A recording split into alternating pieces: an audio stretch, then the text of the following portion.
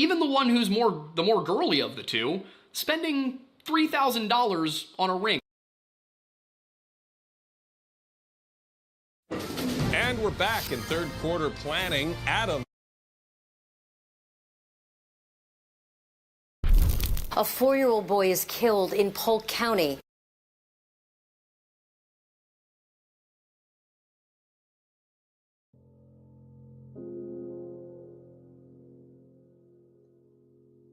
When the edged wind came to our village, it seemed like a typical Alaskan gust, one fitting for late December. But then as the tall tide of frost lashed against the shore of our home, the sagging branches of the yellow cedar trees stopped bouncing, and I abandoned the idea of the breeze being a breeze at all. Once others understood that, the time for running had passed. The unholy wind reached the village's main road, causing 2 moving cars to sharply and statically stop. The vehicles were frozen in place, much like the people within those metal graves. Onlookers, enjoying a brisk afternoon in the park, began to scream as loved ones succumbed to that supernatural end, imprisoned in a capsuled moment of time. Those first few victims were the lucky ones. They had been oblivious to the fate which awaited them. True terror was endured by those who beheld the raw power of the wind, those unfortunate enough to see the end coming. Regardless, the remaining townsfolk, burdened with the awareness of impending doom, futilely attempted to escape the approaching breeze. Those fleeing residents, far slower than the unnatural frost, were halted in haunting poses as the wind bit into them. Limbs were suspended in mid-air positions, eyes were left wide and unblinking, mouths were cursed to forever gape in horror. "Run!" Dad screamed, sprinting towards us from a nearby park bench. My brother, my childhood friend, and I were sitting in a sandbox, already engrossed in a fantasy world. I wondered whether my imagination had conjured up the wind. I thought my mind had transcended into a higher plane. It was my way of processing the trauma. However, I accepted the reality of the situation when my father shoehorned the 3 of us into his Volkswagen Golf. The icy jaws of the wind were nearly nipping at the rear of the vehicle as Dad twisted the key in the ignition, but the beat-up car rapidly lurched forwards. My father wrenched us away from the frost seconds before it consumed us. "Daddy, where are we going?" I tearfully asked. "I don't know, Jillian," he weakly moaned, maneuvering around fleeing cars and pedestrians. "Are we picking up Mommy?" Alan asked. Dad ignored my brother's question. I was only 8 years old at the time, but I knew that my mother wasn't coming. I understood the significance of the tears in my father's eyes. For 26 years, I successfully managed to suppress that memory. Did such a good job, in fact, that I almost believed it had all been a dream. I started to believe that we had simply moved away from our hometown, and Mom had simply chosen to stay. Dad never convinced me otherwise. He never talked about what had happened. Neither did my brother. As for Leon, he moved to an orphanage in Anchorage. We wrote to each other for a couple of years, but his replies became less and less frequent. Eventually, he stopped responding entirely. I used to wonder why my father didn't adopt my childhood friend, but I suppose that would have forced him to accept what happened, and like me, he had no intention of doing that. I thought we would run back to England, having failed to achieve the American dream, but Dad kept us in Alaska. I assumed that he had been driven by stubbornness, or guilt perhaps. We had already fled our home. Perhaps fleeing across the pond would have been a step too far. Perhaps it would have felt like truly abandoning our mother. Whatever his reason for staying, Dad didn't tell anybody the truth. He never went to the police. He never returned to look for Mom. "Don't look back, kids," I remember him whispering as we fled the frost. I followed that advice for the next couple of decades, only recalling the event for the briefest moments, from time to time. When Dad bought the first computer for our family in 2000, I Googled the name of our old town. I typed the word before realizing I was even doing so. I was still young, of course, but I knew that nothing about our speedy departure had been normal. I wanted answers. I had expected to discover that my village had become a ghost town. That would have made sense. Alaska's unforgiving climate breeds desolate places born to be abandoned. However, these search results revealed nothing. So I told myself that I had imagined the village. I told myself that we had always lived in Anchorage. As the years passed, I became comfortable with the notion that none of it had ever been real. Not even my mother, and that was why I didn't expect to see a certain person again. Happy birthday, Jill. My jaw dropped when Leon Taylor appeared on my doorstep.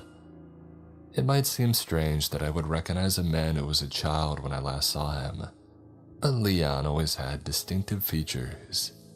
I immediately identified the mole on his neck, just below his facial scruff and those sorrowful eyes, shadowed by his unmistakable overgrown brows. "Leon?" I gasped. "What are you doing here?" The man smiled weakly. "Sorry, Jill, I should have done this the millennial way. Oh, reconnected through Facebook." "No, I just never thought that I would see you again. Do you want to come inside?"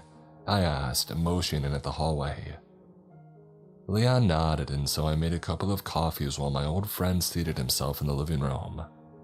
A boy who I'd almost forgotten, almost entirely erased from existence, just like our old town.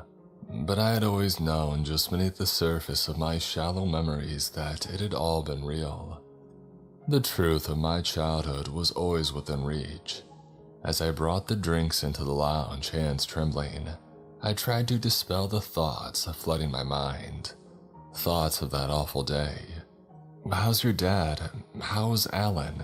Leon asked, taking the cup of coffee. I sighed. "Dad's been unwell for a few years. He hasn't been taking care of himself and is getting old. As for Alan, well, Alan's the way that he's always been. Uptight and distant, but... When was the last time that you spoke to him?" Leon sharply interjected. The question caught me off guard. "Huh? Your brother. When was the last time you spoke to him?" Leon asked. My face strained. He knows, I thought. How on earth does he know? 3 years ago, I answered. My old friend nodded. "Did you fall out?" I scoffed. "That's an understatement. You remember what he was like when we were kids, don't you?" Leon shrugged. "He was 2 years older than us. We must have infuriated him." I nodded. "Sure, but I grew up and he never did. We had a big argument and we haven't spoken since." "Interesting," he responded. I raised an eyebrow. "You're a man of few words these days, Leon." The man cleared his throat. "Your brother messaged me a week ago." My other eyebrow raised. "What?" It was a very strange message. "Did you reply?" I asked. "I thought you would have preferred to ignore it." He lowered his head in shame. "I'm sorry, Jillian. I replied to some of your letters." "Well, yeah, then you forgot about me," I said. "It's embarrassing that I didn't get the hint." "It wasn't embarrassing," Leon sheepishly muttered. "I read all of them, every last letter." "Oh, well, that's great," I laughed. "Nice to know that you cared." "Jillian, Leon paused, lifting his head. "I was scared." "Scared of what?" I asked. "Remembering that day. It's why I told your dad that I didn't want to come and live with you." "It's what?" I asked. Leon tilted his head. "You didn't know? Did you really think you would just dump me in that place? He might have changed, but your dad was never cold." Still, I refused. Living with you would have reminded me of what happened to my family. I didn't reply, so my old friend prodded the beast. Aren't we going to talk about it? Why did my brother message you?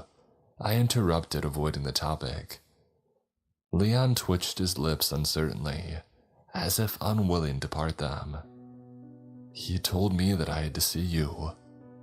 Leon trailed off. Right, I said. Why? Your brother said something insane, Julian, he said. He claimed that Arnold Walker visited him in Fairbanks. My jaw fell. I beg your pardon. Arnold Walker, my brother's school friend. Leon nodded. He escaped. I didn't know that others got out, I whispered. My old friend's face was growing paler. No, Your brother said something that seemed impossible. He said that Arnold did not arrive at his doorstep as a 36-year-old man, but a 10-year-old child. My stomach dropped. The natural response would have been to discredit such an outlandish story, refusing it with a rational explanation. But Leon's revelation served to do only one thing. It confirmed what I had always known. A 10-year-old boy made it all the way from our hometown to Fairbanks. I asked meekly. Leon frowned. That's it? You're not going to question it? I did. I messaged Alan repeatedly, but he never replied. Not a nice feeling, is it? I asked, sighing. How did you want me to react, Leon? You were itching to talk about that day. Well, I'm not skirting around the subject now. Let's talk about it, okay? I know all of that horror really happened. I just never wanted anybody to confirm it. Me neither, Leon said. I was trying to avoid your family for the rest of my life. Your brother ruined that. Yeah, he tends to ruin things, I replied. So that's it. Alan wanted you to tell me about Arnold Walker. Leon shivered. There's more, but look, I know I should have messaged you about all of this first, but I thought about the way that Alan avoided my questions, and I didn't want you to do the same. I assumed if I were to show up in person then, well, I wouldn't be able to run away. I finished. I understand, Leon. I just hate that my brother is still too childish to talk to me. Funny, he called you childish too. Listening to you two bicker is nostalgic. Leon smiled before quickly adopting a solemn expression. I'm trying to change the subject, but I need to rip off the band-aid. Alan said that Arnold took him to a car on the front lawn. There was a man in the driver's seat barely clinging to life, with a face mangled beyond recognition. Your brother said the man's skin had been peeled from his face, and he was still somehow alive. I shuddered, vomit climbing my throat. Arnold told your brother that the man was Mr. Johnson, Leon whispered. The farmer? The one who ran the local grocery store? I asked, shivering. My friend nodded. Yeah, Alan said that he had aged a little, while his hair was grayer than he had remembered.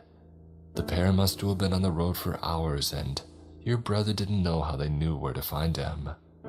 He had so many questions for them, but Mr. Johnson died before the ambulance had arrived.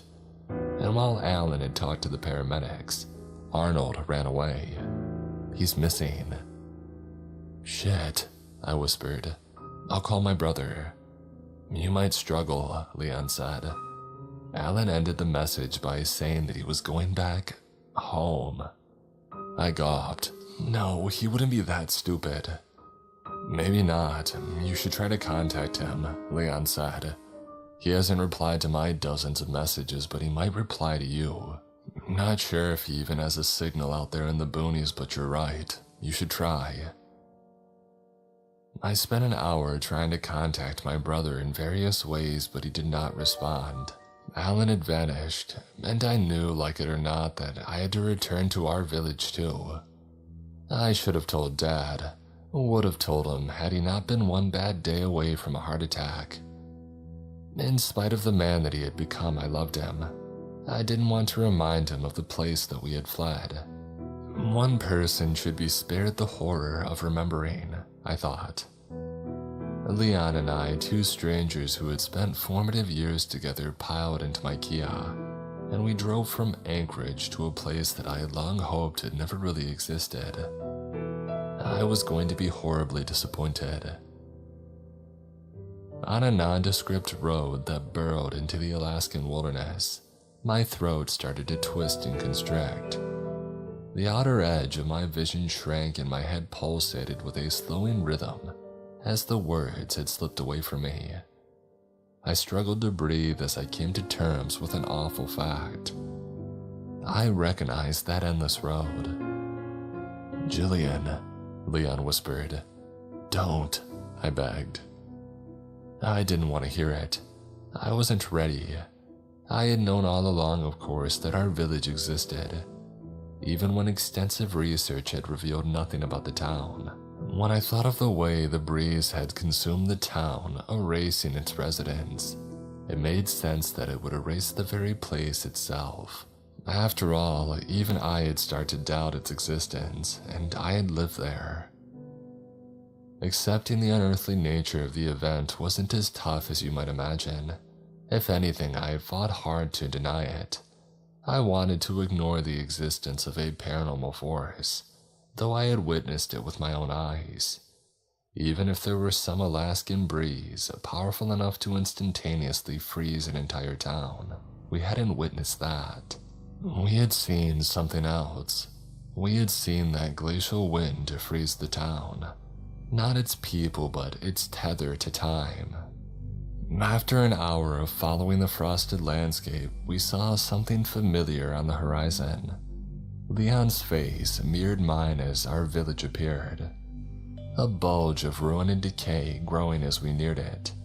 And when we had crossed the threshold into the desolate town, the reality of our quest had finally dawned on me.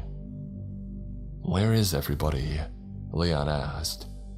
It might seem a moronic question to an outsider. Our old village was clearly an abandoned place. No rational person would expect anybody else to be there. Of course, though, I understood Leon. He had asked the same terrifying question that was circling the drain of my mind, refusing to flush away. I thought back to that terrible day on which hundreds of people froze in time. And then I thought of Arnold Walker and Mr. Johnson, the two residents who had supposedly shown up at my brother's door. One of them had looked no older than he had been in 1998. "Time resumed," I finally mumbled. "Yeah, but where did everybody go?" my childhood friend asked. I didn't have an answer. Neither did my brother, and that was why he had come here. That's not the real reason, I thought. He was hoping to find her. I rolled onto my old street, noting that the trees swayed in the wind and birds flew overhead, signs that time was flowing. I wondered whether others had fled in the same fashion as Arnold and Mr. Johnson. I even allowed my heart to soar a little as I considered that my mother might have freed herself, might have found Dad in Anchorage, might be wondering where Alan and I had gone. However, I knew that not to be the case. Mom hadn't arrived at my door, and there had been no national news coverage about people emerging from a town that didn't exist. There had only been an old half-butchered man and a quiet boy. Both were gone, and I had questions about the nature of their escape from our hometown, given my brother's ominous message to Leon. Something was still dreadfully wrong with our village. 26 years had not changed that. The people of the village hadn't disappeared into the sunset. Whatever had happened to them, I knew that it wasn't good. Possibly worse than what happened to Arnold Walker and Mr. Johnson. I pulled onto the driveway of my childhood home, gently trundling over cracked asphalt. Weeds squirmed through the wounds of the suburb as nature sought to erase my childhood from existence. There was no need for that, of course. The wind of 1998 and whatever secrets it held had already done a fine job of wiping my hometown from reality. "Do you think he comes here?" Leon asked as I turned off the engine. Yes, and we both know who you wanted to find, I said. My childhood friend nodded and we both somberly climbed out of the vehicle. The village was colder than I had remembered. For a mid-afternoon day in late May, it was unseasonably chilly. Alaska, for the most part, is not the Arctic hellscape that many people imagine. Not in all parts of the state anyhow, and certainly not in late spring. The air also felt stale. It carried the stench of evil and it seemed to be tinged with frost.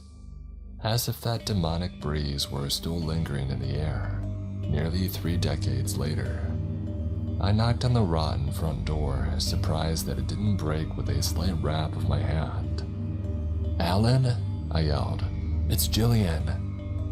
My brother didn't respond, but I wasn't concerned. If he had been there and Mom hadn't, then he wouldn't have wanted to stay. I wanted to use that as an excuse to turn around and leave. I already assumed that my mother wouldn't be there, but another part of me knew that my assumption was more of a wish. In a similar way, I had been secretly glad to find that nobody was in town. There was only one person that I hoped to find in my own village, and that was Alan. I was terrified by the prospect of finding anything else. "Jill," Leon started softly. "Come on, we have to do it." "Do we?" I asked. "This was a mistake. We should turn around. I agree," Leon sharply interjected. "But we have to find your brother, and when we do, we'll convince him to come back with us. We'll convince him to leave this place behind too." "Why did you come to see me, Leon?" I asked. "You could have ignored my brother's message. You could have pretended none of this had ever happened. That's what you did when you started ignoring my letters now, isn't it?" "I deeply regretted that for years, Jill," he said softly. "You were my best friend. You were more than that. We were just kids, but I loved you. I've not made another connection like ours, and not even in my adult life." "I know," I replied. "I loved you too, Leon. That's why it hurt when you let our bond peter out. If you had cut me off from the start, I would have understood, but it just felt like you stopped caring. Never. I just lost the strength to bear that trauma," he explained. "Every letter was a reminder and that's why I came to your door. That's why I didn't ignore what your brother said. I didn't want something to happen to him. You lost your mother, I didn't want you to lose him too." "We all lost things," I sniffled. "You lost more than me. I just don't understand why you would come back. Why my brother would come back. I don't even understand why I've come back." "We never really left this place, did we?" Leon asked. "Not in our minds, even though it doesn't exist in the eyes of the outside world.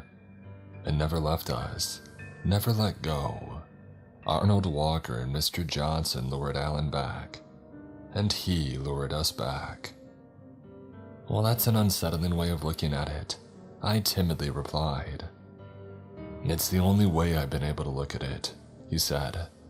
"Whatever claimed this place, it remembered us and it made sure that we remembered it. Not that it would be easy to forget. For years, I thought that I had lost my mind, but after talking to you and Alan, I'm not so sure. I find it hard to believe that we've experienced a shared delusion. No, it all really happened, and the memory replays in my mind every day. I'll never get rid of it."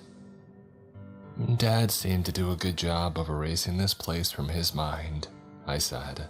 I knew that wasn't true, of course. He had never forgotten. That was made apparent by his deterioration. Alan and I had a close relationship with our father before we left that village. Afterwards, he changed. We all changed. Losing Mom had fractured the family, but there was more to it than that. I started to consider that Leon might be right. Perhaps the frost hadn't ensnared the two of us, but it had certainly bitten us. "Do you want me to do it?" Leon eventually asked. I wanted to be courageous enough to open the door, but I wasn't. I nodded meekly and stepped aside, allowing my childhood friend the nightmarish task of facing whatever lay within my old home. He pushed the door handle down, expecting the house to be unlocked, but it wouldn't budge. "Shall we try the back?" I asked. Leon backed up. I quickly realized what he was planning to do when I opened my mouth to utter a protest. My hulking friend had charged before I spoke a single word, however, and he hurled his body into the door. It quivered in its frame, but it did not give. "Leon," I cried, "what are you doing?" "Well, I don't suppose you have the key," he panted, massaging his shoulder. I held up my hands. "Look, let's just..." My friend rushed forwards again, and the result was the same. This time, however, Leon released a groan of pain, clutching his arm a little more tightly. "You're going to hurt yourself," I said. "Let's take it in turns to kick the door. That'll work better and it won't cripple either of us." Leon nodded and the two of us firmly booted the door near the handle. The wood quaked and it only took a few attacks for the door to splinter around the lock. The frame splayed inwards and the metal mechanism fell loose.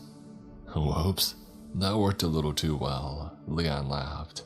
He led the way into my childhood home, which looked unlike the street outside, the same as I had remembered, the same as it had looked on the day that I had left.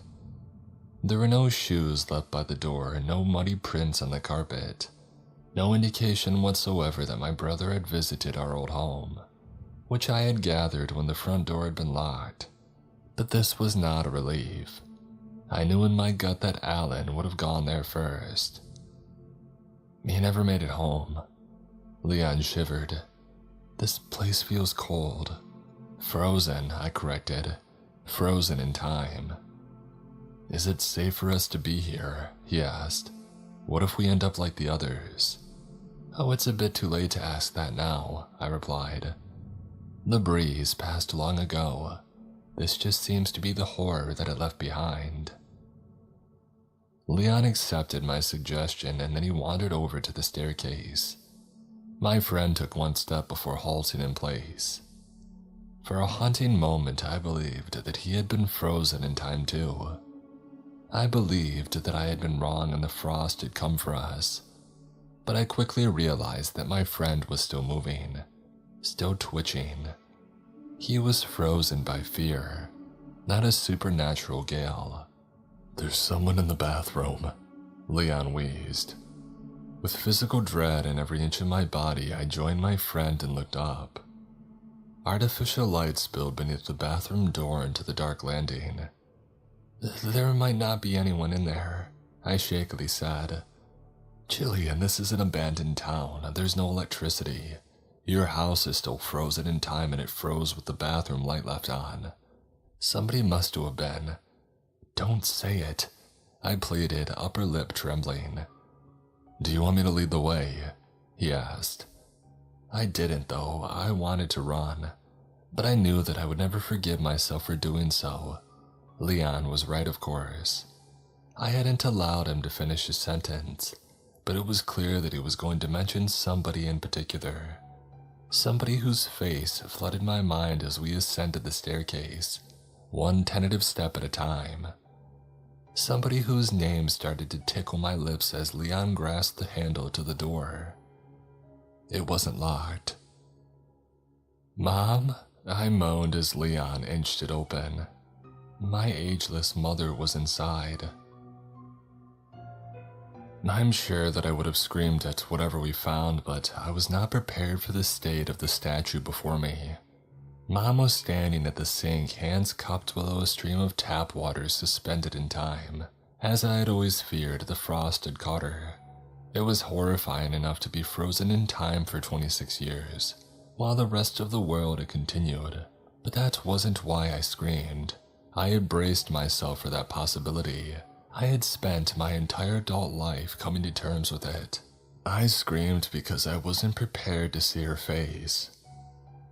Mom was smiling, not a wholesome smile. It was a taut grin that etched an unnerving crescent shape across her cheeks. There was nothing unnatural about the grin, but it looked painful, and it appeared as if cataracts had taken the entirety of her pupils. "Mom?" I asked weakly. "Do you hear me?" There was no reply. I peered around the side of her face and I immediately regretted it. Though she was frozen in time, she did not look unaware. I felt her sightless eyes boring into my face and I quickly jumped backwards. "Let's go and find your brother," Leon fearfully said. As I nodded, backing towards the doorway, I locked my gaze onto my mother's profile. My heart pounded as I started to close the bathroom door. I was trying to ignore the idea that had wormed into my mind. The possibility that behind the glassy cataract, a pupil might still exist, lying dormant, watching me from a face that no longer seemed to belong to my mother. After I shut the door, Leon and I took a few moments to control our breathing. With a slight tremble, my friend finally walked over to the light switch and raised a hand, but I caught his wrist. "What are you doing?" he frowned. "Leave the light on," I whispered. "I don't like the idea of leaving her in the dark." My friend's expression softened and he nodded, seeming to understand my explanation, seeming to empathize. But I was lying. I wasn't worried about leaving my mother in the dark. I was worried about the thing behind that smiling face. "Alan didn't come here," I said. "Did he really come back?" "You read the message, Jillian," Leon replied. "I know, but," I sighed. "I know."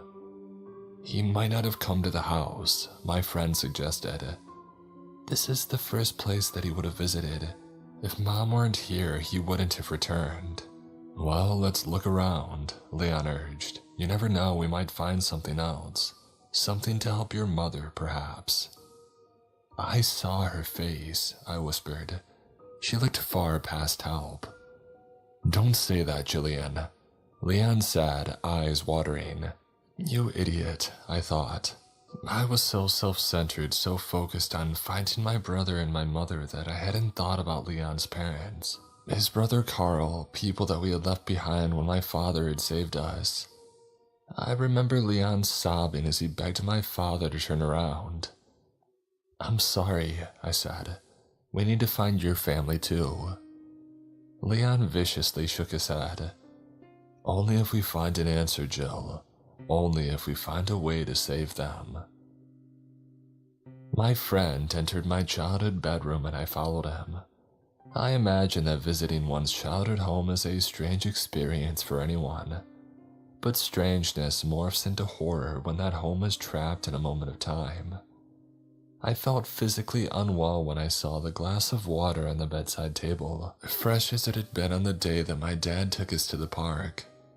Life had continued for me, but the town was still trapped in that dreadful, inexplicable day.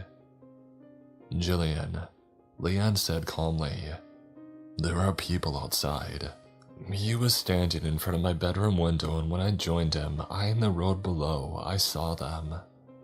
A man and a woman who seemed to be in their mid-40s. The man wore ill-fitting clothes, a checkered shirt 2 sizes too small, and a pair of torn jeans. The woman, on the other hand, wore a pristine, shapely dress with a floral pattern. She looked oddly familiar, though her eyes were jittery and unfocused. It was the man who had locked his eyes onto our house. "I vaguely recognize her," Leon said. I nodded. "Yeah, I don't know her name, but I remember her. She looks a tad older, perhaps. I don't know the man, though." "You stay here," Leon said, reaching inside his coat. "Don't come out." "What are you holding?" I frowned, noting his shiftiness. "Just..." Leon concealed his hand with the thick wintry coat. "Are you going to stay in here?" My eyes grew as I spotted a glint of metal. "You don't..." "No, Leon, please, don't tell me you have what I think you have." "We had no idea what we were going to find here," the man protested. I scoffed. "Leon Taylor carrying a gun, the boy who berated me for killing a spider." Before he replied, there came the sound of the front door swinging open. and when we spun our heads back to the bedroom window, we saw that the man and woman were no longer in the street. I realized they were inside. "Hello?" called a man from downstairs. "We mean no harm." "I have a weapon," Leon yelled, slipping the pistol out of a hidden holster. "Don't shoot. It's Bernie Bradley," the man shouted weakly. My mouth gaped. Bernie Bradley was in my brother's school year. I remembered him, and as I recalled the face of the man that I had seen on the street, I didn't find it hard to believe that it had been the face of that same boy, 26 years into the future. "What do you want?" I yelled. "To help you," he replied, "before they come." "Who?" Leon asked. "I'll tell you if you put that weapon away," Bernie said. "I don't trust you enough for that," my friend growled. "Are you Leon Taylor?" the man asked. "Why?" Leon responded. "Sydney Manley pushed you off the swing set and you called her a fat cow," Bernie said. "She ran home in tears." It wasn't enough in a place like that which defied all laws of rationality. It wasn't enough for Bernie Bradley to know that. But Leon and I needed it to be enough because we were hopelessly alone, hopelessly afraid, and hopelessly desperate. My friend reholstered his weapon and we walked onto the landing. Bernie and the woman were midway up the stairs. The man's hands were raised, but the woman barely seemed aware of where they were, barely seemed aware of herself. "Leon Taylor and Jillian Maynard, is that right?" Bernie asked. "How did you recognize us?" I asked. "You were the only ones who escaped. The Maynards and Leon Taylor." "The only ones?" Leon asked incredulously. Bernie nodded. "Others tried, but the frost got them." "So why aren't you?" I started, unable to finish. "Mind if we sit down before I answer that?" he asked. I looked at Leon and my friend begrudgingly nodded. We all headed to the living room and sat down. Once we did, Bernie Bradley told us an incredible story, and the woman beside him simply rocked on the sofa, face painted with a disturbing smile. Bernie had been a 10-year-old boy sitting at his bedroom desk when the chill swept through his room. He told us that he remembered nothing but a black void. He might have been there for an eternity, or it might have been less than a moment. When he woke from that dark slumber, still a 10-year-old boy sitting in the desk chair, Bernie looked out of the bedroom window. He was overcome by the horrible feeling that time had been lost, but he didn't know by how much. And when he saw residents frozen in the street, he realized that something awful had happened. Bernie found his own paused parents in the kitchen, and they were completely unresponsive to his pleas. The lonely, frightened boy ran through the town calling for help. Nobody answered. After a long day of searching, he returned to his house in tears. For a week, Bernie lived on cans of food from the cupboards, and then he heard shouting from the street. "Hello, is anybody there?" a man had called. Bernie ran outside to find Mr. Johnson. The farmer had been awoken from a darkness to find the town full of statues. Bernie told Mr. Johnson that he had been alone for a week, but that he had no idea how long he had been frozen before that. The boy wanted to leave, but the farmer said they had to save as many people as possible.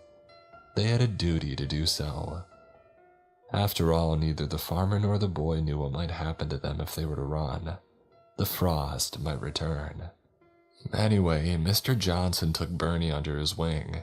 The crops in his field thankfully had unfrozen, as had his entire farmhouse. Mr. Johnson fed Bernie and the two of them survived.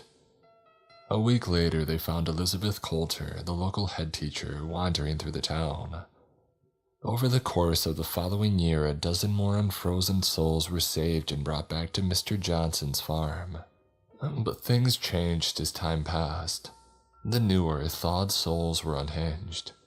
The longer a person had been trapped in that black stasis, the less human they became. They were still intelligible, but they spoke only of the voice in the void, a voice that they missed in the land of the living. They were irritable, but Mr. Johnson cared for them all the same. Eventually, they fled. And this only worsened as the years went by. After a decade, Bernie's mother and father unfroze. However, his dad ran and his mom only remained because she was lost and confused. She would rant and rave about the speaker, the one that would make everything better, the one that would make them all eternal. It was during the year of 2018 that things crossed a terrifying line. Mr. Johnson had decided that newcomers were not welcome. It was a decision of necessity, not cruelty. The recently unfrozen folk had become more than unintelligible. They had become dangerous. "Hark, the speaker calls," Walter Frankton screamed. The middle-aged man who had once been a police officer was standing outside Mr. Johnson's farmhouse. When the community of sane people emerged, they screeched at the sight of Walter holding a charred body above his head. Nobody identified the burnt corpse, but Mr. Johnson wasted no time in drawing his rifle and giving Mr. Frankton 10 seconds to flee. Bernie explained that Walter laughed demonically before disappearing into the night. Over the coming years, bodies were found in the street. Followers of the speaker would relentlessly pursue Mr. Johnson's community, so the sane folk kept distant from the people of the speaker. A few of Mr. Johnson's followers understood why they stayed, yet nobody felt able to leave. Something was keeping them there. A couple of weeks before Leon and I had arrived, however, Bernie said that Mr. Johnson finally announced his plan to leave. There were murmurs of uncertainty. Everybody wanted to escape, of course, but fear had always stopped them. Still, they trusted Mr. Johnson. If anybody had the power to safely lead them away from the place controlling their minds, it had to be the brave farmer. Packing and preparations began. However, some days later, Bernie Bradley happened to look out of an upstairs window and noticed Mr. Johnson. The old man was wandering aimlessly onto the driveway, stumbling like a drunken man towards his vehicle. Bernie said there was a small child standing beside the car. The young boy led Mr. Johnson to the driver's door with a smile, and the two of them fled. The things disintegrated after that. When a Molotov cocktail found its way through a window, the community dispersed. The sane folk fled in different directions, and Bernie was left alone with his mother. "We've been running for days," Bernie explained. "I keep finding the bodies of people from my community, charred corpses in the street. I tried to leave this town, but it wouldn't let me. The farther I drove, the sharper the pang in my heart. I knew that I would die if I were to keep going." "How did you find us?" Leon asked. "Well, I heard you. Hard to miss the sound of an engine in a dead place like this. I had a hunch that it might be you." "You must have heard my brother then," I asked hopefully. Bernie frowned. "Alan's here. That might explain the raucous a few days ago. I don't know what I heard, noise, lots of it. You won't find him though, Jill. You have to run while it still lets you. The frost might be gone, but something lingers." "The speaker?" Leon asked. Bernie nodded. "I was fortunate enough to never hear it, or never remember hearing it. I don't know what it said to them, my mother won't tell me." Bernie looked at the woman next to him, the one who appeared to be the same age as him, though I realized that he was still a decade younger. The horror of our town had aged him beyond his years. "It will be so glorious." Bernie's mother giggled, eyes bearing faint pupils behind mild cataracts. "You're lucky that they didn't see you arrive," Bernie said. "Otherwise you'd be dead already, but they'll come sooner or later. And you need to listen to me if you want a safe way out of here, okay? We need to distract them, keep them off your backs." I shook my head. "I need to find my brother. I know that he came to this town. I thought that I would find him in our home, but..." "Walter wanted him," Bernie's mother hissed. The woman stopped rocking, stopped smiling, and her head snapped to face me with such eerie speed that I thought it might entirely disconnect from her neck. Bernie quivered, as seemingly just as horrified by his mother's words as the rest of us. "Mom," he asked. "Walter wanted him. Walter wanted him." The woman laughed, taunting me. "What does she mean? Does Walter Frankton have my brother?" Bernie's face whitened. "Well, if he does, your brother's either been flayed or charred." "Christ, Bernie," Leon replied. I sniffed. "I won't leave until I know." "He's already dead," Bernie bluntly said. "We don't know that," I cried. I thought the others were sitting in stunned silence because I had spoken so assertively. However, as I calmed my breathing and the throbbing sensation in my ears had quieted, I heard it too. The sound of laughing voices. Bernie's mother strained to smile broadly. She looked as pained as my mother, but grateful for the privilege of the discomfort. "You don't want to see this. We'll head through the back. Do not look at the street." Bernie hoarsely pleaded as I rose, but I was already running to the door. I flung it open and started to run down the path with Leon and Bernie in tow, and then my eyes met the mob spilling beyond the end of the street. The crowd easily numbered 100 people, and each face wore a terrible smile, eyes glassy yet all-seeing. There was a man shuffling from the crowd toward me, like a terrified toddler taking its first steps. I tried to blot his face from my mind. I didn't want to see it, though it was too late for that. I had seen everything the moment that I faced the crowd. Eventually, I fell to my knees and howled as I embraced the truth. The shuffling man who had been flayed alive was my brother. Alan reached towards me with an outstretched hand, weakly shouting something before toppling forwards. He was reduced to a motionless heap on the ground. "Jill," Leon cried again, rushing to me. "We gotta go." I continued to wail as the gleeful crowd surged forwards. I resisted Leon, but he easily hauled my limp body to the car and bundled me into the back. "He needs help," I blubbered. "He's gone, Jill," Leon said. "What about your family?" I asked. "They're all gone," he sniffled, stepping on the accelerator. Staring through the rearview window, I watched the crowd approach my old home. Bernie stood on the front porch and his mother had her hands on his shoulders. The man did not run. As we pulled off the driveway, it almost seemed as if he too finally had a smile on his face. The mob swarmed to Bernie and I heard a brief cry of agony. It may have been ecstatic or fearful, it may have been both. After we had crossed the border, no chill pierced us. We were free to leave. But I know that Leon and I belong to that town.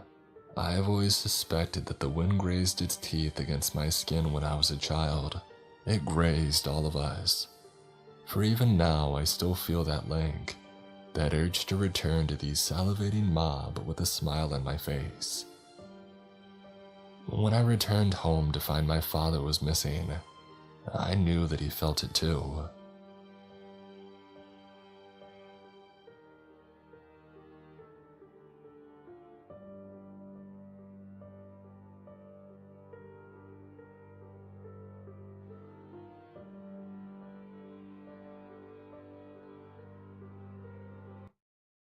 If I had a nickel for every time someone went missing in basically the exact same part of Great Smoky Mountain National Park, I'd have several nickels, and I'm beginning to believe this may be a problem. I'm Aiden Mattis, and welcome back to the Lore Lodge.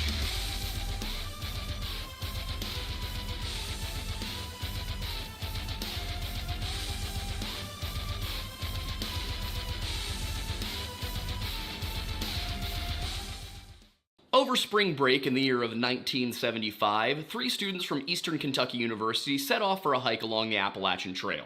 One of them would turn back early, one of them would be forever traumatized, and one of them would never make it out of the park at all. The disappearance of Mark Hansen is yet another tragedy which occurred within the seemingly endless ridges of Great Smoky Mountains National Park, and one considered by many to be rather mysterious. As the story goes, Hansen and his friend Ben Fish were several miles along the trail when the former, exhausted, declared that he was too tired to carry his backpack any further and dropped it on the trail. Then, sometime later, with shelter nowhere in sight and the cold, bitter darkness closing in around them, Hansen decided that he could go no further, sat down, and refused to continue. Ben was unable to convince him to keep on moving and decided the next best option was to continue on towards their destination, where he hoped that he could find help, but he was unable to do so and ended up bedding down on the trail himself. What neither Fish nor Hansen knew, however, is that they were actually extremely close to safety, and all they needed to do was push on just a little bit further. To make matters worse for the whole situation, during that night on the trail, Fish said that he felt like he heard Mark Hansen screaming for help. When the morning came, Ben got up and immediately went to go looking for Mark. But when he arrived at the place where he left his friend the previous night, the man was nowhere to be found. So Ben turned around, went for help, and a search was launched. The effort which followed included hundreds of searchers, some helicopters, some dog teams, and some of the most confusing and contradictory reporting I've ever had to read. And for all the searching and journalism that was done on this case at the time, one question has gripped people since this story resurfaced around 2011. Why did Mark Hansen leave the trail? People wonder if he somehow lost track of it, or perhaps more importantly, and in a more sinister sense, was he compelled to leave? And if he was, by who or by what? And of course, did those screams that Ben Fish says he heard have something to do with it? And I will say, it's questions like this that often keep me up at night, and when you don't get a ton of sleep, you want to make sure that you have a really solid breakfast planned. And that's why I'd like to talk to you about today's sponsor for this video, Magic Spoon cereal and snack bars. Magic Spoon fits a variety of lifestyles. It's high protein, keto friendly, gluten free, grain free, soy free, wheat free, and naturally flavored. And blueberry flavored in this case. The idea was to recreate cereal, you know? It's the same great taste that you remember from childhood when you used to sit down on a Saturday morning with a nice cup of cold, you know, whatever was in your bowl, and it was delicious. But Magic Spoon, it's a little different. And when I say different, what I mean by that is that, you know, it's upgraded. It's got grown-up ingredients. So yeah, grown-up ingredients, kid taste. Basically the best of both worlds. And what those grown-up upgraded ingredients get you are 0 grams of sugar, 13 to 14 grams of protein, and 4 to 5 net grams of carbs at around 140 calories per serving. And those snacks that Aiden threw at me earlier, well, those are just 1 to 2 grams of sugar, 11 to 12 grams of protein, and 1 to 2 grams of net carbs in each serving. They're also around a very reasonable 130 calories each, and high in fiber. And of course, as you all know, here at this channel, we're big fans of milk. And this is a great excuse for that, too. Now, personally, I had stopped eating cereal for a while. It just wasn't part of my lifestyle when I was in college. I was on the go a lot. I had weird hours. I still have really weird hours, but I found that if it's late at night and I'm doing a research session and I need a little boost, a bowl of cereal kind of hits the spot. So not only do I get to have a little boost during my 3 a.m. research sessions, but also I get to feel like a kid again. Except for the part about being up at 3 a.m. because that was outlawed in my home. And that 0 grams of sugar makes it really easy to not feel at all guilty about what I'm eating. If you're interested in trying Magic Spoon, then you can go ahead and click the link below to get your box of cereal today. In fact, you can build your very own custom box with all the flavors you love and use our code LORELODGE to get $5 off. You can choose from the best-selling cocoa, fruity, frosted, peanut butter, and maple waffle flavors, plus other awesome flavors like honey nut, blueberry muffin, that's this one actually, birthday cake, cinnamon roll, chocolate chip cookie. And you can also add any of their delicious little cereal treats to your order. Like seriously, these are like those little cereal bars you pick up at the grocery store as a kid. They're awesome. And Magic Spoon is so confident in this product that it's backed with a 100% happiness guarantee. So if you don't like it for any reason, they will refund your money, no questions asked. So go ahead and click the link below or scan the QR code. This way. Better. Or scan the QR code and use code LORELODGE to get $5 off, or just go to magicspoon.com/LORELODGE and save $5 off your order today. Also, for our Canadian and British friends, Magic Spoon does ship to Canada and the UK, so you can get it there as well. That's right, we got the Anglosphere on the cereal.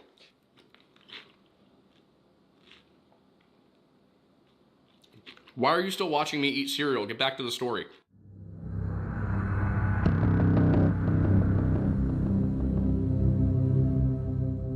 On Sunday, March 9th, 1975, John Chidester, Ben Fish, and Mark Hansen woke up at their campsite at Davenport Gap, a shelter and stop along the Appalachian Trail, which sits on the Tennessee-North Carolina border. The three men were in from Richmond, Kentucky, and planned to spend a few days on the trail, beginning their journey with a night of camping the previous evening. Originally a resident of Newport, Kentucky, Mark Hansen was a junior in college, having graduated from Campbell County High School in 1972. Newport, Kentucky, and Campbell County as a whole sit just south of Cincinnati, Ohio. Mark was active in his community and his church, often spending his summers working as a counselor for the St. John United Church of Christ's camp, and he also worked with food drives at the church around the holidays. Aside from that, very little information about Mark Hansen is available online or even in print, though we do know from Assistant Chief Ranger Jack Linehan that he was a novice hiker. And according to Mark's aunt, Carol Thompson, the boys intended to link up with another group of their friends further along the trail and finish the hike with them. And their plan overall seemed to have been to return on Tuesday the 11th. Exactly where they were supposed to meet up with these companions on the trail and when they were supposed to do so is unclear. That said, we do generally know their intended route. They were to begin at Davenport Gap on the eastern side of the park, then hike about 15 miles to Tri-Corner Knob Shelter, where they'd spend their first night. From there, they intended to hike another 15 or so miles to Newfound Gap, and that was to be the end of the trip. If you're experienced and properly equipped, this is about a 2-day hike. It also suggests that they intended to link up with their friends either at Tri-Corner Knob or sometime after Tri-Corner Knob. Just they probably weren't planning to meet them on the trail on the way there. The day that they set out, March 9th, was a cold day, registering just 46 degrees in Asheville, North Carolina to the south, and keep in mind, we're talking about up in the mountains. They were at around 5,000 feet. It should be said that the beginning of the trail is slightly lower in elevation, but the majority of this trek was going to be at the 5,000 to 6,000 foot level. What this meant was that up in the mountains, it was likely sitting around the freezing point, 32 degrees Fahrenheit, 0 degrees Celsius, though clear skies meant that a properly equipped hiker should be fine. While what equipment the men had on them for the hike is unclear from news reports, it does seem that all three of them were properly equipped for the cold, but possibly not for the exertion. And I say that because just 2 miles into their hike, John Chidester began to complain about his boots, and said that he didn't think he would be able to continue. According to news reports from the time, he returned to Davenport Gap and then went to a ranger station. What he did after this is difficult to say because he basically just disappears from the record at this point. It may also be worth noting, however, that one of the rangers, Dwight McCarter, gave a slightly different account of events in his book, Lost, A Ranger's Journal of Search and Rescue. And in that version, Chidester made it further. He made it all the way to Low Gap before he gave up. Whether it was at Low Gap or just 2 miles into the hike as the newspapers reported, Hansen and Fish continued onward, stopping around noon for lunch at Mount Kemmerer. According to an article penned the following November in the News and Observer out of Raleigh, it was at this point that Mark first complained about leg pain and fatigue, but chose to continue at least as far as Cosby Knob Shelter, about 3 miles further down the trail. Some 2 hours later, they reached Cosby Knob Shelter, where Mark once again complained of discomfort in his legs, but he decided that they would go on to Tri-Corner Knob Shelter. This, however, would be another 7 or so miles, with only 5 hours to go until sunset, and more problematically, and unbeknownst to them, snow coming in from the west. That snow made its way towards the two men, and what had been a lightly snow-covered but well-tread trail quickly became a path through deep drifts as temperatures dropped further. At this point, it becomes difficult to determine precisely what happened next, as news reports are incomplete, and unfortunately I could not find a National Park Service report for this case. There probably is one out there, but I did not have time to file a FOIA request. I will try to do so before the analysis video. That said, we are asking the federal government to do something, more quickly than 10 years, so we might not get it. While all sources agree that sometime after leaving Cosby Knob, Hansen became tired and dropped his pack, and then, after a little while longer, sat down and refused to go on entirely, they don't all agree on the details. The News and Observer cites Chief Ranger Miller as writing in the report that as they passed Inadu Knob, Hansen told Fish that he couldn't keep going unless he left his pack behind. This article, however, also reports that Hansen stopped at Inadu Knob, which contradicts the majority of other reporting. Further complicating the matter, Ranger McCarter wrote that the pack was dropped at Camel Gap, about 2 miles before Inadu Knob. Also, if I'm pronouncing Inadu incorrectly, please correct me in the comments. Trying to find pronunciations of words this obscure online is not easy. Articles in the Kentucky Post and the Kingsport Times claim that Fish carried Mark's pack for some time, but do not address where the hikers ultimately left it behind. And then a different article in the Kingsport Times reports that the two men continued for 2 miles after leaving the pack behind before Hansen gave in. A March 12th article in the Knoxville News Sentinel says that Hansen decided he could go no further approximately 3/4 of a mile from the shelter, and most articles agree that from there, the next step was for Fish to leave Hansen on the trail and attempt to make it to Tri-Corner Knob, but he too failed to reach the shelter. He reportedly bedded down about halfway between Hansen and the shelter, unaware of how close he was. Sometime after leaving Cosby Knob, Mark said he could no longer continue while carrying the pack. Fish argued that he'd have to keep it with him and ultimately offered to carry it for some time, but when it became too heavy for him, he too dropped it. Precisely how far this was that he carried it is never mentioned. They eventually rounded the curve at Mount Guyot, and some 3/4 of a mile from Tri-Corner Knob shelter, an exhausted Mark Hansen sat down and refused to go any further. Fish desperately tried to convince Mark to finish the trek, insisting that they were close to their destination and that it was unsafe to remain out in the open. But Mark could not be moved, which meant that at this point, Fish really only had 2 options. He could stay with Mark and set up camp for the night, which would have raised Mark's chances of survival, but put him in more danger. Alternatively, he could seek aid at Tri-Corner Knob shelter, which increased his chances of survival, but put Mark in a precarious position if help could not be found. In the end, Fish chose the latter option, but failed to reach the shelter according to most articles. Some articles suggest that he did make it and stayed the night there, and other articles suggest he went back to Cosby Knob shelter that night, which doesn't make any sense. The most likely course of events here is that he tried to get to Tri-Corner Knob and didn't make it. And from there, we have Ben Fish spending the night on the trail, and then we also have Mark Hansen back behind him. And this is where we get the story about Ben Fish hearing Mark screaming for help during the night, or that he considered it a possibility that he dreamed it. Initially, I believe that this claim originated with David Paulides' Missing 411 Eastern United States, and that was because I looked at a lot of contemporary news articles and none of them mentioned Fish hearing someone screaming for help. So I went and read Lost, Rangers Journal of Search and Rescue by Dwight McCarter, and lo and behold, it is in there. So, as far as I can tell, that claim about Fish possibly hearing Hansen screaming, that does come from one of the Rangers who was involved. But whether Fish actually heard Hansen calling for help or not, there was nothing he could do about it. And so, Fish turned in for an uncomfortable night on the side of the Appalachian Trail, hoping and praying that his friend would make it until morning.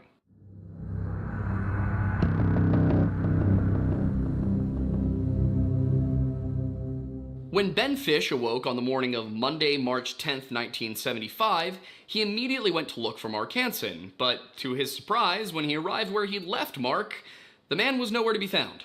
Recognizing that this had quickly turned into something that he could not handle alone, he decided to continue to the nearest shelter, which was Tri-Corner Knob, and there he found 2 hikers who were willing to help him look for Mark. And in 18-degree weather, they began retracing Ben Fish's steps all the way back to Cosby Knob shelter. And along the way, they encountered Hansen's backpack, right where the boys had left it the day before. It hadn't been tampered with, and so far as they could tell, nobody had come back for it. From that point on, no further sign of Hansen was found between his pack and the shelter. According to then Chief Ranger Roger Miller, who is also referred to as Pat Miller in several articles, these guys decided that, you know what, they were going to play it safe, and they were going to stay at Cosby Knob shelter for the night, then go look for help in the morning. But this is another instance where McCarter's narrative, which was published in 1991, contradicts the contemporary reporting. McCarter says that they reported Hansen missing Monday afternoon, while Chief Ranger Miller clearly stated that they stayed at Cosby Knob for the night.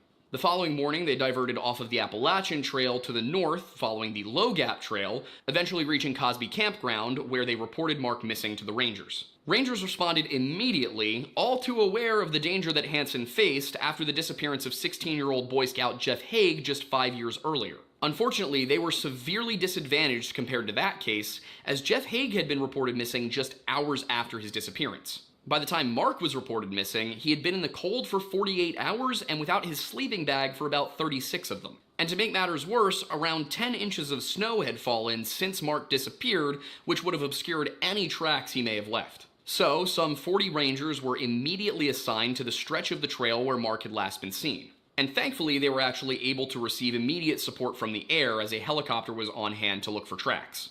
Unfortunately, the weather was not on their side, with papers reporting both high winds and waist-deep drifts of snow along the AT. The result was that fresh snow made tracking Hansen's movements on the ground difficult, while poor flying conditions hampered the ability of the helicopter crew to do any meaningful work. Ranger McCarter, while he reports that the search started early Tuesday morning, does also say that they found Hansen's pack at Camel Gap, but no further sign of him. They continued on and checked out an old airplane wreck from 1962 that they felt Hansen may have used as shelter, but there was no sign of him there either. From there, they continued west to Tri-Corner, finding nothing along the way. With no further luck for the Rangers searching the trails, a very concerning reality was becoming apparent. Mark had left the trail, which significantly complicated the effort. Wednesday the 12th was worse than Tuesday the 11th, with weather conditions keeping the helicopter grounded and a grid search struggling along the ground. McCarter wrote that he was assigned to the northern slope of Mount Chapman, immediately west of Tri-Corner Knob and overlooking Buck Fork. They spread out down the side of the mountain, so from what I understand, you had basically a line of people that started up at the top and then went down to the bottom, and then they moved westward together. But anyway, they spread out down the mountain and walked in a loose grid search pattern. A quarter mile into that part of the search, somebody found a cave, and McCarter says that this person was slightly uphill of him. The Rangers were concerned that it could have been the den of a large predator, but they needed to check it anyway, and McCarter volunteered to be that guy. You're not that guy, pal. Trust me. You're not that guy. Okay. Okay? And you?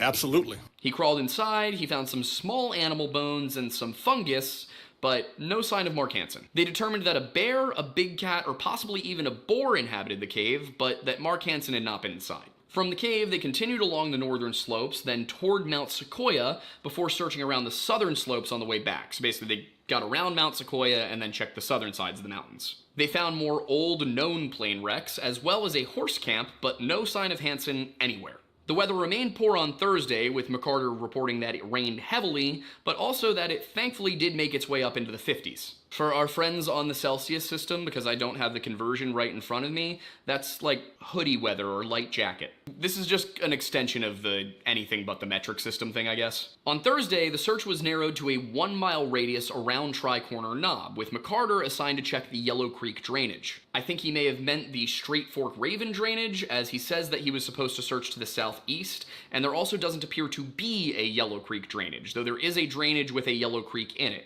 By the way, a drainage is a place where all waterways lead into one waterway.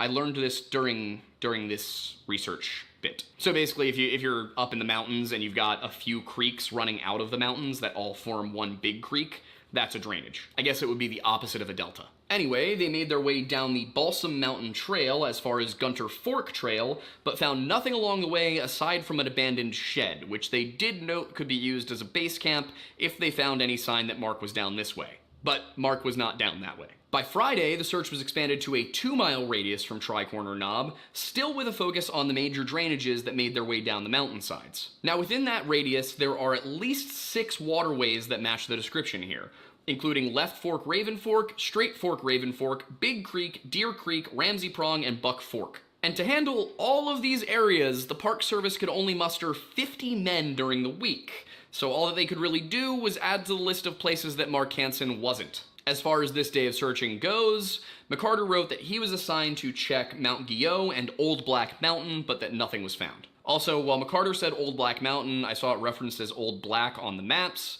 I'm not sure if this is a regionalism, if the name has changed over the last 50 years, but if you're local and it's Old Black down there, please don't yell at me. Hampered by bad weather and a lack of manpower throughout the week, things looked grim for Hansen by the weekend. What hope remained rested with some 200 searchers who arrived on Saturday the 15th. Assisting from the sky were 2 Army helicopters out of Fort Campbell on the Kentucky-Tennessee border, with a dog team added to the ground search. And though this was by far the greatest effort applied to the search so far, those involved were under no illusions about what they were most likely to find. While they hoped for a miracle, the men crawling amongst the snowy crags of the Smokies knew that this was almost certainly a recovery mission. McCarter wrote that they performed grid searches in the Big Creek and Buck Fork drainages, but to no avail. Mark's chances fell further with sunset on Saturday, and while the search did continue with a full 200 people on Sunday, Chief Ranger Miller told the media that rain, snow, and high winds hampered the search. So, at the end of the day on Sunday, they made the difficult decision to scale down the search, in no small part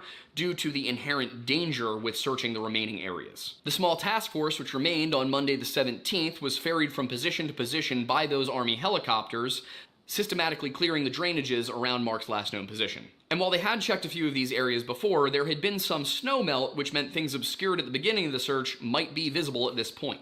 And it was that Monday afternoon around 2 p.m. that a search team checking the Buck Fork drainage found what they all knew was going to be awaiting them: the frozen body of Mark Hansen, some 2 miles from the Appalachian Trail. None of the articles I could find contained any further details about the discovery, but McCarter did give more information.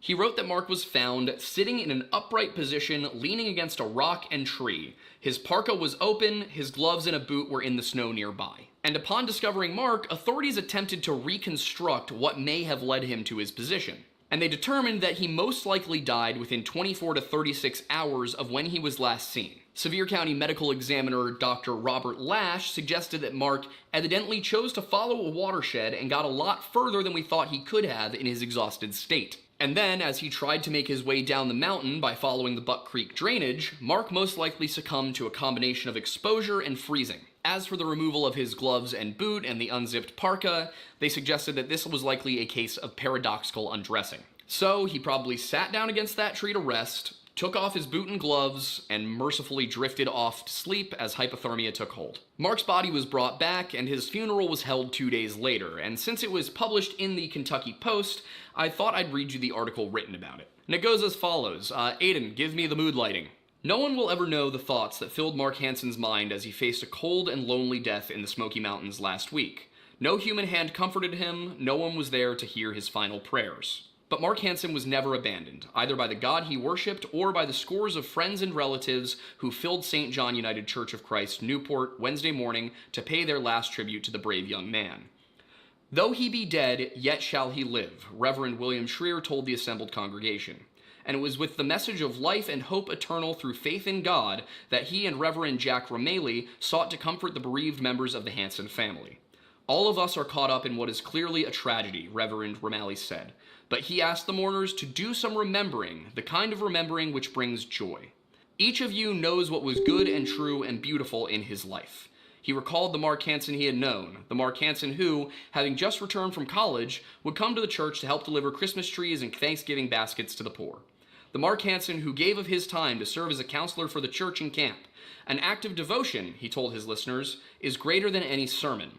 After the closing prayer and blessing, attendants wheeled the dark bronze casket with its spray of bright red flowers to the hearse for the short trip to Evergreen Cemetery. There, surrounded by the people among whom less than 2 weeks ago he had laughed and smiled, Mark Hansen was laid to rest. He was no longer alone. Not something I usually do with these cases, partially because we rarely have this kind of material about them, but when I thought about the fact that Mark had to leave this world cold and alone, I thought it might give his soul some comfort to know that he was remembered well. You know, forgive me my superstitions. Now, as for the official narrative in this case, the medical examiner and the National Park Service considered this to be a tragic, yet rather straightforward, accident. Some, however, aren't so sure about that explanation, and I'll admit that I, too, had some questions.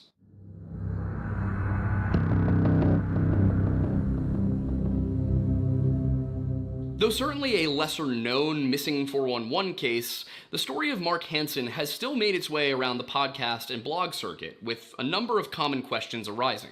And there are a few central points, most of which arise from missing 411 Eastern United States. These are: why did Mark remove his boots and gloves, and why did he unzip his parka? Why did he leave the trail? If he collapsed from exhaustion, how did he make it another 2 miles into the drainage? And why was he calling for help? And in addition to those, I had a couple of my own questions. Primarily, why does McCarter's account differ from some of the news reporting? And also, is Ben Fish a reliable source? So to start, I want to break down that first set of questions, the ones that seem to be common across the internet. If we look first at the removal of clothes, that's actually pretty common in cases of hypothermia. What happens is that as the body dilates blood vessels in a last-ditch effort to warm your body, it creates a false sense of extreme warmth. And in about 25 to 50% of cases, this leads to the individual removing clothing because they actually think they're too hot. And in fact, this is so common that one of the things considered odd about the Dyatlov Pass incident is the total lack of paradoxical undressing. Right. Yeah, Dyatlov Pass was Igor Dyatlov, Lyudmila Dubinina, Zina Kolmogorova, Yuri Krivonashenko, Rustam Slobodin, Nikolai Thibault. Who am I missing still? The Z guy? Semyon Zolotaryov. There was one more. You can't forget about Doroshenko. Ah, right, Doroshenko. We always forget about Doroshenko. But yeah, Dyatlov Pass is weird because there's no paradoxical undressing, and a lot of people say there was. There wasn't. There was scavenging. They were putting more clothes on. But anyway, we have 3 videos on that already. So back to the Mark Hansen thing. The second question was the issue of his leaving the trail. Why did he choose to leave the trail? That one is a little bit more complex. And it's more complex because it includes questions of how he could have lost the trail, as well as why he would have deliberately gone the wrong way. As David Politis correctly points out in Missing 411 Eastern United States, Hansen should not have had any reason to think that going down a hillside that steep would have brought him to Rated T. The underworld shows no mercy. But it's a big galaxy out there. To get there, or whether the police will even find them at all, Jocelyn decides there's one last thing she can do. While she didn't want to cause an accident, she still needed to do something, so she started hitting the man's head as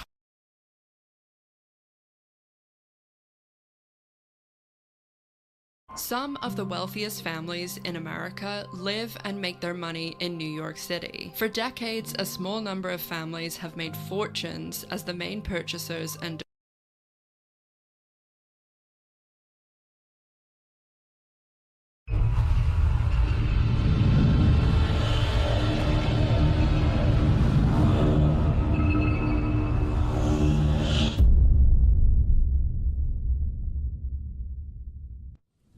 Mr. Vermeil, Katie called, raising her hand. I think I saw a man with a gun outside. There is no combination of words more perfectly calibrated to turn a teacher's blood to ice.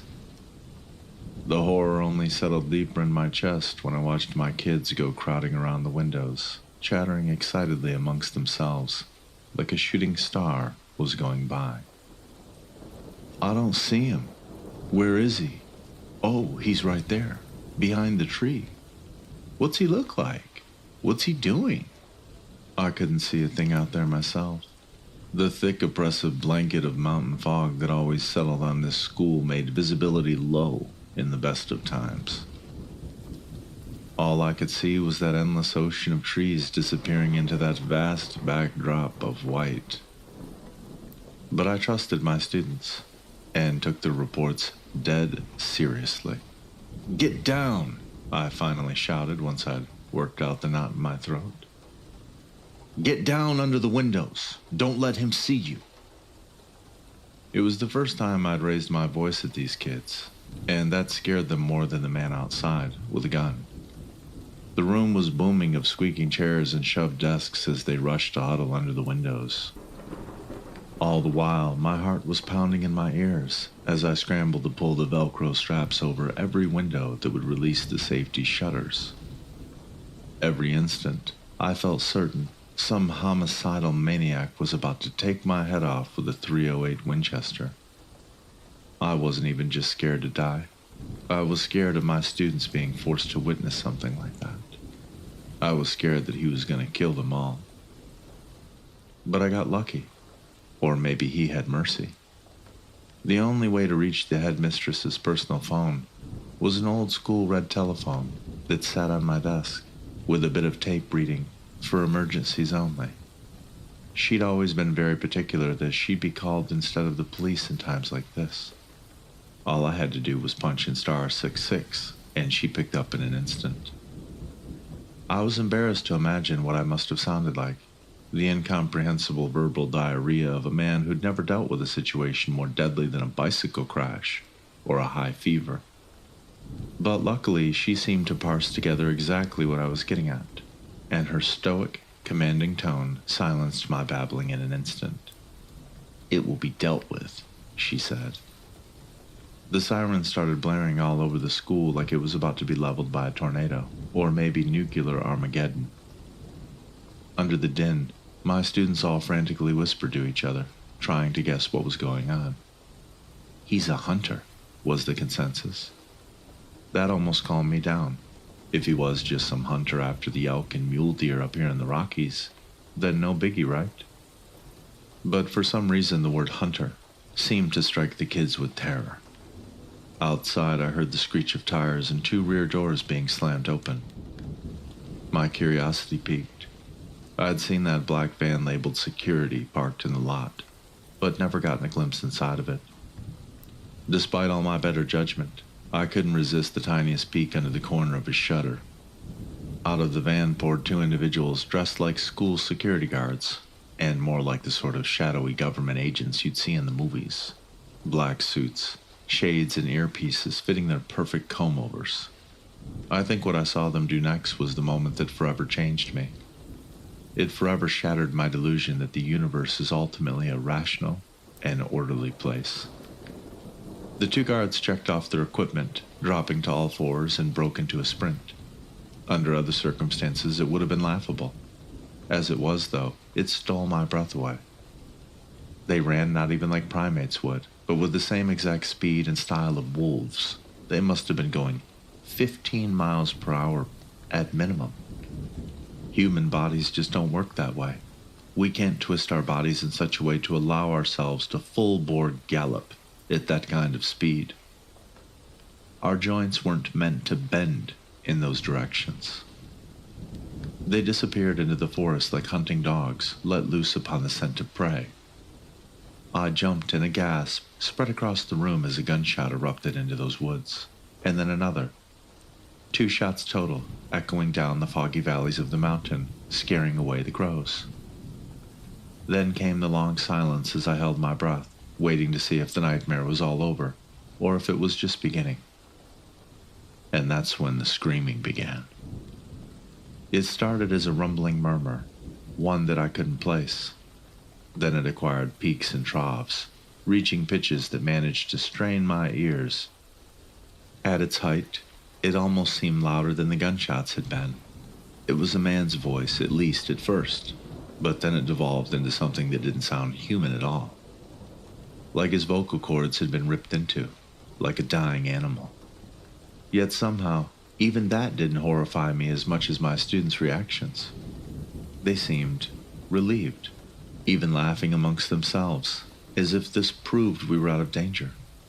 The screams dulled, the sirens disappeared, and my students returned to their seats, staring at me as if expecting me to continue the lesson. It was all so surreal, like something out of a dream. Never before in my life have I been surrounded by people, yet felt so utterly alone. I tried not to break down in front of my students, but unlike my class, I couldn't just move past what had happened, like it all been no big deal. Like a sleepwalking man acting on instinct, I did the first thing I could think of. I called the headmistress again. Her tone was flat, as if nothing was out of the ordinary. Vermeil? I wanted to scream at her, but words failed me. I was panting like a dog.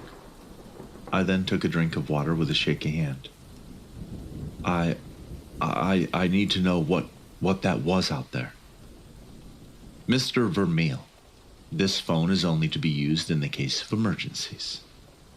Emergency? This isn't an emergency. There was a fucking shooter outside my classroom. Where's the police at? The media? They're not coming, she said sternly. It was a false alarm, and no one was hurt. Nobody was hurt, huh? Are you hearing yourself? I heard a man screaming like he was being fed feet first into a meat grinder. I then caught myself, glancing at my class. If you had heard the things I've heard, you wouldn't be so.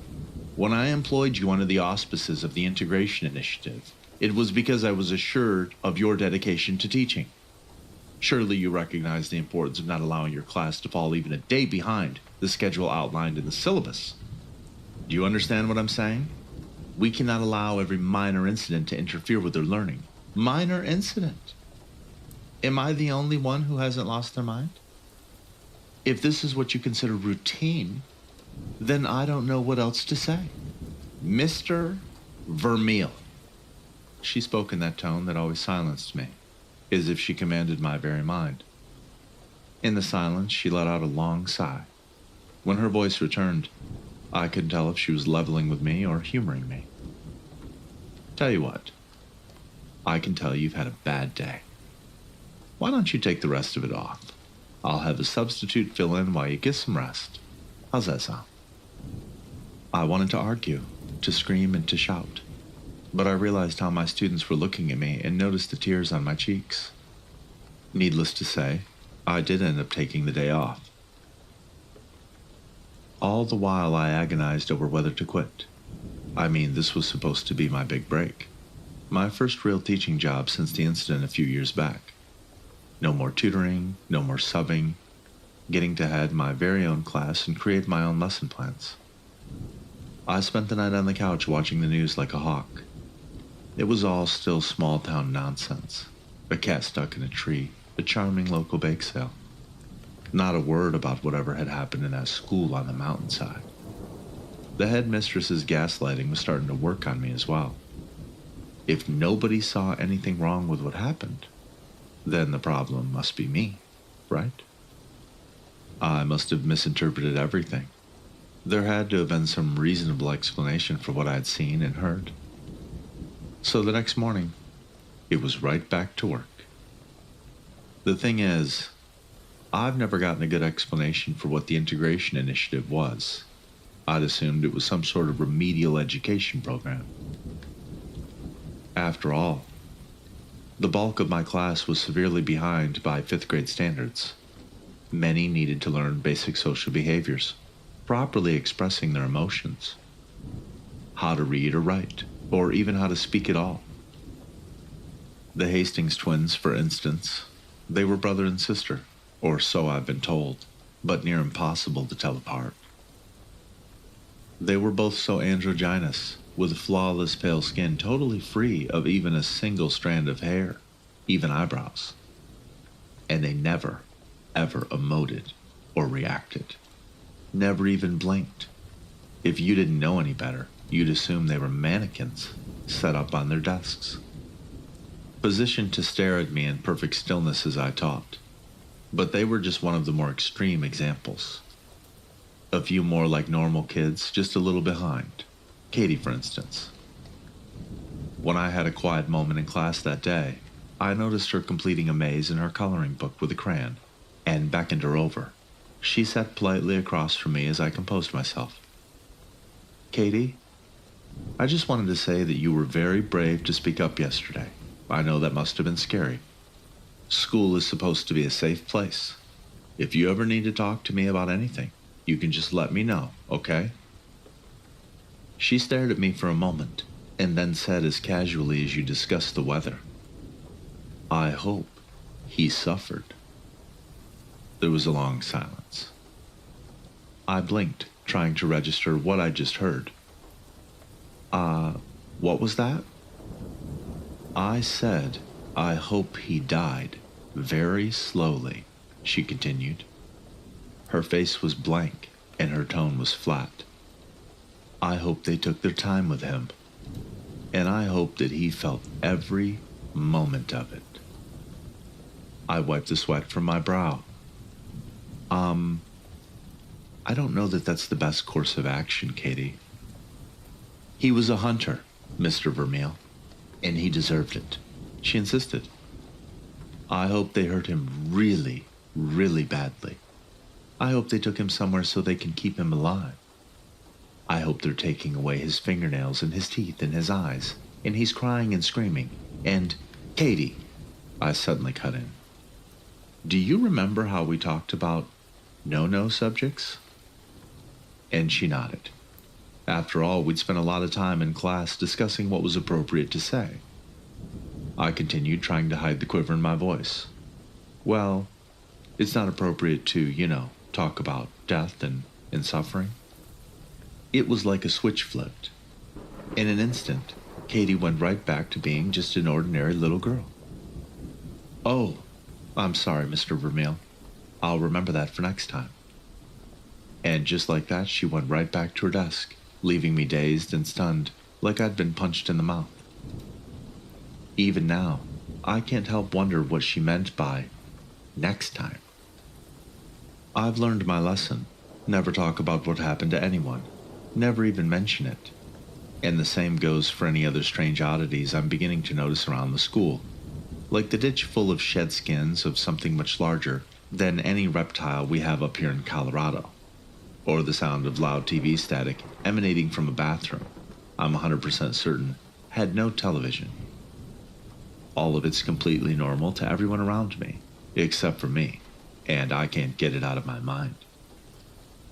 I still check the news and Google obsessively, but I can't find the slightest mention of anything off about this place. I did, however, notice something on Facebook. Someone local was asking whether anybody had seen their brother, William, a heavy-set man with a big bushy beard, who'd gone missing without even his PLB being able to report any location. The post had been made the day after the incident I'd witnessed.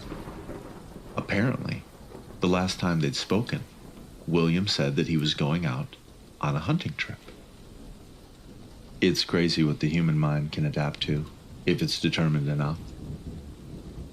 I'm not some moron from a horror movie who goes poking his nose into every dark crawl space when he hears a noise. When weird things happen here at school, I don't even offer them a second glance. I'm like a horse with blinders on, always looking ahead and never getting distracted. Something terrible may be going on here behind the scenes, but I figured that if I just minded my own business and focused on my work, it would never touch me. And that tactic actually worked. Until last night. The moment I got to collapse on the couch at the end of every day was the only thing keeping me going. Once I was home, after all, I was certain I was safe from whatever was going on at work. I'd officially made it through another day. I'd been recuperating from my shift in standard fashion, listening to the rain pounding on my roof, when something suddenly slapped me awake from my drunken stupor. The mention of the name William.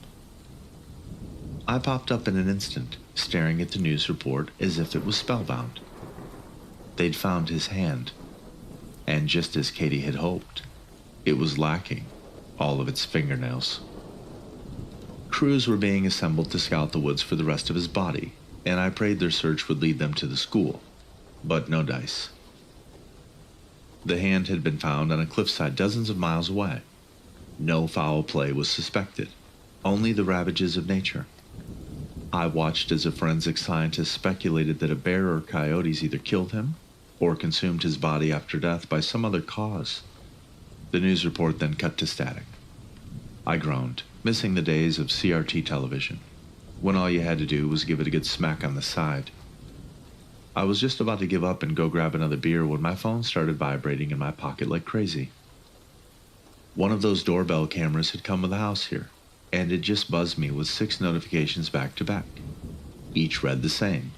Motion detected at front door. I opened the photo and found myself dumbfounded. Again, nothing. It looked exactly like the black and white dominating my TV screen, just static. I didn't even know those cameras could malfunction in that way. I tried to push the growing unease aside as I flicked through the photos, each as distorted as the last. Was the salesman at the door or something? If so, why couldn't I hear any knocking? And then I reached the 6th picture, and gasped with such shock that I dropped my phone. It was an eye. A single eye, red and veiny and bloodshot, piercing through the static, with pupils so dilated that the iris looked almost completely black.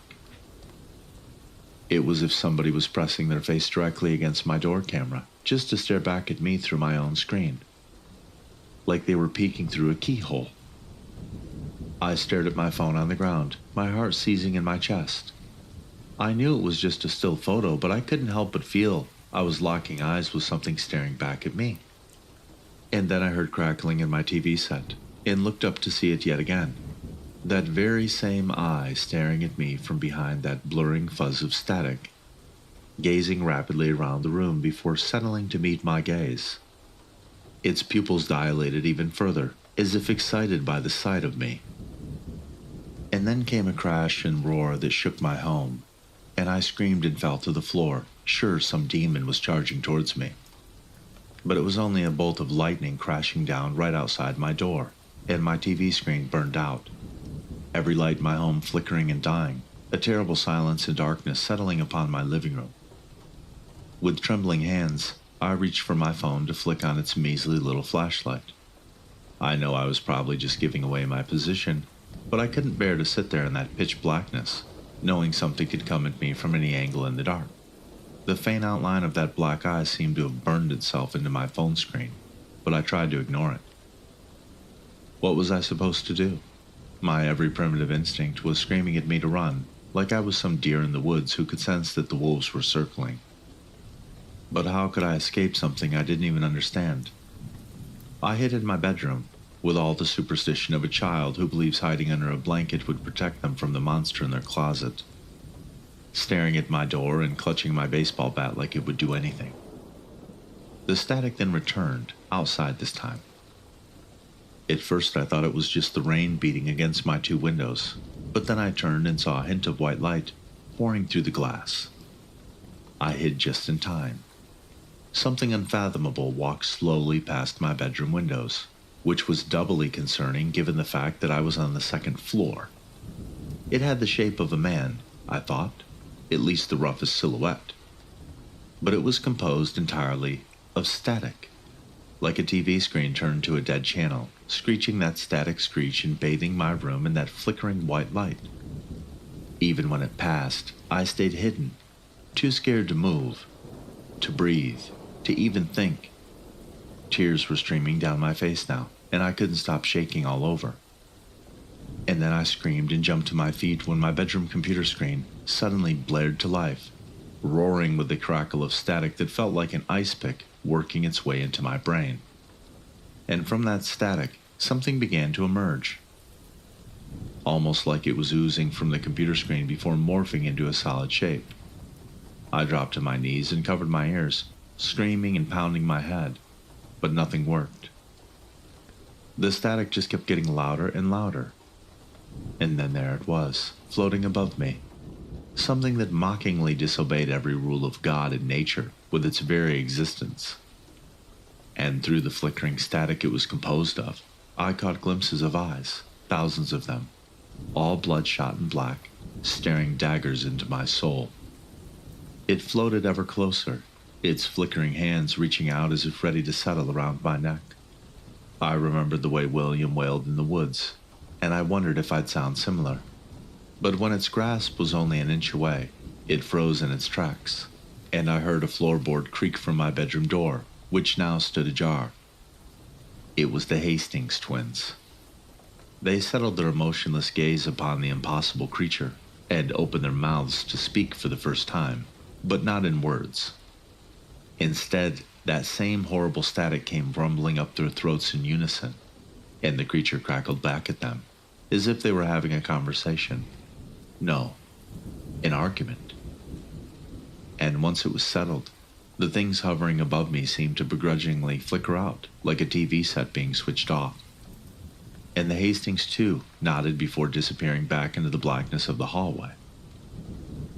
The sound of their footsteps stopping abruptly as if they vanished into the dark itself. The lights then flicked back on, and everything went back to normal in an instant. And once again, I'd been left alone to agonize after having witnessed the impossible. I don't want to go into the self-destructive spiral that was the rest of that night, crying and dancing and drinking and stumbling around the house like I was commemorating my brush with death. I didn't know what to feel, relieved or horrified or upset. I was crying one moment and laughing the next. But eventually, I finally settled on a single emotion: anger. My knuckles had almost turned white from how hard I'd been gripping the steering wheel as I tore through that dark and stormy night. I slammed my brakes in front of the school and looked up at it with a swirling, drunken hatred. And there, a faint light from the headmistress's office, just like there always was, even long after everyone else had gone home for the night. The headmistress was a woman of sunken cheeks and sharp, angular features, harsh yet faultless, like she had not been born, but was rather a sculpture chipped out of marble by some Renaissance master. She sat at her very dreary candlelit desk in anticipation when I stormed in, as if she'd been expecting me. "Mr. Vermeil," she greeted, How may I help you? But I'd already seen that familiar, knowing look in her eyes. I scowled at her. You know goddamn well why I'm here. Well, perhaps I'd like to hear it in your own words. Don't do that, I snapped at her. It drove me mad, that tone of hers. You always speak to me like I'm some stupid child, and I'm not. You aren't pulling the wool over my eyes anymore.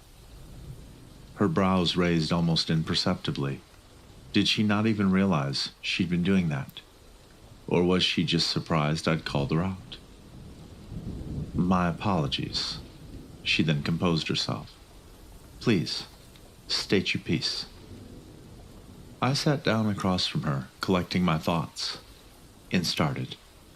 Now, I have put up with a hell of a lot for this job. Not for you, and not for the money, but for the kids. But there's something wrong going on here, and I'm not going to let you tell me everything's fine and dandy. Not this time. I jabbed a finger at her. Every man has his limit. And having some godforsaken thing busting into my home in the middle of the night, that's unacceptable. I am aware of this intrusion, Mr. Vermeil, and you have my sincerest apologies. It is unprecedented in the history of this initiative, and we wouldn't want that to dampen your school spirit. She said that in that same even-handed tone. A parent was upset with the Hunter incident from the other week, and somehow deemed you worthy of the blame. The Hastings family is brand new to us, you see, and doesn't quite understand how things work here. I shall see to it that their behavior is corrected. I slammed a fist against the desk. A parent? You act like this was some botched PTA meeting. The thing that busted into my house wasn't even human. And then I leaned in close. Headmistress, I'm telling you for the last time, I'm not some useful idiot you can keep in the dark forever. You need to tell me what's going on here or I'm out. Simple as that. There was a long pause, and in that silence my mind ran wild. My nerve faltered. Maybe I really am one of those morons from a horror movie, I realized. I just waltzed into the headmistress's office, all alone, and ranted about knowing everything, and probably far too much. If there was some sort of conspiracy going on here, what was stopping her at this moment? I braced myself for those things in the security uniforms to kick down my door, but instead, the headmistress slowly stood and turned to face the window with her arms crossed behind her back, watching the raindrops roll down her window. Do you know the one thing that unites all sentient things, Mr. Vermeil? And I blinked. No, I don't. The capacity for parental love, she explained. Even penguins will guard and warm their eggs for weeks. Elephants will nurture and rear their calves for over a decade, etc., etc. The love a parent may have for their child is one of the very few ineffable qualities which unites all intelligent species. I know what you're about to say. Yes, there are true monsters out there, of every kind, who neglect or abuse their children, but that is their choice. It is not innate to them. In the end, even the darkest devils or most wicked fiends are capable of making the choice to love their own children. She then turned to me, and her gaze was hard and cold. I've never seen her so on edge. Now, I want you to imagine that you are of a species that is reviled by all the world, despised and feared by all mankind, considered the stuff of nightmares and urban legend. Perhaps your reputation is well earned, and perhaps you've come to accept your life as a thing of horror, lonely, dreaded, but free. Her heels clicked against the wood floor as she stepped closer. But would you not want better for your children, Mr. Vermeil? Would you not want them to have at least the option of living in a world that accepts them? There was a tinge of emotion in her voice now, the first I'd ever heard. That is the integration initiative, she concluded, gesturing to the photos littering the walls of smiling alumni. We offered you all a truce in a war older than the very mountain we are standing on now. I stared at her, breathless, slowly working up the courage to ask. We? As if on cue, lightning struck seemingly just outside her window and lit up the room in its ghostly blue glow.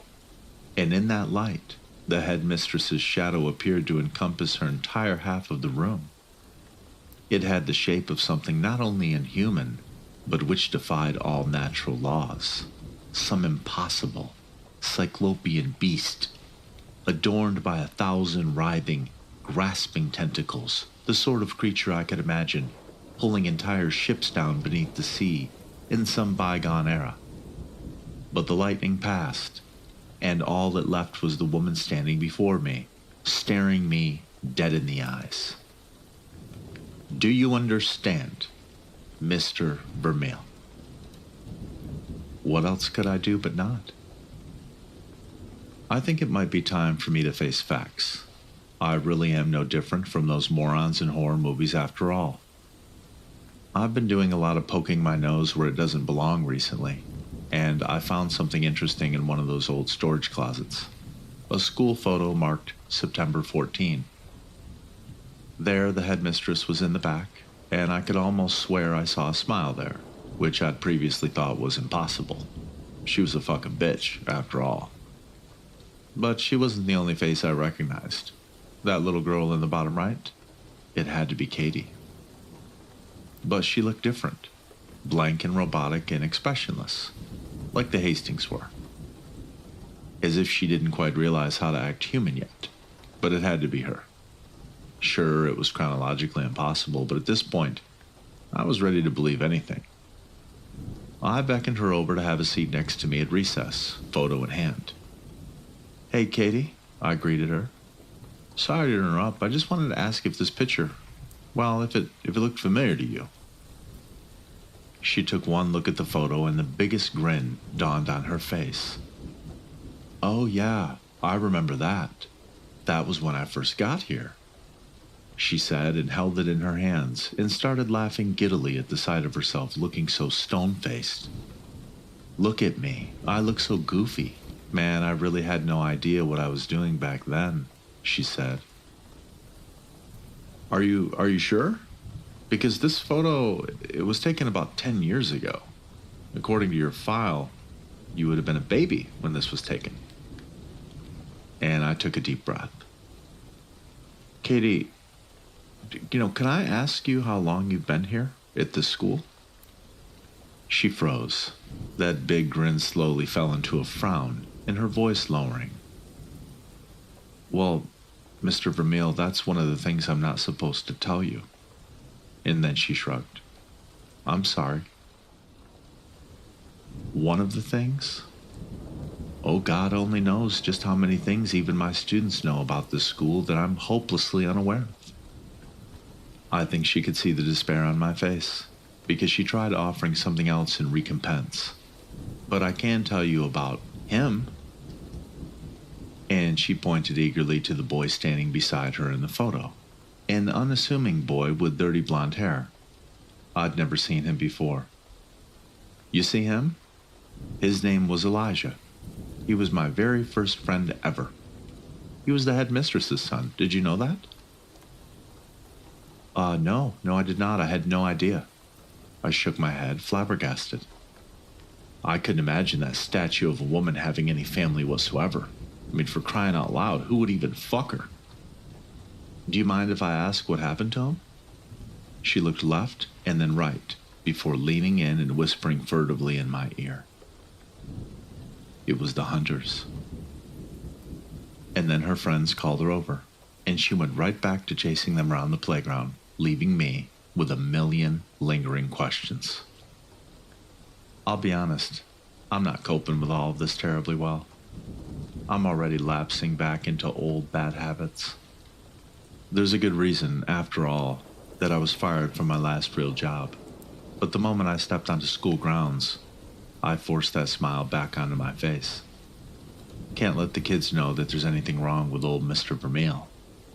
But I'll be honest, sometimes when I see them, I just can't help but wonder what hides beneath those masks of human skin.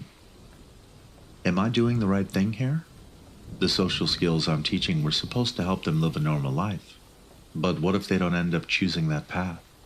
What if one of them instead opts to follow in their parents' footsteps and grows up to apply the skills I taught them, to lure in human prey, blend into society like a skinwalker, and pick people off one by one?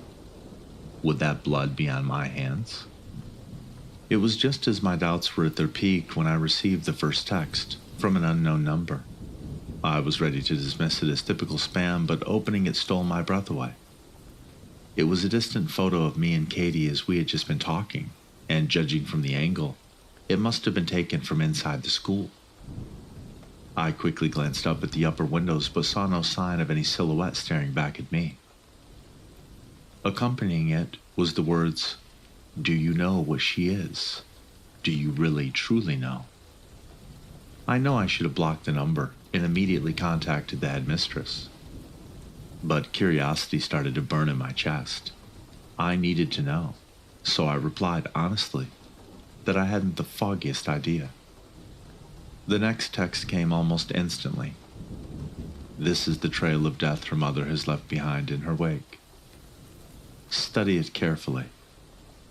Accompanying the message was photos of several clippings from old local newspapers from various countries and decades.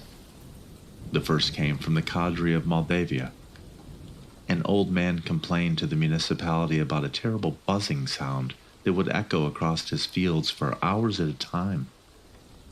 And then the letter stopped, and 3 months later his body was discovered. Part of the reason it took so long was the complete absence of the stench of deterioration. It was though he'd been embalmed at his own bed. All fluids drained and organs removed with surgical precision. The cause of death was ruled as exsanguination. The next came from the forests of Cameroonian highlands. A married couple and their child had gone out on a routine hiking expedition and excitedly texted a friend about an immense bird they'd seen that had briefly blotted out the sun. That text was the last time they were ever seen or heard from. A week later, a farmer saw one of their skins fluttering in the breeze. That's it. Just the hollowed, transparent, dried-out set of skin. The farmer had attempted to catch it, but the skin blew away in the wind like discarded wrapping paper and was never recovered. And that was just the start.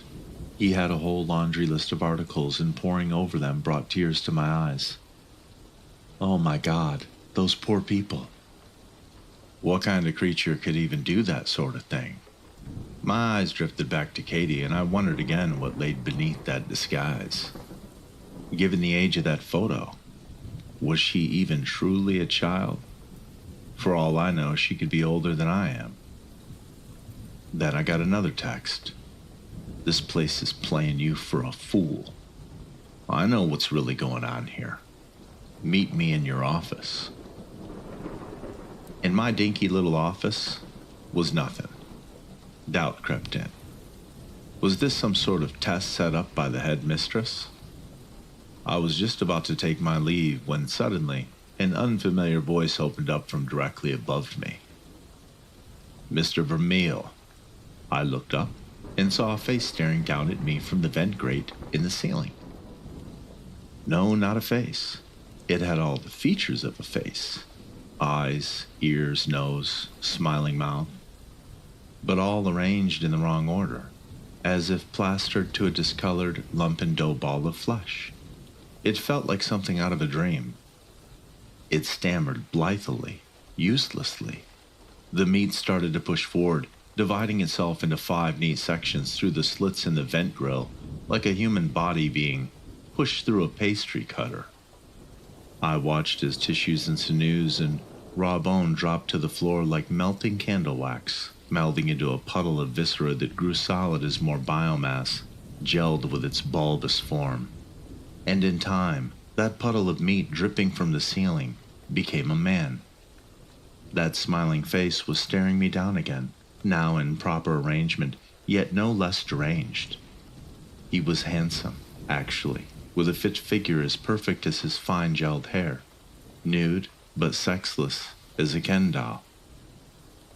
I finally started to run for help, but was stopped by the feeling of something digging into the side of my neck, hard enough to draw blood. A jagged bone had jut from his wrist like the point of a spear.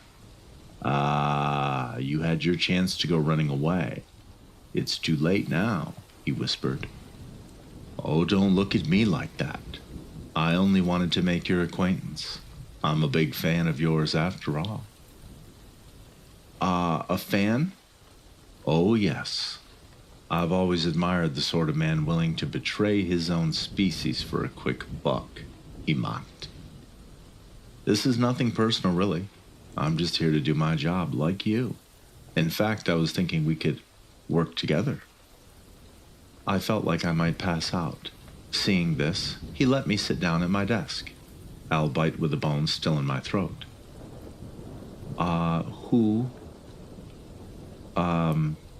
What are you?" "Call me Saladin," he answered, in a tone that made it clear it was a pseudonym. And, well, I'd like to say that I'm still human, but that could be a lie, wouldn't it? It used to be.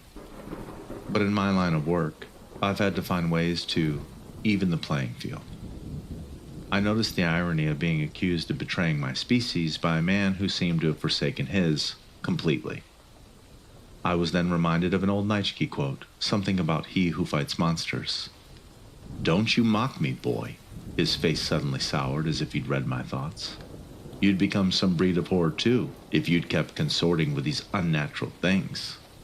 When dealing with matters of the occult for long, there are two options: sacrifice your life or your humanity. There is no third path." His cocky grin then returned. "Just ask poor William." Just hearing that name was like a punch to the lungs. It knocked the breath from me. William? Oh, yes, of course I knew him. He was one of my feelers. I posted him out here to see if it would lure out the hunting dogs. Prove this place is really as the rumors say. And sure enough.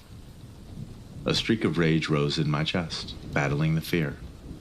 "And now you want me to be your next useful idiot. Is that right?" "Oh, I always like a man on the inside," he taunted. "I only need to kill one child, just one, and this entire initiative will fall apart like a house of playing cards. All the trust the headmistress has built up with the parents. Oh, they'd all tear her limb from limb. She'd be out of here." He saw the look of horror on my face and then laughed. "Don't tell me you're actually loyal to her. Did she warn you of the danger you were in when you took this job? Has she done anything to your benefit? Do you even think she cares about you? Why do you think she even hired you? Just out of the kindness of her heart? You think she's a big believer in giving second chances to losers with a drinking problem and a rap sheet?" He cackled. No, no, no. It's because you have nobody. You are a loser and all alone. So in case one of those kids gets the munchies one day, nobody will notice if you're ever missing. Oh, sure, they may look harmless now, but make no mistake, sooner or later some of those kids will need to feed. It isn't their fault either. It's in their biology, their very being. They were made to prey on people like you and me, and you're planning on helping them blend in. Surround themselves with clueless pedestrians with tasty blood in their veins and meat on their bones. You don't see what's going to happen if this initiative succeeds. He could see it on my face. The doubt was creeping in. He grinned, retracting his blade and patting me on the shoulder. One kid. That's all I need. I just need to get one of them alone. But they're too smart for that. They always travel in packs. They sleep in that bunker down the mountain. But you? For you, it'd be trivial. As if on cue, there was a small knock on the door. A big grin crossed over Saladin's face. He held a finger to his lips as he melted through the slats of my closet, disappearing into the darkness just before my door went swinging open. and there stood Katie, eyes low. She didn't seem to notice the sweat on my brow, the drop of blood on my neck, or the stupefied expression on her face. Her gaze was on the floor, nervous, as she sat across from me. Mr. Vermeil, I was thinking, and I know I said I'm not supposed to tell you certain stuff about the school and all, but I feel like you deserve to hear it, you know? Just don't tell the headmistress what I told you, okay? And I'll share it with you. My throat felt dry. I could hardly think. Saladin's words echoed in my head. Just one child. But seeing Katie's face reminded me that I didn't need to pick sides in some war I didn't understand. Sitting across from me was a child I'd been tasked with protecting, and that's all I needed to know. Thank you, Katie. Thank you. I really appreciate that, but at this time, I think you should just go play with your friends. It's really no trouble, Mr. Vermeil. I don't know why she wants to keep so many secrets from you anyway. It's not like you won't figure it out sooner or later. She didn't notice the droplets of liquid meat that were Saladin blowing in behind her like raindrops caught in a heavy wind. By the time flesh and sinew reformed itself over her face to muffle her scream, he'd already had her ensnared. It was like an anaconda coiling around its prey, the way those ropes of tendrilled, bubbling flesh entwined themselves all around her, and Saladin's face emerged from those slivers of meat. Little Miss Katie, isn't it? Must be my lucky day. Your mother is a very busy woman, you know. My client lost every single little person he loved to that thirst of hers. He was drawing something from his throat, some kind of black dagger, pulling it up like a sword swallower. I don't know. I wasn't paying attention. I'd leapt into action the moment he was occupied. Maybe all those horror movies paid off, after all. If there was anything they taught me, it's that any creature built of constantly morphing flesh always had the same weakness: fire. All it took from my desk was a half-empty can of deodorant and my dad's old lighter. I applied my makeshift flamethrower to whatever part of that oozing fleshy mass looked the most exposed, pink and vulnerable. The heat and size of the erupting flame surprised even myself. He squealed like a stuck pig through unnatural vocal cords, and a tendril of flesh batted me across the room like I was weightless. But it worked. Whatever parts of him the flames had touched were left bubbling and frothing, gooey and vicious like melted wax. But as he thrashed and whined, Katie seized the moment and let out her tongue. No, not a tongue. It was a proboscis, a long black spiral tube like you'd see on a butterfly. She tried to jab it into his neck, but he jerked his head at the last moment, and it ended up somewhere far worse, pierced through his eye. I thought the formless flesh that was Saladin was terrifying enough, but it was more terrifying still to watch it fade away, to see that flesh turn pale and veins wither like dying vines over taut, throbbing muscles. I realized she was sucking his blood through her tongue like it was a drinking straw, and whatever other essence flowed through the thing that was once a man. In seconds, his eyes and cheeks sunk in his face, like he was aging decades. I could only imagine what that would do to an ordinary human being like myself. She was an inexperienced hunter. Saladin was wailing now, and managed to worm his way out of her grip before the job was done. He took off through the window, seeming to evaporate as he smashed through the glass, letting the wind carry off those droplets of meat and empty veins as he scattered himself to the breeze. And yet again, another horror had gone as quickly as it come. Katie then pounced on me. I cried out for a moment in fear, assuming she meant to turn her intentions on me, but instead she wrapped me in a big hug. Mr. Vermeil, you saved me. Oh, you're the best teacher ever. I knew that we could trust you. I hugged her back just as the headmistress and the hounds from security came kicking down the door and found an office covered in bubbling viscera. I told the headmistress everything. In retrospect, I was shockingly honest. She was just as stoic as always through most of it. But the mention of the word Saladin inspired a look of horror I'd never seen in her before. Him? No, he couldn't have found us, she whispered to herself, cupping a hand over her mouth. I'm laying in the infirmary now, being cared for by a nurse with a third eye and no interest in hiding it. That would have horrified me before, but now, I just cracked a smile and smacked her on the ass. For better or worse, I've picked my side. I'm sticking by these kids, even if it leads me straight to hell. Something just occurred to me. These last few nights have been the first in years I've gotten through stone sober. Having a few beers after work was just a matter of course, like taking medication before bed so you won't feel sick. If it was a particularly bad day, I'd end up overdoing it and condemn myself to wake up the next morning with a murderous hangover, and the knowledge that yet another potentially productive afternoon slipped right through my fingers. But now I feel focused, fulfilled, like I'm doing something that matters for the very first time. The head mistress has the place under lockdown, of course, every window covered and sealed, multiple lanky security agents attending every class, gas occasionally flushed through the ventilation system.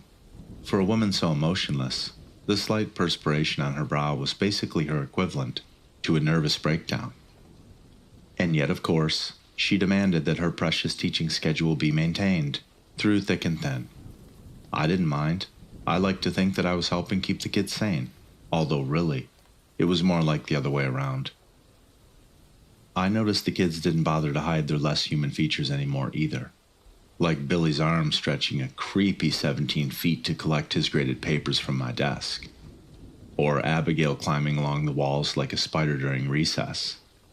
It made me smile somehow, like they were letting me in on a little secret most people would never get to see. I was just reading them a cute little book about how a human boy and a Wendigo learned to set aside their differences when the bell rang, and there she was at the door, ushering me with a finger. "So, who is this Saladin guy anyways?" I asked as she led me down the hall. "He's a hunter, perhaps the most skilled we know of in the modern era, with a reputation for being capable of punching above his weight class, so to speak," she explained.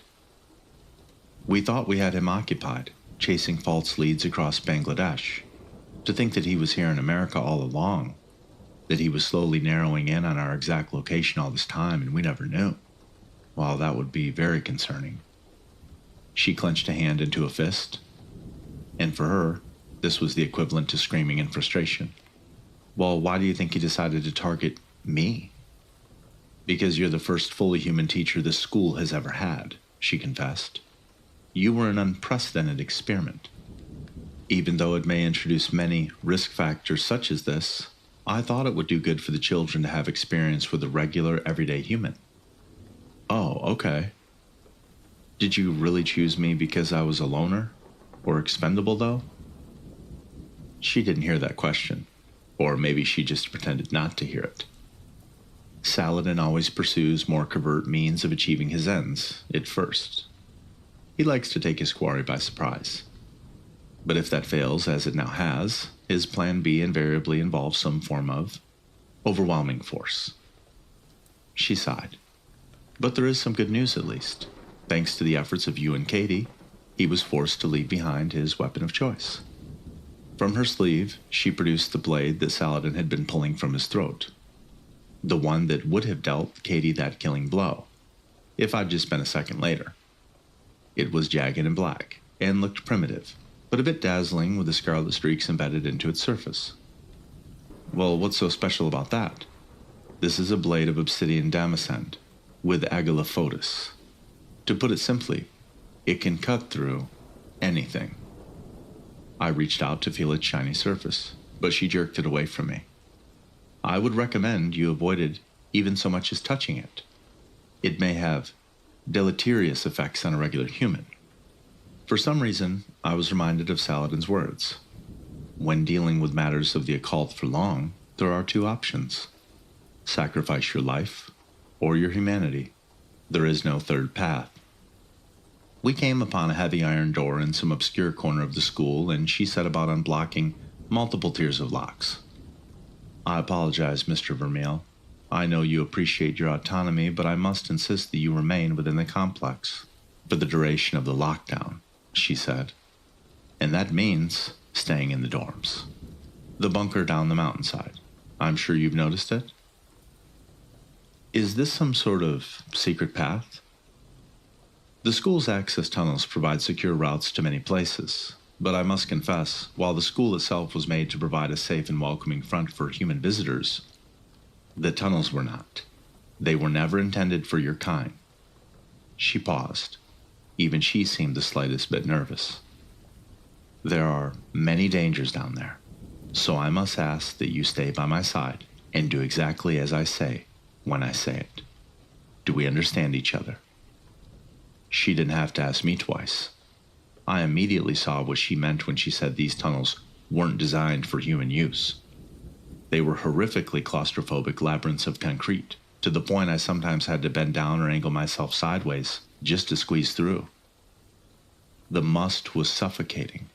Hallways of seemingly random shapes and sizes jutted out in every direction, and I had no idea how she'd memorized which to take. All it took was a single moment, a single instant's lapse in concentration, a single glance away as my clothes caught on a hunk of concrete, and she was gone.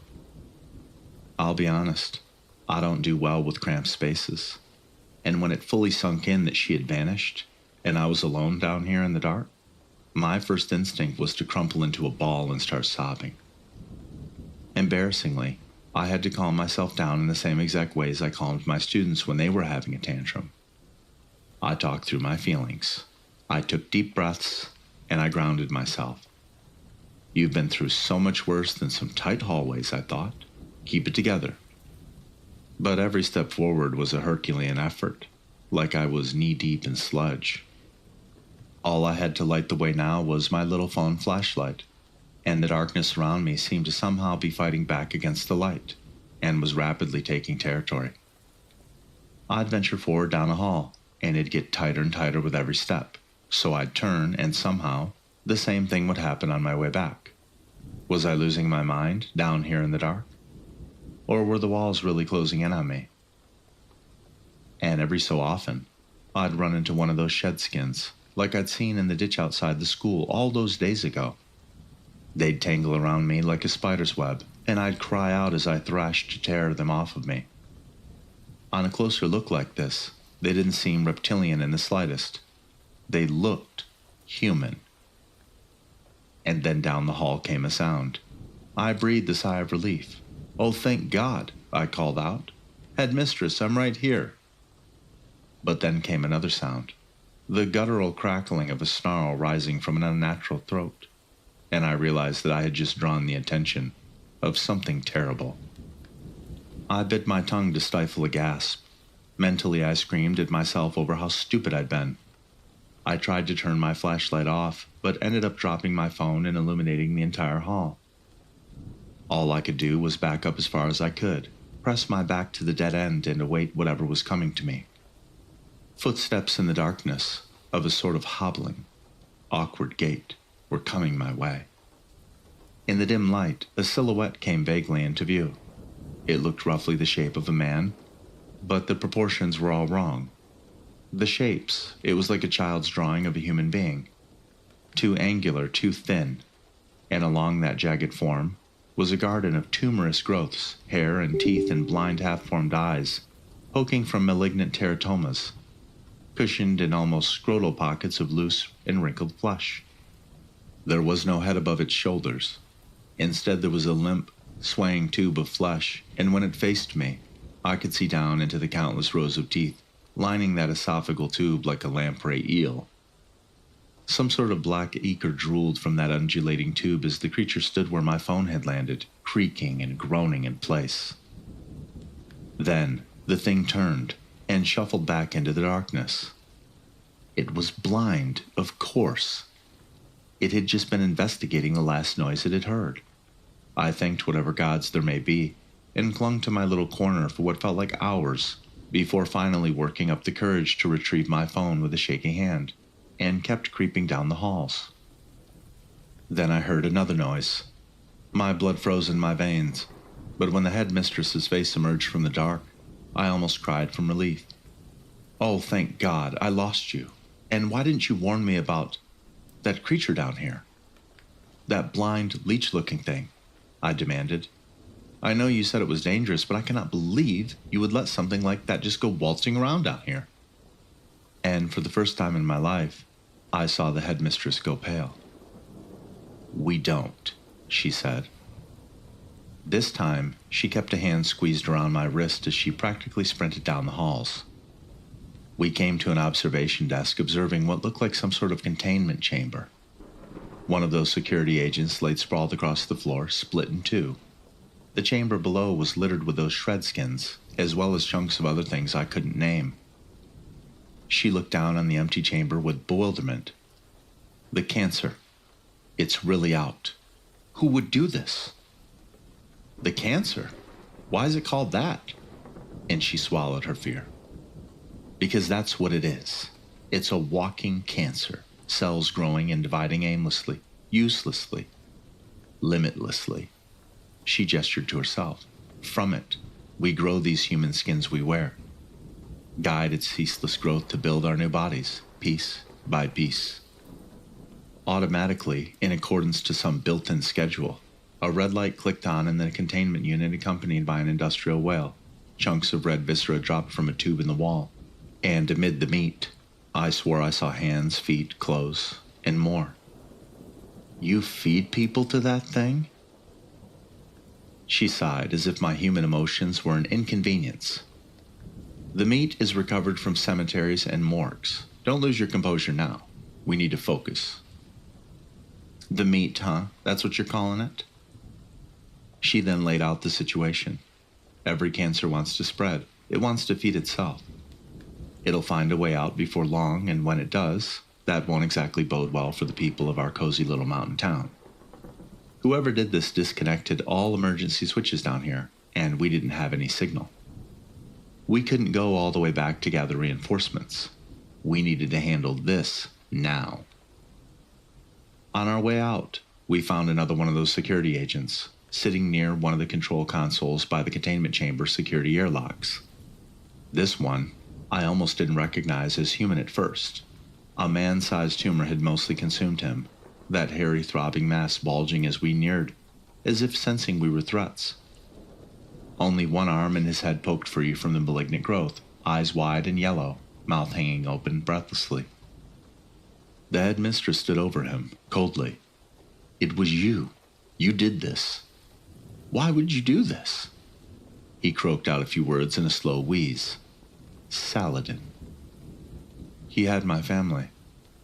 She nodded without a word and ended his life with the Damascene blade dispassionately. I guess it was a mercy at that point. I felt helpless, unarmed like this. Being the bait was an unenviable position. God, I wished I could get my hands on that blade of hers. I was fighting a panic attack as we went creeping through those halls again, until the headmistress stopped us with a raise of her hand. I was confused for a moment until I strained my ears. And there it was, that wheezing, shuddering croak from down the hall. She gestured, and I nodded, took a deep breath, and got into position. She hid around another corner as I braced myself, and clapped. The immediate roar from down the hall sent such chills through me that my legs almost gave out from underneath. The thing came sprinting down the hall full force, drool flickering everywhere as its tube-like head flopped around with its movements. I closed my eyes and awaited the end. You say you'll never join the Navy. Never track storms in the Atlantic or skydive as part of your commute. Joining the Navy sounds crazy. Saying never actually is. Learn why at Navy.com. America's Navy, forged by the sea. The headmistress popped out at the right time. Seizing the moment, she stuck her blade right through the thing's back, leaving it thrashing on the end of it, like a field mouse impaled by a spade fork. With speed no human could match, she took chunks out of it, the sort of chunks that even it could not heal back. But it wasn't enough. With a swing of its long head, it batted her away, and when I stepped forward to help her, it impaled me through the chest with that writhing tube and stole my breath away. I was pale and shivering as I held my hands against my bleeding wound. This is it, I thought. This is how I die. The life that flashed before my eyes was dull and boring, but at least it got pretty interesting right at the end. But darkness didn't come creeping around the edges of my vision like I expected. Instead, I felt the tingling down below. I looked down at my chest and witnessed the wound closing. Oh my God, no. It's metastasizing. Bulging pustules of permeating tumors filled the gaps in my flesh, rife with patches of hairs and little chunks of teeth. Just as the creature itself had been.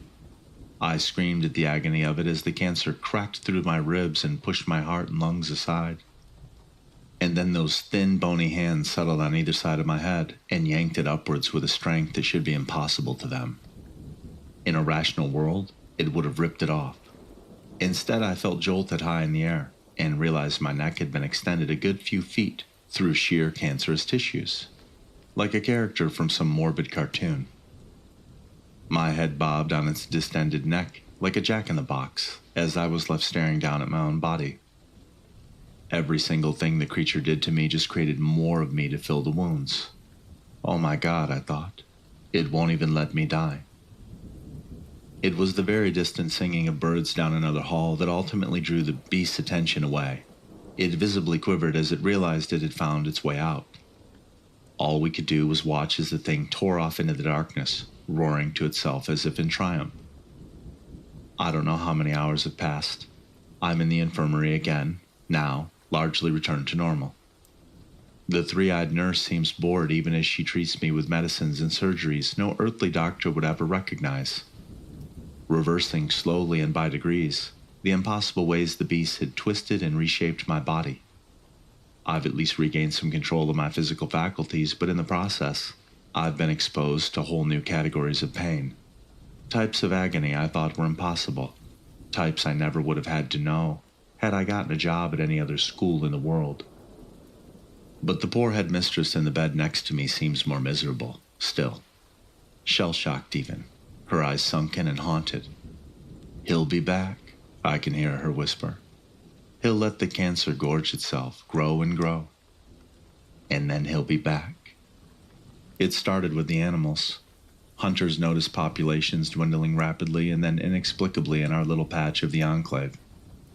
Rumors spread of deer hobbling around riddled with tumors that burst from their backs or splitting their faces in twain. One was said to have been rendered completely immobile, more tumor than deer. And then people began disappearing. Homes broken into, signs of a struggle. Toppled furniture painted red with blood, but with no other trace of the families that lived there. The Fed's cover-up job was as impressive as it was terrifying to see. Seeing how efficiently those men in black worked, the media blackout, the disappearances, the patrols through the night enforcing some unspoken curfew. It made me wonder what else they've covered up in the past. But it was a huge pit for all those precious taxpayer dollars. And parents were withdrawing their kids from the program in masses. I couldn't deny it. The integration initiative was falling apart. The headmistress was a shell of a woman, hollowed out, eyes sunken, and exhausted. I could only imagine how the feds must be screaming in her ear to get the situation handled now, or the truce is off. I saw her sitting in her office with a glass of scotch she hadn't taken a single sip of, staring off into the middle distance. What is that phrase you humans say? No good deed goes unpunished, she asked. Her voice was hoarse and dry. Once I pulled down merchant ships into the depths of the Caribbean. Nothing mattered but my own hunger. For centuries, it was a simple life. She finally took a swig of her scotch. To be a thing of horror was easy. It was to be free and without worries. But now that I've chosen to live like this, to be kind, to be civil, to try to sow peace between our peoples, look what has become of it. What has become of me? I finally noticed what she was staring at. It was a photo on the wall of that familiar little boy with the dirty blonde hair, Elijah. I wanted to hold her hand and deliver some rousing speech about how doing the right thing is never easy. But to be honest, I was thinking the same thing. What the fuck am I doing here? I'm not cut out for any of this. I kept telling myself today's the last day. I'm going to quit for sure tomorrow. And then I'd get something like what happened this morning, when Katie walked up to me clutching her favorite little plush butterfly. You know, Mr. Vermeil, all this stuff with Saladin, it's all been really scary, she said. But you know what? Every time I'm in your classroom, stuff doesn't seem so scary anymore. Is that so, Katie? Uh-huh, yep. Every time I'm scared, I just think about what you say to me. She puffed out her chest and lowered her voice, trying to best imitate me. Katie, if you ever feel sad or scared, just remember somebody's out there that cares about you. And then I smiled and we gave each other a fist bump. And as she ran off, I realized I could never quit this place. How could I? I had to walk into class yesterday with a cane, limping with every step in whatever fashion least aggravated the aching pain in my chest, where multiple shattered ribs had been restored by some arcane process. The tumors left a thick, bumpy ridge of scar tissue along my chest, and my neck was still far longer than it used to be. Looking in the mirror, I realized I barely even looked human. I tried not to think about it. Class had only just barely begun when the headmistress strutted in with a sudden energy to her step. Her hands clasped together and something I never thought I'd see on her face. A big, beaming grin. The kids were just as awed as I was as she replaced me at the head of the class. I apologize for the interruption, Mr. Vermeil, but I think you'll agree that the announcement I have for all of you justifies my intrusion. She cleared her throat. My beloved pupils, it is with pleasure that I announce to you that the notorious hunter, known as Saladin, has finally been brought to justice. In an instant, the classroom was alive with frantic whispers and sighs of relief, until the headmistress silenced them with a raise of her hand. Even I couldn't believe it. Everything we've been through, all the suffering and terror, it was all over? It almost seemed anticlimactic. I was so filled with relief, I had to tap my cheeks with a napkin to staunch the threat of tears. Apparently, the hunter had gotten too overconfident, tried to take out one of the kids while they were in the process of being withdrawn from the initiative, while surrounded by dozens of agents. Even he couldn't escape the wrath of Uncle Sam, and I almost pitied him for whatever's being done to him in some black site somewhere. The smiles spread through the classroom like a disease, and even I couldn't wipe the grin off my face. Our long shared nightmare was over. Everything would go back to whatever normal meant nowadays. I know it must have been driving you all crazy, being so cooped inside all this time, the headmistress said. So I say we celebrate by getting some fresh air. What do you say? The class's answer was unanimous. It wasn't until we were out in the halls that I started getting a weird feeling in the back of my mind. Where were all the security agents? Why did she waltz into my class in particular to announce the news, instead of using the PA system? How could Saladin have made such a stupid mistake? It all came to a head when I realized she was leading us into those access tunnels. Now, hold on, wait a minute. I suddenly froze in place. You want us to go through there? Are you sure that's safe? Oh, come on now, Mr. Vermeil. I'm just leading them to a particularly beautiful mountain view. Don't you think they've earned it? She smiled at me again, but I didn't like it. The headmistress never smiled. I felt I couldn't even steal a single gasp of air in those tunnels. My experience there was the most traumatic of my life, and just being in those tight halls made my heart pound. But it wasn't long before we'd all emerged out one of those side entrances, dotted seemingly arbitrarily along the mountainsides, as if they once connected to chambers since deemed obsolete. And I must admit, it was beautiful. I savored the sight of the flock of crows rallying around the long, shimmering beam that was a waterfall peeking out from the cliff face before us, visible even through that impermeable mountain fog, and the sound of the metal security door slamming shut behind us. I then turned to see the headmistress's face pressed against the glass. No, not hers, someone else's, someone familiar. It made sense. If he could alter his physiology at will, surely he could imitate that of another person. Yet still I was dumbstruck. It was all I could do to blather idiotically. I didn't know you could do that. I'm trying new things, Mr. Vermeil. His voice rang clear, even with the metal door between us. You should feel proud, you know. It's not often I run into someone who forces me to innovate. And then, from down the mountainside, that terrible roar. The gurgles and guttural creaks of something vibrating some great and malformed vocal cords. The crash of trees being knocked over as something tears down a forest path. I only caught glimpses of it beneath us, through that fog. The silhouette of a thing so weighed by mounds and stumps of oozing tissues that it's bent and hunchbacked, crawling on hands and knees like a newborn baby. Teratomas having grown from mere fingernails to entire arms and hands and limbs and faces, which themselves were then consumed by tumors and left swollen with the throbbing spherical stromas of cancerous mass. And poking free from that anathema to all beauty was that tube-like head, that lamprey maw of teeth, longer than our arms and a throat that could swallow us all whole. It was heaving and letting out those deep roaring groans as it pulled itself up the mountainside. Transfixed by the promise of prey, like the taste of us was all that could quiet its writhing agonies. There were paths from our perch back up to the school proper, but they were steep. It wasn't quite a sheer climb, but it wasn't far from being one either. I wish I could say that I was the big bad hero who shepherded all my students up the mountainside, but in truth, they left me in the dust. Even average kids were impossibly swift and energetic, and these were no average kids. The class took off up the slope like it was trivial, while I huffed and panted and scrambled up the rocks behind them, realizing all those days I'd skipped the gym would now be the death of me. Mr. Vermeil grabbed my hand, and suddenly an arm descended at least 20 feet, lurching out at me from over the cliff face. Billy, I realized. I took his hand, and the grotesque arm retracted like a fishing line reeling in a catch, lifting me as if I was weightless.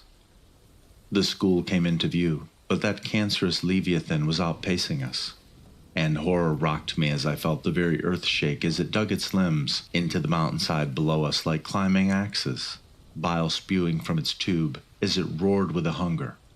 We weren't going to make it. It was too fast and too powerful. And then before us, there she was, the headmistress. Her face was of grim determination as she faced down the beast pursuing us. She was clad only in a gold-seamed robe, and in one easy motion, she cast it aside and let it vanish with the wind. For a moment, I froze in horror as her skin began to crack and break like a porcelain doll. Then I noticed the tips of tendrils poking out from the cracks, something working its way free from beneath her flesh like a butterfly emerging from its cocoon, and I remembered that terrible leviathan I had once seen in her shadow. We had just passed by her when her human body broke apart completely, and black tendrils as thick as tree stumps tore forth from all directions, as if glad to be finally freed from that prison of flesh and bone. I could not tell where it began and ended. I know only that it rivaled the cancer in sheer scale. I tried not to look at her true self, not the disguise she'd been donning. I kept my eyes forward, even as behind us came the great roaring of beasts and the shaking of the earth as the two colossals slammed into one another. I grabbed a shotgun off the corpse of a security agent as we re-entered the school for all the good that that would do. My students gawked at me in awe.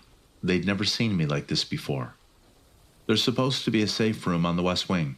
All we can do now is wait it out while the headmistress handles that thing, I commanded. Now go. I followed along as they scrambled down the halls, although I made a detour scrounging around through the headmistress's office and tucking something beneath my jacket before rejoining the kids. Students from the other classes, seeing the herd, would occasionally emerge from their hiding places and join them. Every child had been packed into the safe room when I heard another voice down the hall. It was Abigail, rushing forth to join us. "Wait, Mr. Vermeil, you forgot about me." It was impossible. I'd kept a careful head count of every child to ensure none were left behind.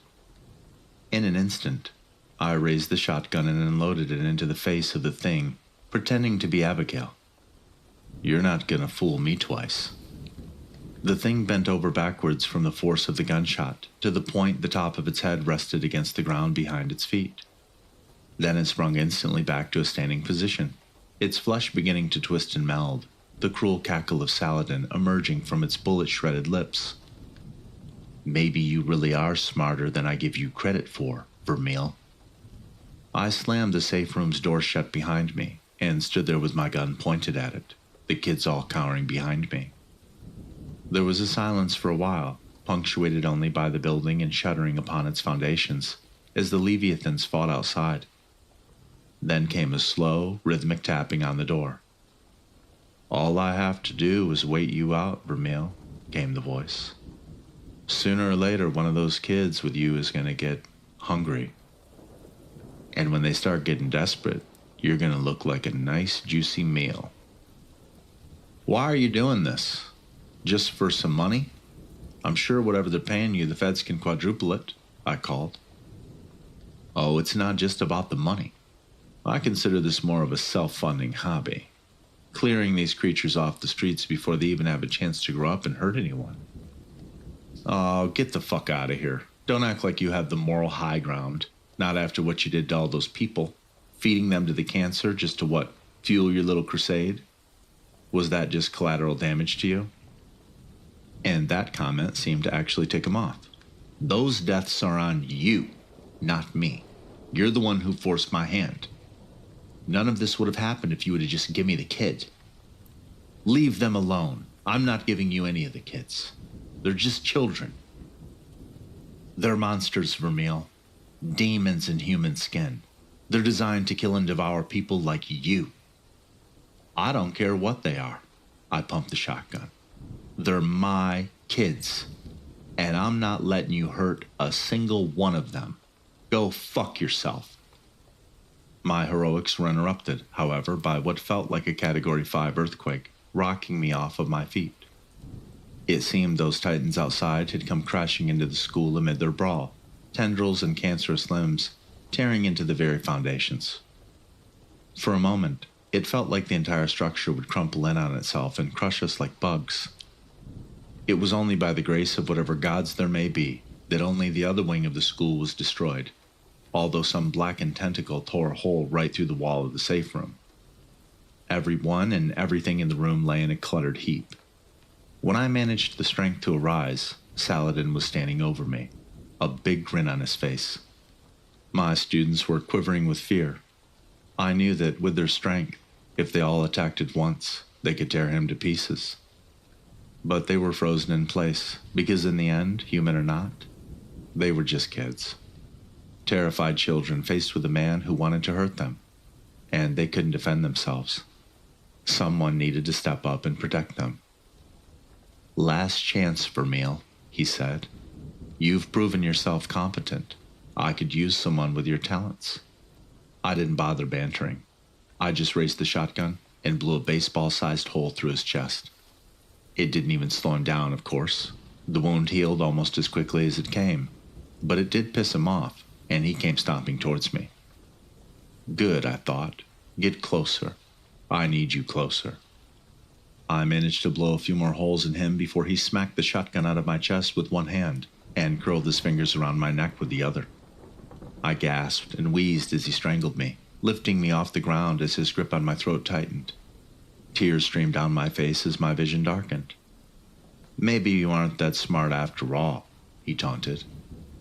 "What a shame. Maybe things are better this way. After all, you might be happier down there in hell, surrounded by all these demons you gave up your life protecting." And then, that smug grin was wiped off his face by the feeling of something piercing through his chest. With an almost drunken stumble, he looked down slowly to see the obsidian dagger driven right through his heart. I'd snuck it from the headmistress's office, tucked it into my jacket, just in case I had the opportunity to end him with his own weapon. His grip relaxed, and I fell to the floor gasping and wheezing and sucking down fresh air. Black drizzle spouted from his heart, around the throbbing wound that even he, with his powers of the flesh, couldn't heal. He laid there, staring up at the ceiling, laughing to himself as if at the absurdity of it all. "Clever man," he whispered. "Clever, clever." And then the children descended upon him, and the screaming began. I was still flickering in and out of consciousness when the kids crowded me, with concerned looks on their faces. When I finally found the strength to look down at myself, I almost fainted at what I saw. My flesh had been twisted, knotted, calcified upon my chest where I had hidden the blade beneath my jacket, forming a hard crust of thick flesh. It ran down my arm where the blade had merged with my hand. A sort of black ooze came out through the cracks in calloused flesh like groundwater in the Sahara. It was still changing, evolving, like something was growing upon me. I could tell I was being fundamentally changed, but I couldn't tell how, or into what. A couple students hefted my arms over the shoulders and escorted my limp form through the smoldering wreckage that had once been our school. And in front of the building, surrounded by the mangled flesh that was once the cancer, was a creature so immense that she was half veiled in the fog. A half-formed amorphous mass of Stygian flesh and long black tendrils, a single blue eye the size of a building staring down at me from all that darkness. I couldn't help but smile and wave weakly at her. So this is what the headmistress had been hiding under her skin, all along. Together, we all watched the school burn, whatever sections still remained crumbling one by one as the fire smoldered. The children kept watch on me as my body reformed itself, bones and joints cracking and reforming painlessly but uncomfortably as my figure morphed. Katie sat by my side, watching the fire consume the place she'd spent the happiest years of her short life. "It's not over," she said. "We'll find somewhere new, rebuild, make a new school far away from here." I frowned at that, imagining them finding somewhere new and leaving us all behind. But it was for the best. "I will miss you all dearly," I whispered. She tilted her head. "What do you mean, Mr. Vermeil? You're coming with us." My gaze drifted down to my reflection in a shard of broken glass on the pavement. My shifting, smoldering, twisted form. I looked monstrous. I looked unnatural. I looked inhuman. "After all," she said with a smile, "you're one of us now."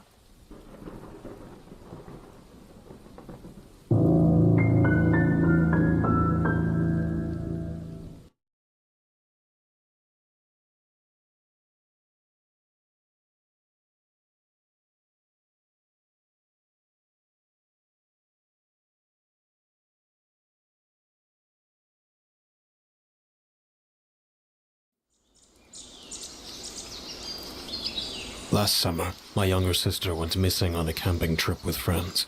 She had just turned 20, and we had started to drift away from each other. I'd gotten busy focusing on my own life. I left the country for a new job. When I came back at Christmas, I found out she had gone missing. It explained why she hadn't been answering my messages.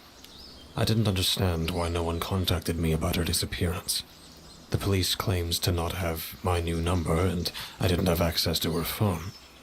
I was certain her friends didn't want me knowing because they had time getting their stories straight.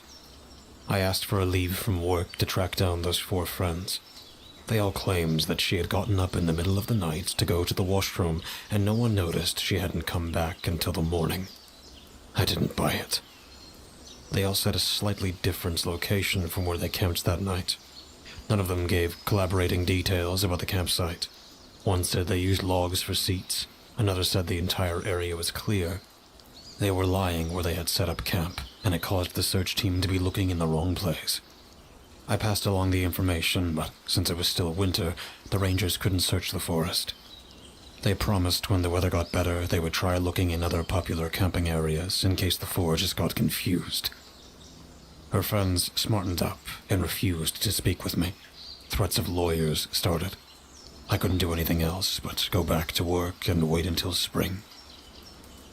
I got the call at work that she had been found. Well, parts of her had been found. A man who had been panning for gold found some finger bones in the river. Soon, with more people going into the forest for the season, more pieces started to be discovered. In total, half her skull, some ribs, and the finger bones were discovered. There had been some larger bones that hadn't yet been fully tested to find out if they were hers. It may sound gruesome, but I demanded photos of each piece found. I felt as if the police weren't doing their job. They closed the case saying she had just gotten lost. They claimed the damage to the skull could have happened after death. After I saw a photo of the femur, I doubted that fact. The marrow had been scraped out. There also were scratches on the bone the police said were made by animals. It did appear to have been gnawed on, but not by sharp teeth. Our parents died when I was 17 and she was 14. When it happened, I promised to take care of her. I failed her. I assumed since she became an adult, I was no longer needed. I was wrong. If I couldn't save her, the least I could do is find out what happened. Too many things weren't adding up. I quit my job, even though my boss said I could come back any time. He's lost a child, so he understood how grief worked.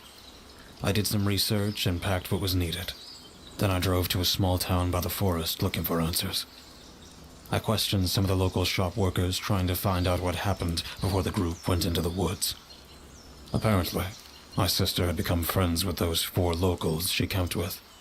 It was the first time they met in person, but talked a lot online. I asked if there was a reason why they suddenly decided to go camping. Anyone I spoke with suddenly started to avert their eyes, as if they knew more, but didn't admit to it. There was an odd air about this town. Everyone appeared as if they were trying to cover up a darkness with fake smiles.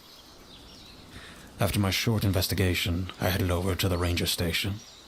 I've spoken with them on the phone before, but I figured I would press my luck trying to get more information if they couldn't just hang up. Only 2 people were inside this small ranger station. An older man who was double my size, but I bet he was still fit enough to do his job. A younger woman who looked like she may be his daughter walked around the desk to greet me. She was extra friendly and reminded me a little of my sister. "I'm Dustin Hill. I've spoken to Ranger Dan before," I said, and her face dropped a little. Her smile was strained once she knew who I was. The other ranger didn't get up from his chair. His face was half hidden by a large local newspaper. He flipped the pages, trying to ignore me. "I have no news for you," he said, not even looking up. I wondered if he could feel my glare at the back of his head. The younger woman looked between us in distress, unsure of what to say. "May I have the map of my sister's last location? I'm not from the area, and I don't want to get lost." The older ranger sighed and stood up. He sorted through some papers and grabbed a trail map. At least he was patient, telling me which path to take and how long the hike would be. He had nothing personally against me. He just wished I accepted my sister was gone and there was nothing I could do about it. I refused to believe that fact. "It's been a full season. I'm not sure what you think you might find," the female ranger said, innocently. "Anything," I told her, and put away the map provided. "I'll be staying in the forest for a while." Ranger Dan frowned. He crossed his arms, disapproving of my plan. Instead of trying to stop me, he gave me a single piece of advice. "Bring a gun." I stopped at the doorway to let what he said sink in. Sure, there were bears in the area, but no one had been killed by one in over 5 years. I nodded, silently accepting the help. He must have some sort of unknown reason for acting so short with me. If I only knew what that was, I may be closer to finding out what happened to my sister. I would discover this town's secret sooner than I thought. It was too late in the day to start at the campsite. I rented a motel room, planning to set out in the morning. After it got dark, I put on my jacket to go outside for a quick smoke. I'd been quitting on and off since my parents died. A figure pacing out by my window was also the reason why I decided to head outside. I startled the female ranger from earlier in the day. She'd been trying to work up the courage to knock. She almost left when she saw me. It took her a moment to collect herself. "It would be pointless going to that campsite," she told me. "Is it because my sister was never there?" I asked her. Her lips tightened, showing that was the truth. She chewed on the inside of her cheek, not wanting to continue speaking. "Yes, I hated lying. Where they really went is complicated. I don't think taking a hike is overly complicated. Tell me." I pressed after I lit a cigarette. My voice had grown cold after my sister died. I only cared about finding out the cause and nothing more. I think my harsher demeanor unnerved a lot of people. "They went to Rosenthorn Cabin. It's a local legend around here," she started. My sister had always liked ghost stories and urban legends. She didn't know what she wanted to do as a career yet, The last I heard, she held down a few part-time jobs while trying to figure out the rest of her life. Had she come here because she wanted to write about legends? She had always been good at writing. 10 years ago, the two children of the mayor went to their cabin late in the season. A massive snowstorm hit. From what I heard, there was a misunderstanding where they were staying. It was a month before anyone figured out they were stranded in the cabin. But when a small rescue team arrived, they found the son in good health, but the daughter was nowhere to be found. She let the implications sink in. It was a tragedy that didn't need to happen. But what does the death of a girl 10 years ago have to do with my sister? So, no offense, but I don't care what happened to them, I harshly said. After what happened, the mayor tried to pay people to keep quiet. The son went back into the woods to live in the cabin. Some people say it was to get away from people accusing him of a crime, but others claimed something happened. That he, became a Wendigo. She almost looked embarrassed saying the word. I've heard about them in passing.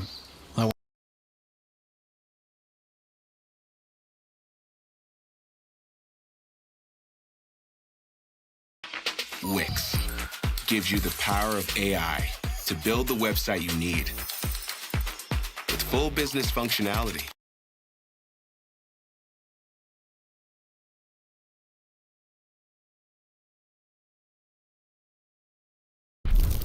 On April 24th, 2014,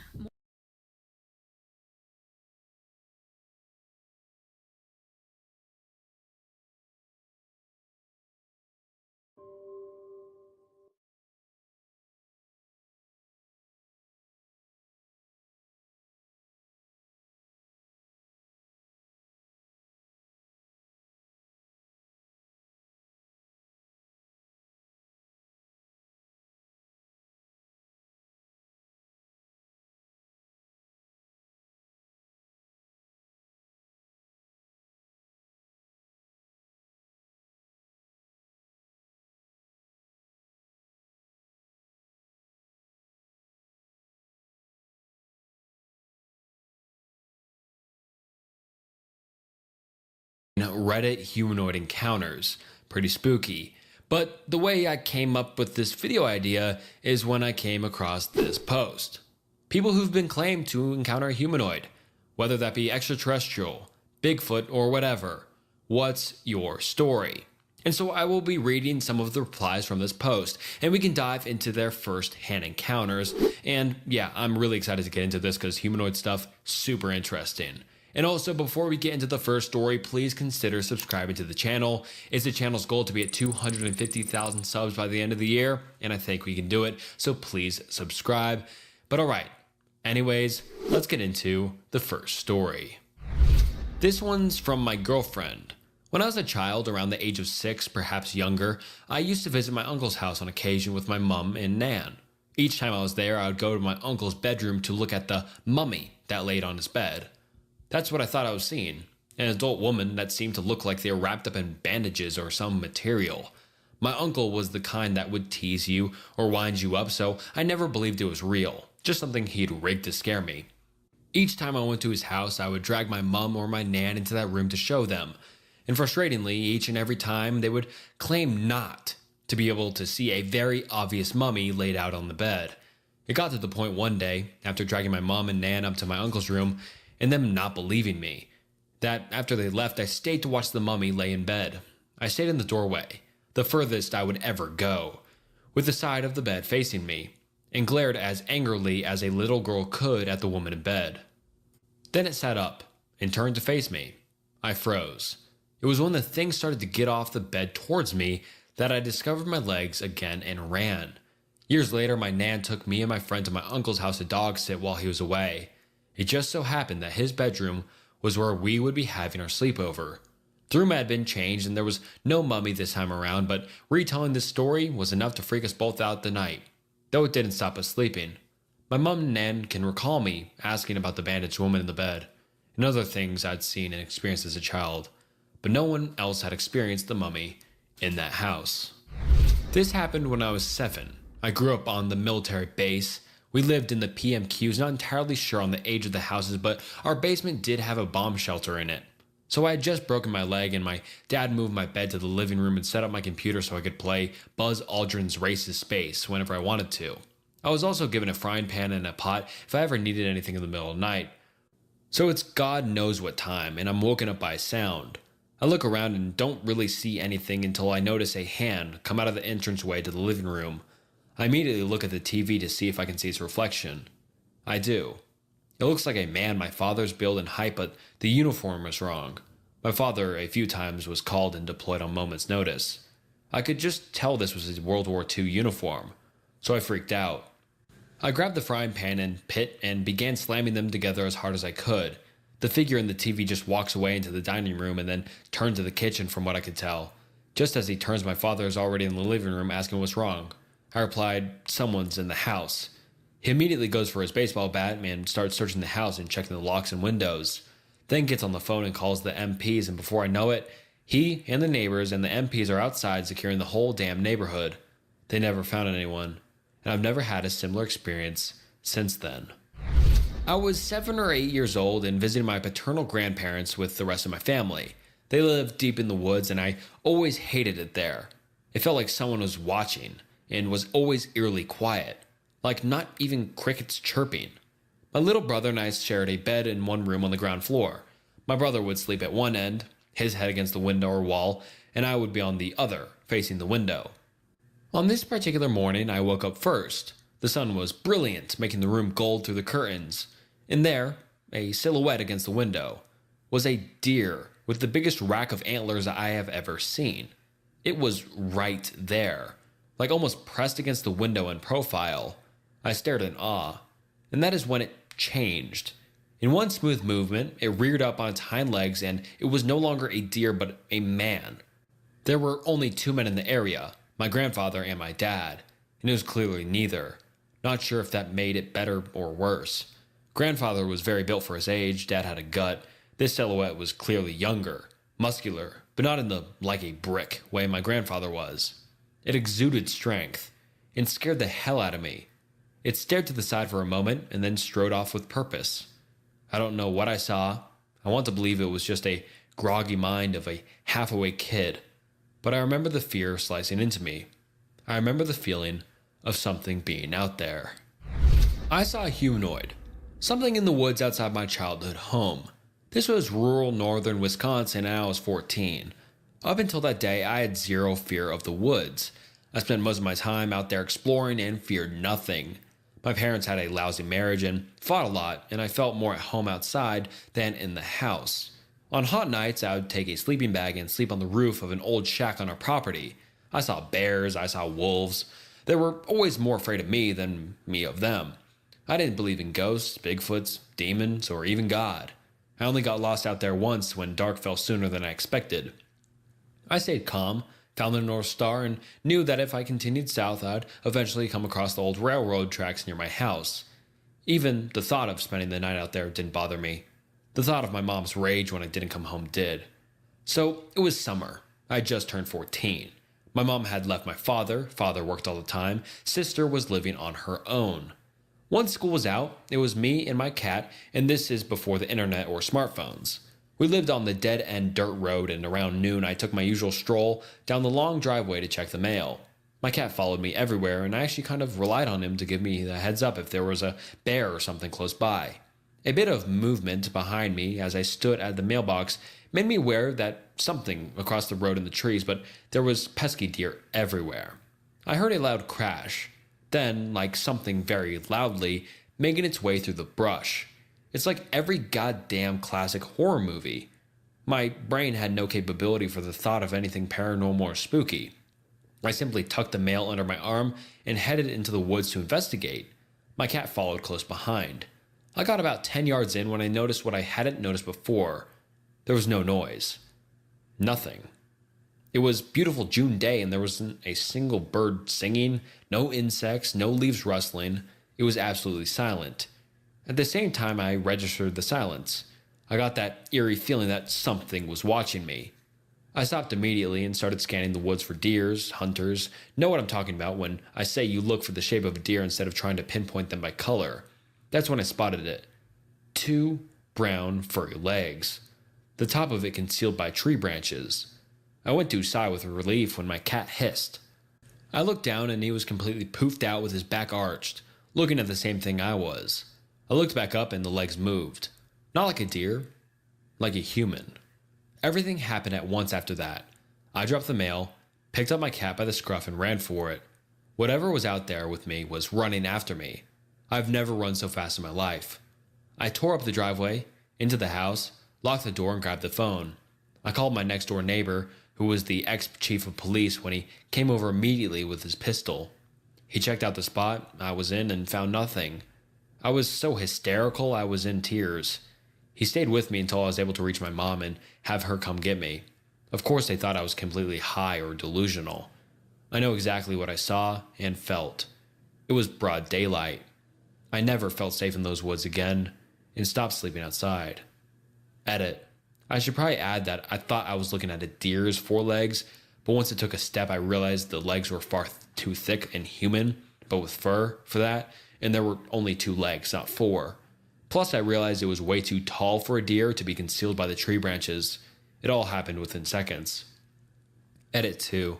I was and still am the calm, rational middle child, and my parents trusted me. They let me sleep outside. Sometimes we all did to catch a meteor shower. I'd casually mention running into a wild animal. My dad would casually say, "You made a lot of noise?" Good. I was quiet and sensible, and had never freaked out about anything before then. I had my neighbor's number for emergencies and had never called him prior to that. This is how shaken I was. I was embarrassed when he and my mom looked at me like a fool, and later, when my dad also didn't believe me. Not once did my instincts set me off in those woods, until that very moment, when I absolutely, beyond a doubt, realized I was prey and ran for my life. I was hiking in the Cascades in Oregon. I was in a more remote area of the range. On the 6th or 7th day on the trail, the hair on the back of my neck started standing up. I chalked it up to being a mountain lion in the area. But the weird thing was that the uneasy feeling never left. That night is when I heard the howling. It wasn't wolves, or bears, or any other animal I had ever heard. The closest thing I could relate it to is the noises apes and monkeys make. This persisted for the next few nights. Eventually, things started rummaging through my campsite. Naturally, I assumed it was a bear or raccoon, but then on the 11th day, I woke up and my food bag was removed from the tree. Something had cut the line, though. All my food was gone. I decided to keep pushing. I had 4 days left till the end of the trail. I'm familiar with what I can and can't eat in the area, and I could always fish for food. The same nightly activities occurred, and on the 13th night, something started throwing rocks at my tent. For some reason, I lost it. I screamed into the darkness for whatever it was to leave me alone, hoping it was just some person fucking with me and maybe they'd scream out, "Sorry, mate," or something. Instead, it grew quiet for the first time in nights. Nothing could be heard. Then a scream louder and more vicious than any other night cut through the night. Then nothing. Complete and utter silence again. Despite it being quiet, I wasn't able to sleep that night. I just waited. The next day I continued my hike, dead tired, just wanting to get out. The hair on the back of my neck still standing, the forest still quiet. I felt like I was being hunted. Towards the end of the day, I had sat down to rest before pushing a few more miles when I saw it. Something tall and large, bigger than any man or animal I had seen, sliding through the forest, not making a noise. I yelled at it. It turned to look at me. I never got a good look at it through the trees and the brush, and it was dark, but I knew that whatever it was causing this. I threw a rock at it and then pulled my knife out. The thing just kept staring at me. I don't know what kicked in, but I no longer felt scared. I felt angry, and I ran at the thing. It ran from me and I chased it in the woods. It had long strides and easy outpaced me, but I continued the chase. After several minutes, I gave up and collapsed in exhaustion. I rested for a bit before backtracking my way back to my backpack and resting area. I was tired and made camp there. Another night of silence when I woke up the next day and had about 10 miles till I was out. Exhausted, hungry, mentally drained, I made my way out. As I got closer and closer to the end of the trail, the typical forest noises returned. Birds, bugs, mice running through the undergrowth. All these noises slowly returned. I no longer had this feeling of unease. I got to the trail's end, sat in my car, and cried. To this day, I still pass it off as someone just fucking with me. But the way that thing moved in the forest, I just don't know. I told a park ranger about it, and he jokingly said they have had a bunch of Bigfoot sightings in the area, but most likely it was a local fucking with me, or my own imagination. I do a lot of long hikes, but that 15 days was by far the worst.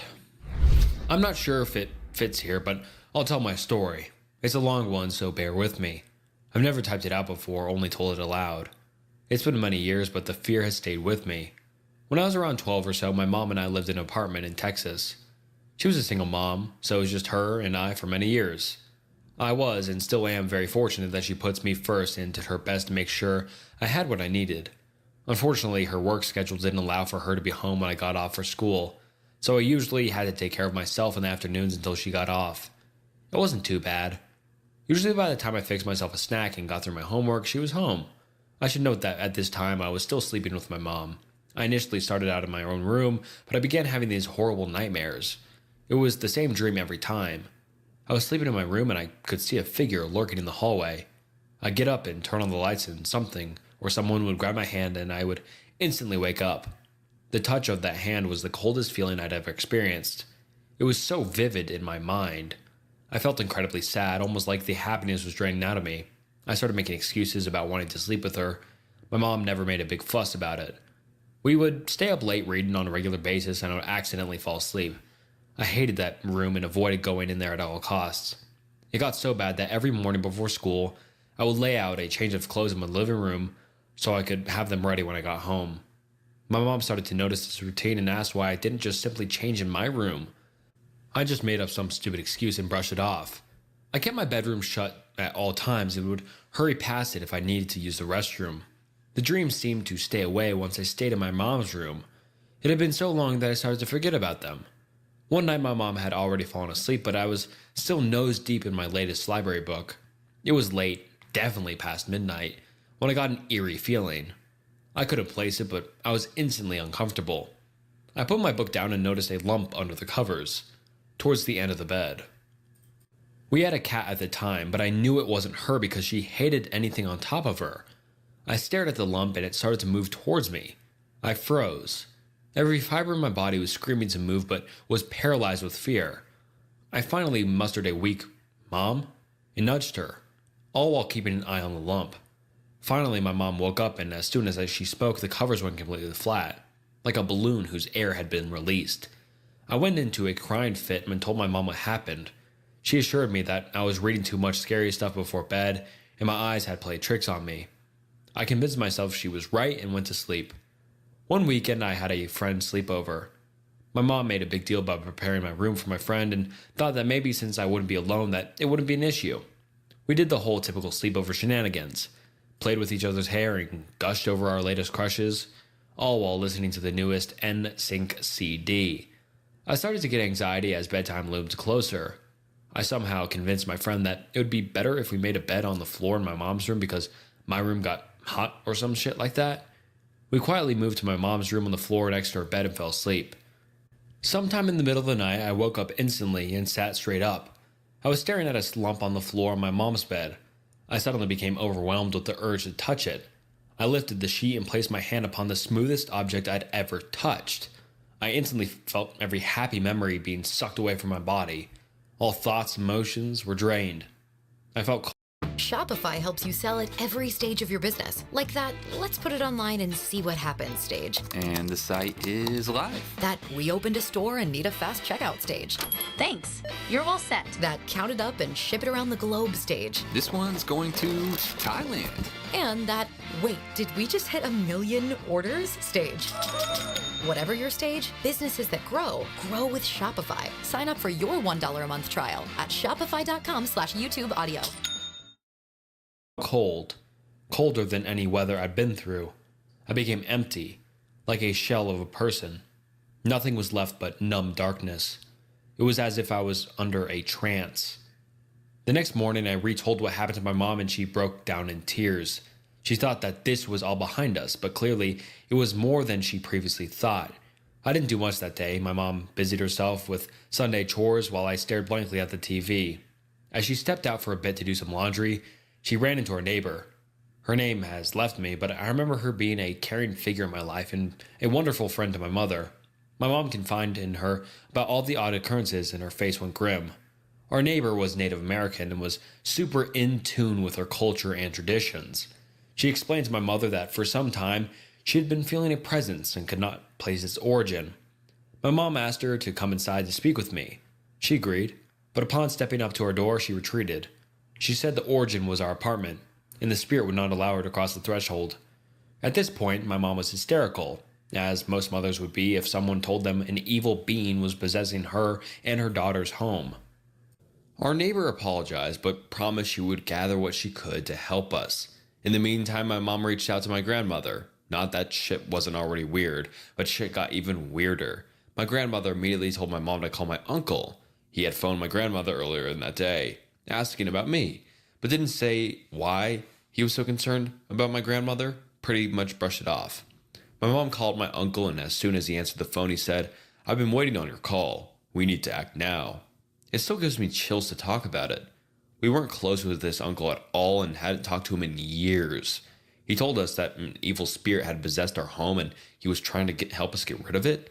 He sent us a bottle of oil that was supposedly poured upon where Jesus was laid to rest. I feel as if that bit was a crock of bullshit, but whatever, made it sound pretty legit. He instructed us to bless all doorways, entryways. This meant every door, closet, and window. He gave us a prayer to repeat and told us to make the sign of the cross over each one. Our neighbor had also given us a dream catcher to place upon the bed frame that night we blessed the house. She made us swear to stay in the bedroom that night and not emerge until morning. My mom and I quickly blessed the house and both passed out of exhaustion. That night was the first night I had slept soundly since we moved in. My mom, however, laid awake the entire night. Whatever we did pissed off the spirit. She said she held me tight and put her back towards the window as someone or something howled crying the entire night. It was terrifying screams, as if the realization had sunk in that we had shut the spirit out and it was no longer welcome. She said that night was the longest night of her life. To this day, I have no clue what I experienced. If my mom hadn't gone through it with me, I probably would have thought I was crazy. Seeing it laid out through text definitely makes it seem insane and completely unreal. I was around 12 when this happened to me. During this time, my brother and I shared a room and had bunk beds. We had the top bed while I had the bottom. The room was quite long but really skinny, almost a L shape if you will. Anyways, I remember waking up late one night. At the time I could not remember what I was feeling, but now I could describe it as dread and extreme anxiety. I stood up out of the bed and checked to see my brother sleeping. As I turned towards the doorway, I noticed it was open. This was odd because we always slept with the door closed to keep the cat out. As I walked towards the door to shut it, I could see a shadow in the doorway that was illuminated by the hallway nightlight my dad had set up for us. I peeked around the corner and that was when I saw it. Whatever it was I saw.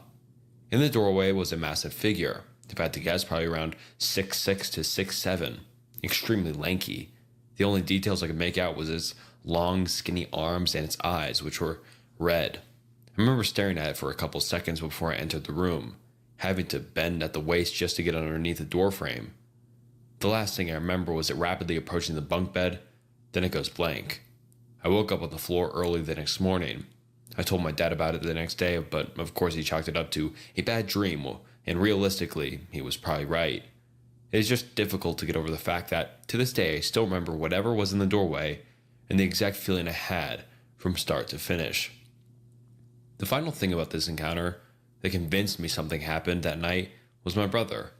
About 2 days later, he pulled off his shirt, and he had what looked like 3 insect bite marks on his upper right back, forming a triangle.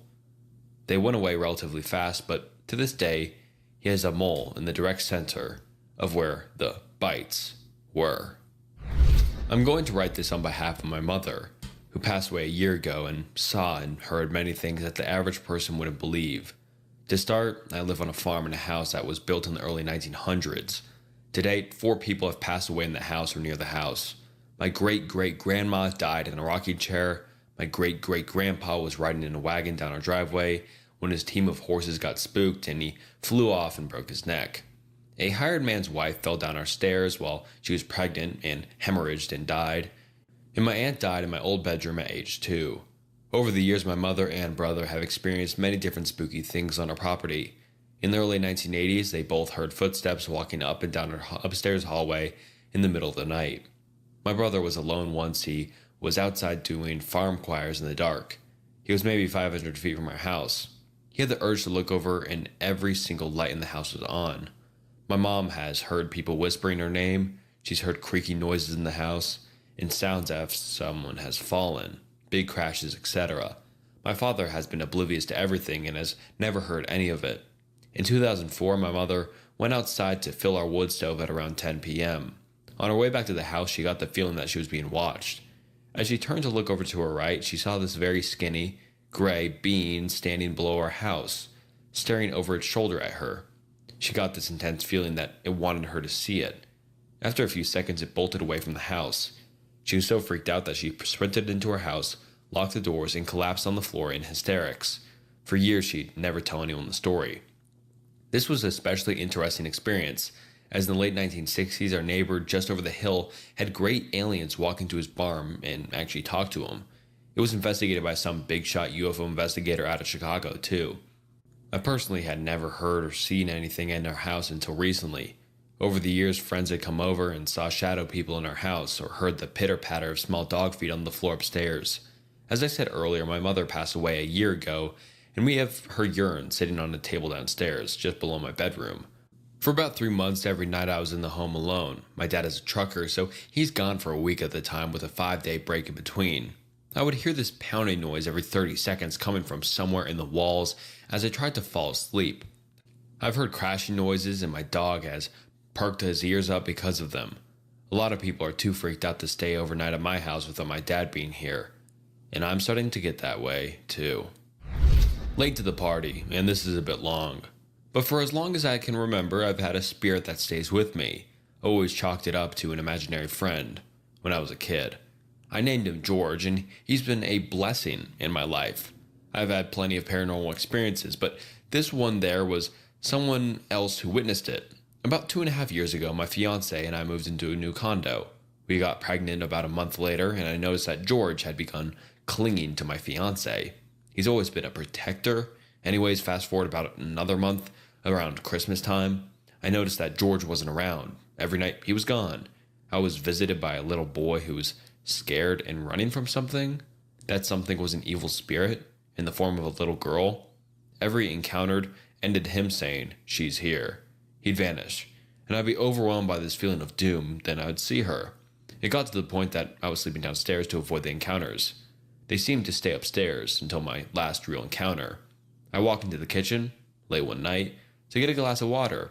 There was the little boy, huddled on the floor. He didn't acknowledge me, which was odd because he always came to me. He looks up, stares straight through me, and says, "Goodbye." Just then the little girl appears and takes him away, violently. Turns out he was staring through me and at my wife. She had somehow managed to come downstairs unnoticed. She's known about my experiences but never seen one transpire. She knew then why I hadn't been sleeping in the bed. I'd have enough, and the next morning I'd go out and buy some sage. As my fiance and I were cleansing the apartment, we began hearing rather strange creaky noises, almost as if the whole condo was shifting. We make our way upstairs, and right at the top of the stairs, a huge gust of wind blows out of the sage. At that moment, George had returned. All was right, and the little girl hasn't since returned. My son is now 2 years old and sees George. He even calls out for him. I think it's cute, as does my wife. It still kind of scares her because she knows of the things I've dealt with. I've posted this one before, but here it goes. I witnessed an alien abduction back in 2001. This takes place when I was 13. A friend of mine wanted to help her grandparents set up their computer. I said sure and rode my bicycle to their house. I get there and clouds appear, so I decide to make this pretty quickly. I set up the computer and install AOL for them, showing them all how it works and such. They go back and sit on the couch while I get my backpack to get ready to leave, and their other granddaughter, who is about 4 to 6 years old, I can't remember which, was sleeping in the other room. All of a sudden, a cold breeze went through the room. It was odd as all the doors and windows were shut. The grandparents looked towards the kitchen, and what I saw made me freeze in place. There were 3 creatures standing in the kitchen. 2 of them were short, gray creatures with a thicker neck than described, with their eyes closer to the size of their head. They wore silver jumpsuits. In between them was a taller creature looking like a humanoid mantis, wearing a black robe with a yellow stripe going down the middle. They walked to the other room and a minute later returned with a robed creature carrying the granddaughter in its arms. It's looking at me and I get the feeling it knows who I am. I don't know why I got the feeling, but I did. I was very scared. More of the situation than of them, and the grandparents were looking at this too, but not doing anything. I decided to just say screw this and fought off all the fear I could and clumsily charged towards them. I didn't even make 3 steps before the grandfather stopped me and told me they would bring her back. The creatures didn't move and continued to look at me. I couldn't get any more words out of my throat because I didn't even know what to think at this point. All of a sudden, the light stretched around them and they vanished. An odd glow remained for a few seconds before fading. After a minute of awkward silence and the grandfather repeating, "She will be brought back soon," I decided to leave. I rode my bicycle back home fast as I could while looking back to see if some ship was hiding in the clouds. Nothing was there, and I didn't sleep that night I got home. The next day I did tell my friend what happened, and she did tell me it has happened before. The grandparents and other family members have tried to stop it, but to no avail. They just accepted it with a look of defeat and moved on. Granddaughter was brought back after a few hours. A while after this, their whole family moved elsewhere. I've heard from other people who claim to experience similar events, and I feel they are legit. When I was in college, I lived in a dorm for native students. It was the fullest multicultural house in the Greek village, and we were so proud. About 9 of us lived there. The college was built on our tribe's old wintering grounds, and the school has disposed of things in a pretty shady way back in the 70s and 80s. Anyway, over the first few months we lived there, several of us noticed strange things. We weren't comfortable by ourselves. We'd see black people's shapes out of the corners of our eyes. Somebody even swore they had a conversation with me when I wasn't in the house. They said the me was a bit off and vacant and strange, but they couldn't figure out why. This happened with a few of us. Things were being broken and misplaced. We would hear strange wind noises sometimes. We finally went to someone in our tribe who dealt with things like this. He came and cleared the house with tobacco and water. We prayed and cleansed ourselves. 2 of us stayed in the house while he worked.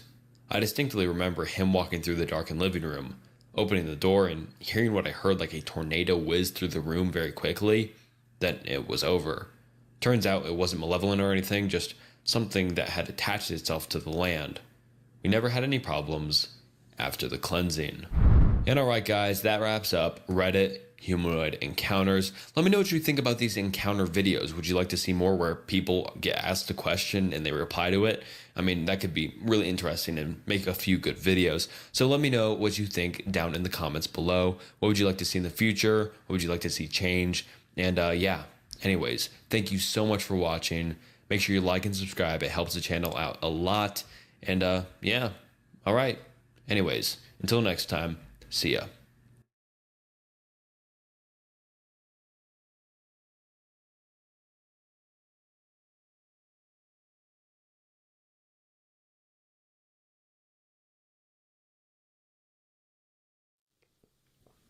Ladies and gentlemen, I don't know which camera to look at. Any of them. Okay, well, I can switch which between one's them on? all. Okay. Oh, ooh. Okay, you're gonna give me the seizure. Anyway, welcome back to the Lore Lodge. We brought back a fan favorite for this show. This is What if recording high-quality content, editing like a pro, and streaming like a star was as simple as hitting record? With Riverside, it's just that. Riverside makes the entire process easy. Are animals. Don't forget to ask your parents when you get home. Don't forget it's got to be a milk carton. Everyone in the classroom, including myself, responded with, "Yes, miss." I got home as fast as I could and I asked my parents for a milk carton. My mom told me that we had only just opened the milk in a refrigerator, so I couldn't use that one. She then produced an empty soy milk carton from the garbage, and she said it was the same kind of thing. The next day, I proudly brought my soy milk carton to kindergarten, but I was told that my milk carton wasn't right. When you think about it, the cartons are slightly different, and perhaps the paper color or the thickness. Mr. Nopo didn't tell us on the TV how to make an animal out of a soy milk carton. He told us to use a normal milk carton. I guess that's why the kindergarten teacher got angry with me that day. Hey, this isn't a milk carton. Everyone in the classroom, including you, promised to bring a milk carton to class today, right? Why have you brought something entirely different? She scolded me. I was too young, and too shy, and too nervous to even respond. I just sat there, almost in shock. She turned to her desk at the head of the class, rooted around her desk drawer, then stormed towards my desk with something in her hand. It turned out to be a thumbtack case. She stopped at my desk with a half smile and turned to the other children in my class and proudly declared, "Everyone, your fellow student has told a lie today. He promised to bring a milk carton, but he's brought something entirely different to class today. So, what do we do when someone lies? Can anyone remember? That's right. They have to swallow 1,000 needles, don't they?" I was so dumbstruck that I remained silent. I was half expecting it to be a big joke, but I could see by the look in my teacher's eyes that it was far from funny to her. It was unthinkable, yet it was happening to me. I couldn't say a word. She approached me and opened the case of pins and said, "You broke a promise, so please, get ready to swallow them." I couldn't. Look, everyone. He can't even commit to accepting his punishment, and the poor boy can't do it. When you think about it, 1,000 is too many, isn't it? Okay, that's okay. Don't worry. I'll change the rules just this one time. Not 1,000, but 100. Off you go. She hadn't forgiven me. She approached me with the pin in her hand. She held my nose and made me open my mouth. I thought I could escape her punishment if I pretended to swallow, but that didn't work. I held the thumbtack between my back teeth and made a swallowing gesture. I thought it would work, but I was wrong again. She looked at me and then slapped me in the face, and the force of her slap caused me to spit out the thumbtack and it tumbled down onto my desk. The classroom was completely silent. It was as if though you could hear a pin drop. She snatched up the pin and jabbed it at my nose. Not even one. You can't even manage one. If you lie, this is your medicine. The other option is death, and everyone knows this. I'm trying to teach you the importance of not telling lies. She got so angry, she dropped the thumbtacks all over the floor. I was made to find the thumbtack that I had in my mouth. I remember crying, and the sound of my sobbing being the only sound in that classroom. The fun I assumed that we would have that day creating animals out of milk cartons was completely destroyed. Everyone was looking at me with cold eyes like I had caused all of this, and I was young enough to believe that it was actually my fault. The kindergarten teacher couldn't determine which thumbtack I had in my mouth, so she threw them all away. And that was what saved me that day, I guess. And I'm so glad that I spat it out. I don't know if anyone else has told on her. I've never spoke about this until literally right now, and this happened many, many years ago. And these memories still stir up trauma deep within inside me.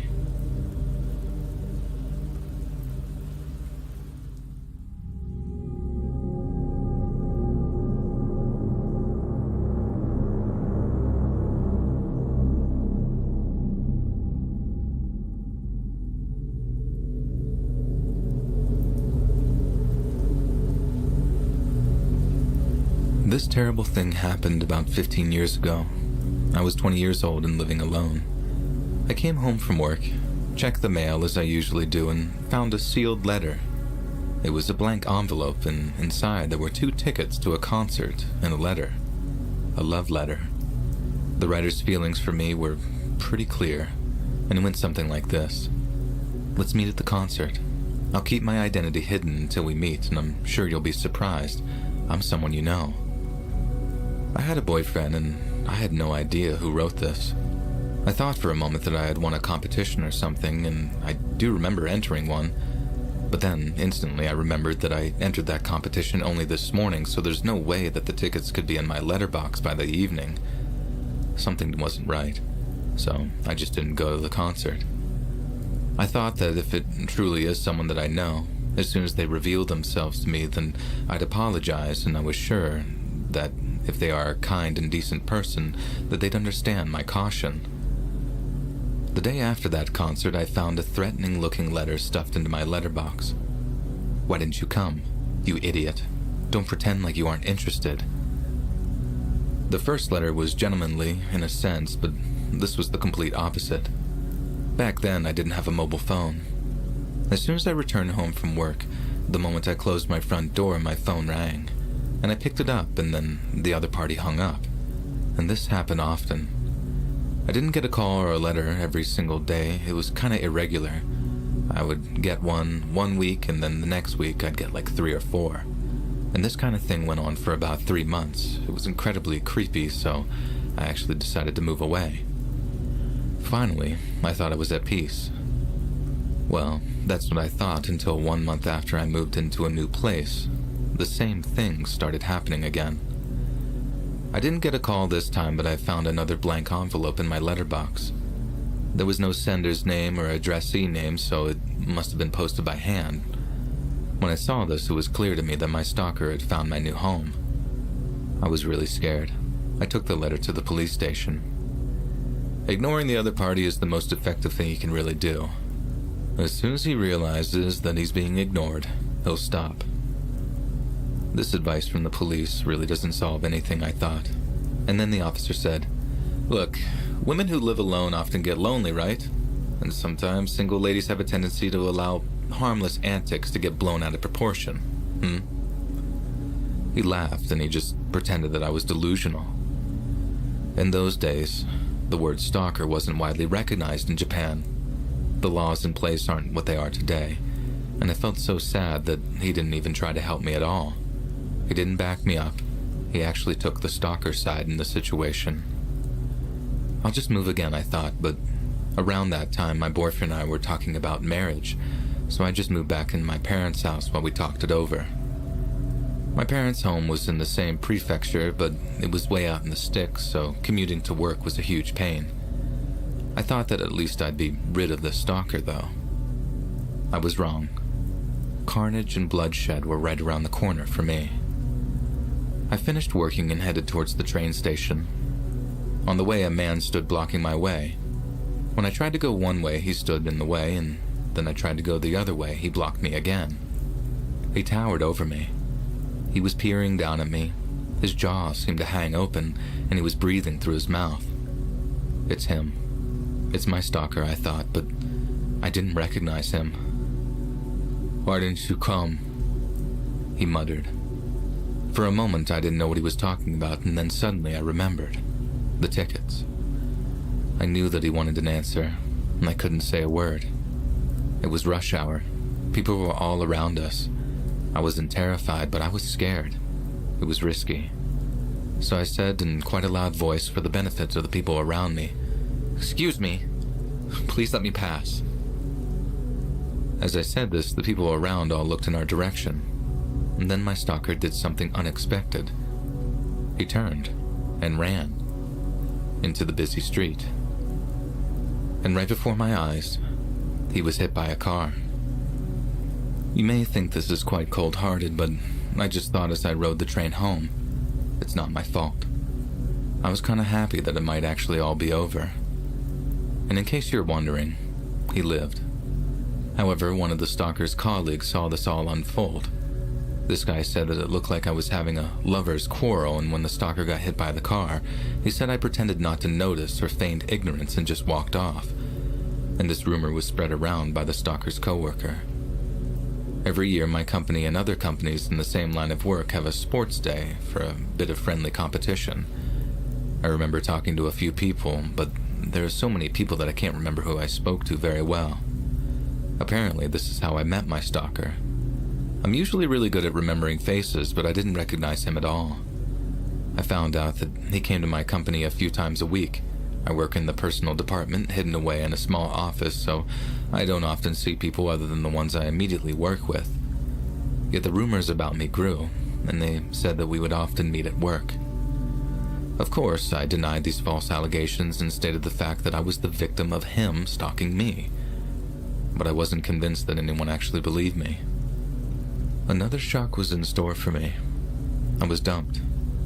Although my boyfriend and I were officially engaged, we set up a date for me to be introduced to his parents in his hometown, and at that point we would officially announce our plans to engage. The rumors had reached their ears before I arrived. As I said before, the suffering caused by the stalkers wasn't well documented in Japan at the time. As they said, "You must have given this guy a sign that he had a chance with you. Somehow you must have given him the wrong idea.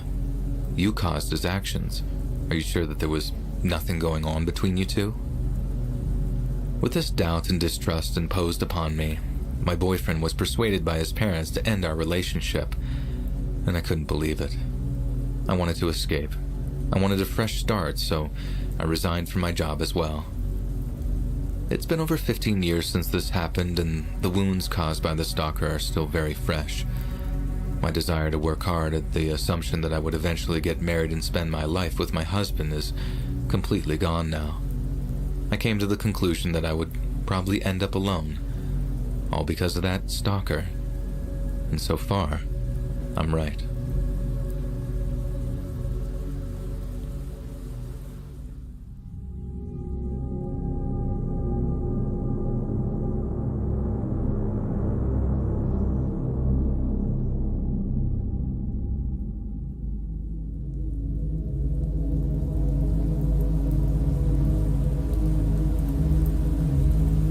My hobby is hiking.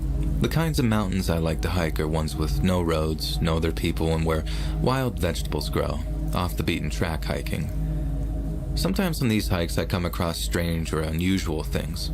For example, once I saw an albino antelope, and on another occasion I saw an eagle the size of an actual grown man. However, the weirdest incident was the time that I came across a family, and possibly far into the mountains. It was a weekday afternoon, and I was hiking along the prefectural border between Miyagi, Yamagata, and Nikita. There was a forest full of huge beech trees, which made it quite easy to walk as it got dark. This is a place that not an everyday person would actually hike. Only local people to this mountain range would probably know about it, or people like me who enjoy hiking and actually have GPS. It was pretty secluded. As I was walking along a small ridge, I noticed a small stream flowing below. At the edge of the stream, I saw a man standing there. I first thought, he must be doing a spot for fishing. But then I noticed that he wasn't alone. 4 other people stood with him. They were all standing in the river. I couldn't see clearly because they must have been about 100 meters away, but I was sure that there were 4 people stood in the river. 2 appeared to be children. I don't know why, but it was so creepy that I actually thought that they were all on the verge of actually ending all of their lives together as a family. I mean, to come all the way out here to the secluded mountain river alone, so close to dark. If that was the case, I planned to intervene and try to talk them out of it. I hope that wasn't the case, of course, but either way, I was interested in finding out what was going on, so using my binoculars, I took a closer look. Just as I thought, there were 4 people facing away from me, 2 children and 2 adults. I watched for a moment, waiting for them to turn my way so I could catch a glimpse of their faces, but they didn't move at all. I must have been watching them for 5 minutes, and yet they didn't move. And then it dawned on me. They're mannequins. Someone must have put them here as a prank, or maybe as a trap.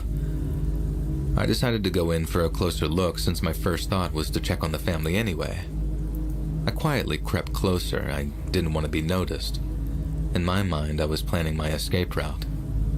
Jumping in the river itself crossed my mind if something terrible was to happen. As I drew closer, my predictions came true. There were 4 mannequins before me, 2 adults and 2 children, all dressed up, out here in the middle of nowhere. I was disgusted and my body shivered. I couldn't think of logically why they would be here. I thought to myself, if someone did this, they must be absolutely not right in the head. I was now close enough to see the details on the mannequins, and each one had a name painted on its front. Each mannequin was peppered with small holes, bullet holes, like a shotgun shell. The piece de resistance was a broken box cutter blade sticking out of one of the child mannequins' backs. And that was enough for me. I was terrified, and I began to make my way back down the mountain. Even as I write this now, I'm shivering. Those creepy mannequin dolls with marks all up and down them, someone carried them over there to do whatever they did to them. But why? These were not light mannequins, they were clearly bulky and heavy wooden ones. If I had to carry them myself, I would have to stop for a while to take a rest. But there were 4 of them.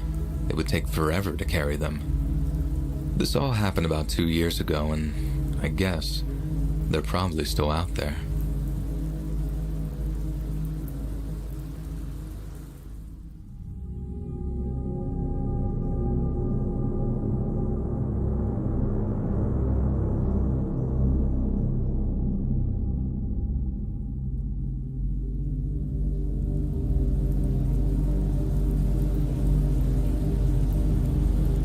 This happened a few years ago, but I still remember it as if though it was yesterday, and I'll never forget what I saw that night. I was at home doing nothing in particular when my friend called and he said that he wanted to get out of his house and asked if I wanted to hang out. I thought, why not? Now this was about 3 a.m., so I'm not even sure why I was still awake, but I was, and he said that he would come and pick me up in his car. We were driving around the city for a while and my friend suddenly said, "Hey, let's go to the wharf." So, that's where we headed. Down by the pier area by the wharf there is an old factory. In the daytime, trucks are in and out of there all the time, and it's pretty busy in that area, but at night it's quite quiet. The roads by the wharf are really wide and straight. On weekend nights you can sometimes see people racing there, but that night we were the only ones on the road, and it made for quite tense atmosphere. We headed to the wharf like we were being drawn there, and we stopped at the traffic light and a car pulled up alongside us. I can't remember the model or the color of the car. I guess it was more like a minivan than a car, come to think of it. Either way, it was bigger than a normal car. I'm in the passenger seat and my friend is driving. The light changes color and I look at the car and the people in it. I got a really weird vibe from one of the guys in the car, so I just kept watching. I couldn't put my finger on what was weirding me out about these guys at first, but then I noticed one of the guys in the back seat. I could do little else but wonder what was bugging me, and then it dawned on me. The reason I felt something was off about the guy was because I couldn't see the bottom half of his face. It was as if though it was completely black, like it was missing. Why was it black, I wondered. I thought that I was hallucinating or I was just tired. Still, I kept looking at the guy. I was curious. I locked eyes with him and then the car sped away before the lights changed, and they ran the red light. In the split second that I saw that guy, his eyes flashed my way, and I had never seen a look of such desperation before or since. His eyes seemed to scream at me. He pressed his face against the window, and then it was like he was pulled backwards before the car sped off. When he was close against the window, I realized that the black thing I saw was tape covering his mouth. It all happened in less than a couple of seconds. The look of fear in his eyes stayed with me, and I was deeply concerned. The minivan sped away into the night towards the wharf. I had heard rumors that Yakuza used to hang out there and are responsible for some of the missing person cases in the area and for some of the bodies that are found washed up in the wharf over the years. Some people say that the wharf is haunted because of this too. It's always been known as a kind of test of courage to head there at night on weekends, but I had never spoken to anyone who went down there on a weekday night. We don't know what goes on down there when the town sleeps, but I think I saw a glimpse of it that night. Could this be a prank? I really hope that's what I saw. I guess that's the only outcome that I can live with. I didn't get the license plate and we didn't follow the van. It just happened so quickly, and now I'm older and know that if I saw it again, I would be more proactive. And this weighs heavily on me still to this day. I told the police a day or two after it happened, and I never heard anything back from them. And when I think back to that dark summer night, in those split seconds that I saw the man with desperation in his eyes and tape covering his mouth, I can't help but shudder.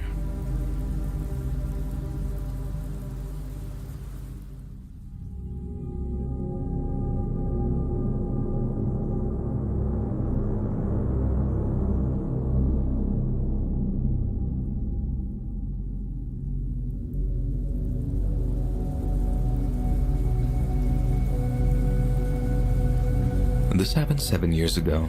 After I graduated from high school, I started living alone for the first time. It wasn't like I was living in a new area, a strange area. I actually lived about half an hour away from my parents' house, so I knew this area quite well. I had been living alone for about 3 months, and things were going really well. I used to walk to work and back home through a local park, usually at around 6 p.m. I was always aware of my surroundings. Well, at least I like to think so. I think it was this awareness that helped me find the purse that day. I happened to look down and just off to the side of the public path through the park, and there was a red purse. I bent down to pick it up, and I was surprised to feel that it was actually heavy. There was a bunch of credit cards in there and some money. Not just coins, but bills too. The thought to just take the purse home and empty it of its contents flashed across my mind. It wasn't a bad idea. When you hear the end story of this, you might actually think to yourself, why didn't he do that? It would have saved him a lot of trouble. But I wasn't to know what trouble I was about to get myself into. I can tell you now that the main reason as to why I didn't keep the purse's contents for myself is because I was kind of lonely and hadn't met any women since I moved. I had this romantic idea that I would turn in the purse at the police station and they would let me know when someone came to claim it. I thought that it was a fun idea that I didn't realize at the police station I turned it into made me fill out a bunch of forms just to hand some lost property in. It felt really unnecessary, but since I just picked the purse up off the ground, I guess they had no way of being sure that I didn't take anything from it since I was the last one who touched it. I didn't mind that, but I resented the fact that it created a hassle in filling out this form, and I just wanted to meet this cutie. They said that I needed to fill out the forms because when the owner comes to collect it, they need to have everything on the paper. They said that they would be in touch when the owner of the purse is identified. I went home romanticizing over what kind of person owned that purse and if we would ever meet. I took a bath and started winding down for a good night's sleep. I felt that I had done my good deed for the year. And then I heard the doorbell. Not once, but 3 times. Don't press it 3 times, that's annoying, I thought to myself. I opened the door wondering who the hell it might be out there at this time of night. It was winter, and to my surprise, a real beauty was stood outside wearing a red miniskirt. I responded, "Hey, what's up? Who are you?" "Excuse me. I lost my purse and I thought that maybe..." And they said this in a really quiet voice. "Oh yeah. Yeah, I'm the lucky guy who found it," I thought. I couldn't believe my luck. I was shocked by the beauty of the person at my door. "I got all the papers from the police station. It should be all the proof you need." Yeah, just wait there a second and I'll go get the paperwork they gave me and we'll sort this out." I left the frame of the door to head back into my apartment to grab the paperwork from the countertop, and as I turned around, I saw the owner of the purse basically face to face with me in my own apartment. I was really taken aback. I hadn't offered them in, and it seemed quite brazen. Our proximity was insanely close, and our faces were nearly touching. "Aren't you kind?" she said. A smile crept across their lips as they released those words. "Well, you know, I'd want a stranger to do the same thing for me," I said. One word that could sum up that experience was eerie. Really eerie. I almost lost focus for a few moments. My head was swimming. It wasn't normal. "Well, thank the Lord for kind people, huh?" The smile seemed completely painted on at this point, if the lips were spread any further. Listen, it's kind of late," I said. It really freaked me out. I didn't even want to be alone in my own apartment after that visit from that stranger. About 3 days later, something dawned on me. The police said that they would be in touch as soon as the owner of the purse made contact. Something about that played on my mind, so I went to the police station a couple of days later to find out if the owner of the purse had been in touch. I went in and asked the officer that I had made the initial report with if someone had been in touch to claim the purse, and to basically ask why wasn't I contacted and why was my address handed over without me saying so. I had time to think about the situation and I was quite annoyed. But what the officer said shocked me. The owner of the purse hasn't been in touch. So the police didn't give out my address, I guess. Then the only way that someone would have known about the purse, me finding it and my address, was as if someone was following me. It seems as if the owner of the purse dropped it in the park and waited for someone to pick it up. It's the only way, right? The police were never contacted, so how? It really creeped me out. I didn't like to think about it, and I still don't like to think about it. I just try to forget about it. About a year later, once I had almost completely forgotten about all of this, I was walking home through the park, and I used to avoid that park, but I thought that it was fine since so much time had passed, and I kind of forgot. I saw the same person, in the red miniskirt, hiding, well, attempting to hide behind a telephone pole, just staring at me, watching everything I did. I hadn't gone anywhere near that park since that day. They watched me pick up the purse and then watched me from some hidden place to figure out where I live. And for what, I have no idea. Even today, when I see a red miniskirt, it brings out a less than positive reaction deep within me.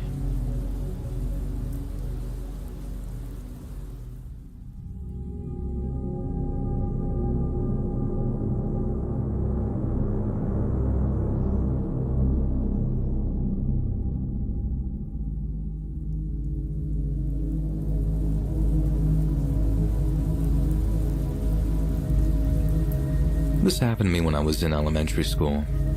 It would usually take me about 30 minutes to walk home from school. I live close to the seafront, so it was always a nice walk. On the way home, there were 2 sets of traffic lights on a big 2-lane road. My school was by the seaside, and I loved it that way. I used to walk in a group of close friends of about 3 or 4. We used to chat about the latest fads and fashions, homework, and all that sort of thing. It was a really fun time when I think back to it. It was summertime in my 3rd year of elementary school. As usual, I was waiting for my friends outside of school by the playground after school finished. I noticed an old man in a white car staring at me through his open window. At first, I thought he was a child because he was very short and petite. He was so sunken in his seat that I could barely even see him, not to mention that he had this cap pulled down just above his eyes. I remember that cap had a sort of logo on it. His skin was slightly sunburned, too. He looked to be between 40 to 50 years old. He fully rolled down his window, leaned over the passenger seat, and called out, "Hi, I'm so sorry to tell you, but your dad has been involved in an accident. He's been rushed to the hospital. I'm one of your dad's friends, and I'm here to take you to see him in the hospital." Of course, when you hear something as terrible as that, it's going to shock you. But I had never met this old man before. When you are younger and an adult tells you to get in their car, you listen, right? I didn't know what to do.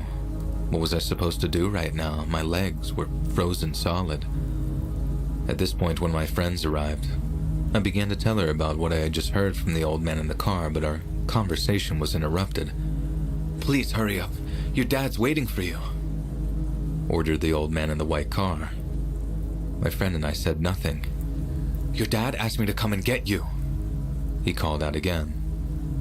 Those words upset me. I didn't know him, but I was so worried about my father. I was only in the 3rd year of elementary school, so I was so confused and very wary of the situation, and something in my gut told me that this was very dangerous.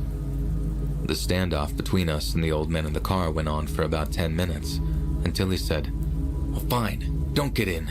I hope your dad forgives you." He rolled up the window and started the car and drove off. I watched the car drive away, and I had conflicting feelings of guilt for not accepting the ride with him to see my father in the hospital, yet I strongly felt that it wasn't safe. After a while, my friend and I decided to head home as usual. I was nervous all the way home as we walked along the seafront. I got home and spoke to my mother about what had happened. She confirmed that the creepy old man, was a liar, and she reported this to the school and the police. She looked at me dead in the eyes and said, "I'm so glad you didn't get in that man's car." The next day at school, all the students were gathered and given a warning about that strange man and told what happened to me. The teacher explained that if you see an older man wearing a cap in a white car and he tells you that a family member or friend had gotten into an accident and that he'll take you to the hospital, don't believe him and get away from him as fast as possible. I found out at a later date that a child had gone missing not too far from our school and that the child's whereabouts were still unknown. It was said that the child had been tricked into getting into a stranger's car and the police were currently conducting an investigation. I don't know how that case ended, but I do pray that the child was returned safely and the perpetrator arrested. What would have happened to me if I'd gotten in that car? I'm much older now, but I think about this often, and when I do, I always break out into goosebumps. When I first got into high school, I got into trouble a few times and ended up skipping school regularly. I would stay at home and watch TV or just play games. I used to take care of my younger brother a lot too.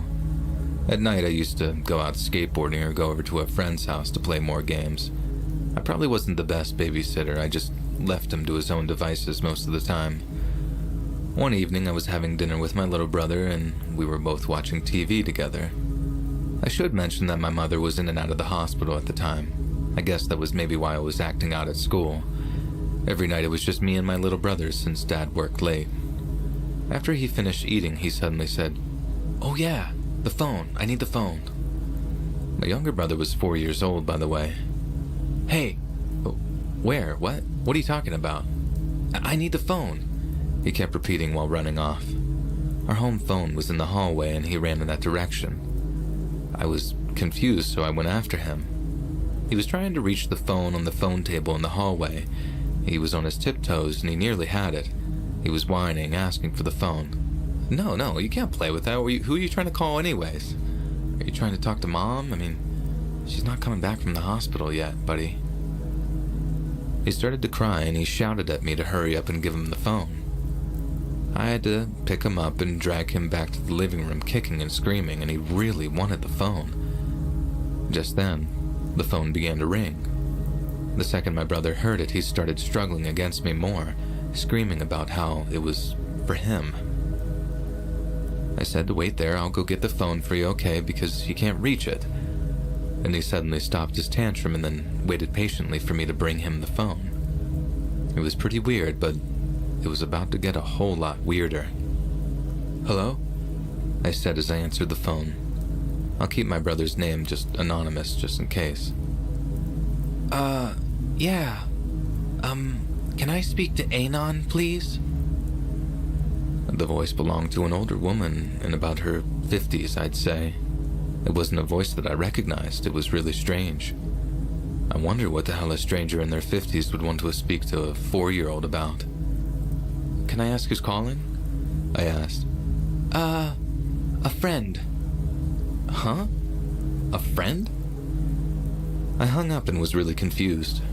I walked back into the lounge and I saw my little brother sat there on the sofa, grinning at me. Did you give our number out to some old lady?" I asked him, and he said nothing. "Have you been speaking to this old lady?" And then he said, I don't understand. I don't know. I hate this." I walked back to the phone and checked the caller ID for the number. It was our area code, but I didn't recognize the number. I tried to call it back a few times, but every time I tried, the line was busy. Meanwhile, my mom came home from the hospital and I explained what had happened. Mom looked pretty freaked out. She was just as unaware of this as I was. From that day onwards, we got calls from that number every now and then. It was weird. Anytime my parents went out, about 2 minutes later, the phone would ring.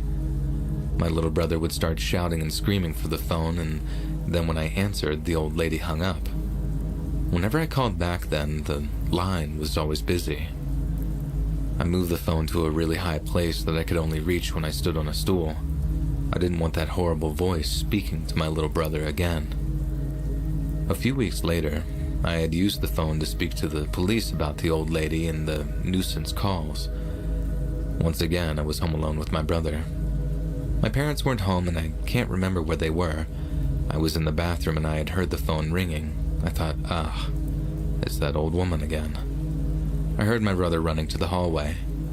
Like I said, I was in the bathroom, so I just thought to myself, oh well, he can't reach it. And then I heard this horrible clattering sound. My brother then said, "Hello? Hello?"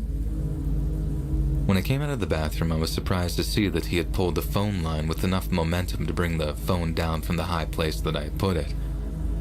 I ran straight over to him, and he was lying on the floor, happily chatting away. "Yeah, sure. Yeah, come and play. Yeah." I snatched the phone out of his hand and put it to my ear, but all I heard was a dial tone. And from that day forward, my brother never jumped up and down and went crazy when the phone rang. And there were no further calls from that weird lady's number either. 7 years have passed since then, and my brother says that he doesn't even remember this at all. And anytime my parents or I bring it up, he always scowls and accuses us of lying.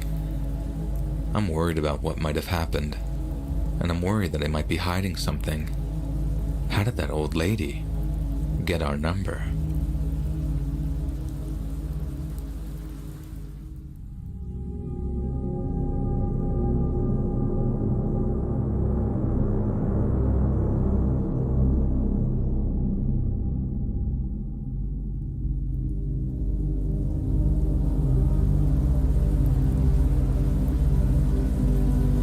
This happened about 10 years ago.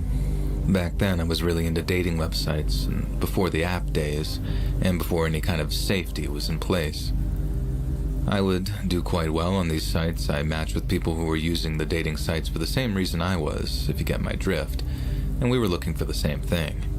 I liked life. I was riding on my own confidence, daring myself to go bigger and bigger with these wild meetups. I was surprised one day to get matched with a 19-year-old. And her first message said, "Give me your email address." I was fine with the direct approach, so I sent it straight over to her. "You sound fun. I want to hang out with you." I couldn't believe my luck. I smirked and said to myself, "You can do that today if you want, honey. I'm in good shape." And I decided to reply with, "Sounds great, but why don't we exchange photos before we meet?"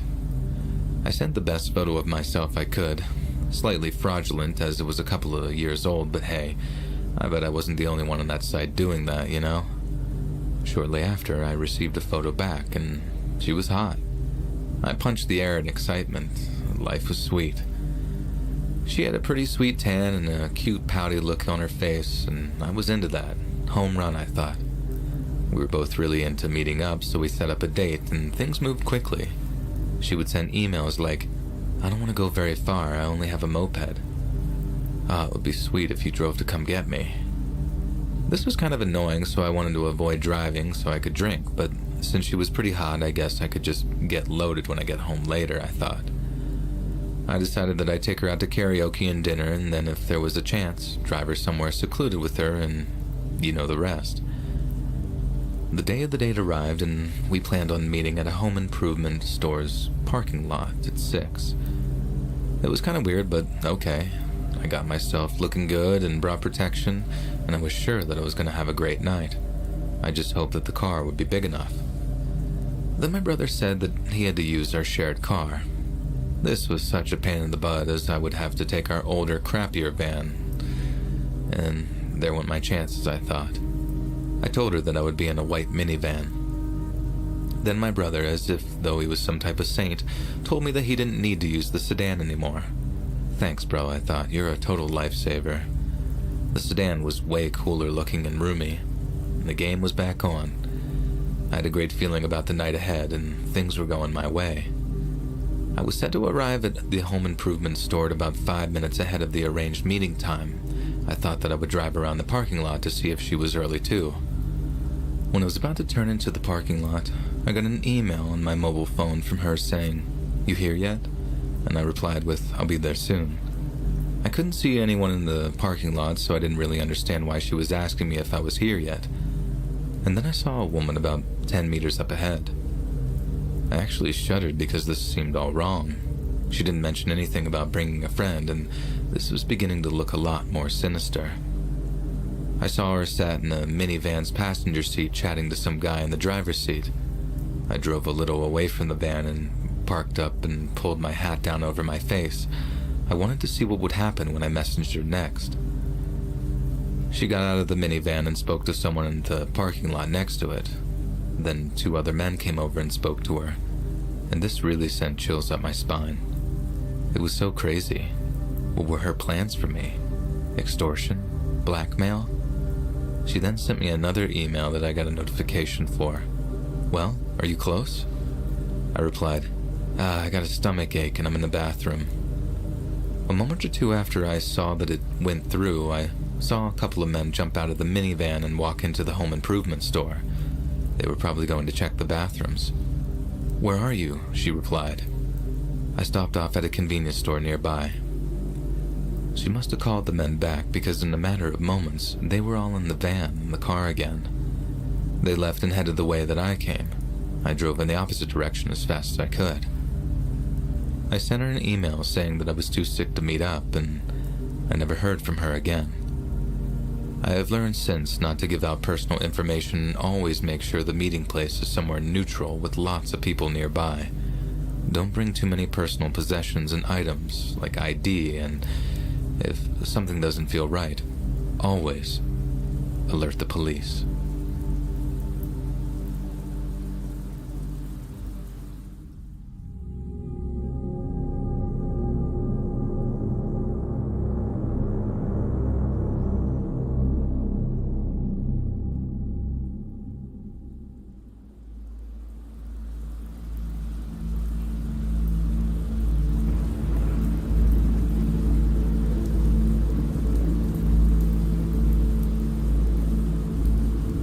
I grew up in a very traditional church-going family here in Ontario. My dad was the vice president of some software company while Mom stayed at home and raised us. We were able to afford that kind of lifestyle because my dad had made a ton of money in the .com boom and continued to make 6 figures in his VP position. Mom was a capable woman and probably could have done pretty well for herself professionally, but our privilege gave her the opportunity to raise us the old-fashioned way. She cooked, she cleaned, but most importantly, she dedicated her time to making sure that my little sister and I wanted for nothing. I always knew that we were lucky. Others kids would tell us so. She was an amazing cook, fun to hang out with, just about as wholesome a woman as you were to ever likely meet. But my dad, on the other hand, was something of a button-down psycho. I don't want to go into what happened to prompt their divorce, but let's just say that it involved a lengthy prison sentence, and a bunch of reporters camped outside her house for like a week and a half. My dad turned out to be a terrible person, that's kind of putting it lightly, and discovering that was harder on us than I could ever put into words. I was stunned, my sister was heartbroken, but as much as Mom felt it too, she was our rock during that period. I honestly don't know what we'd have done without her.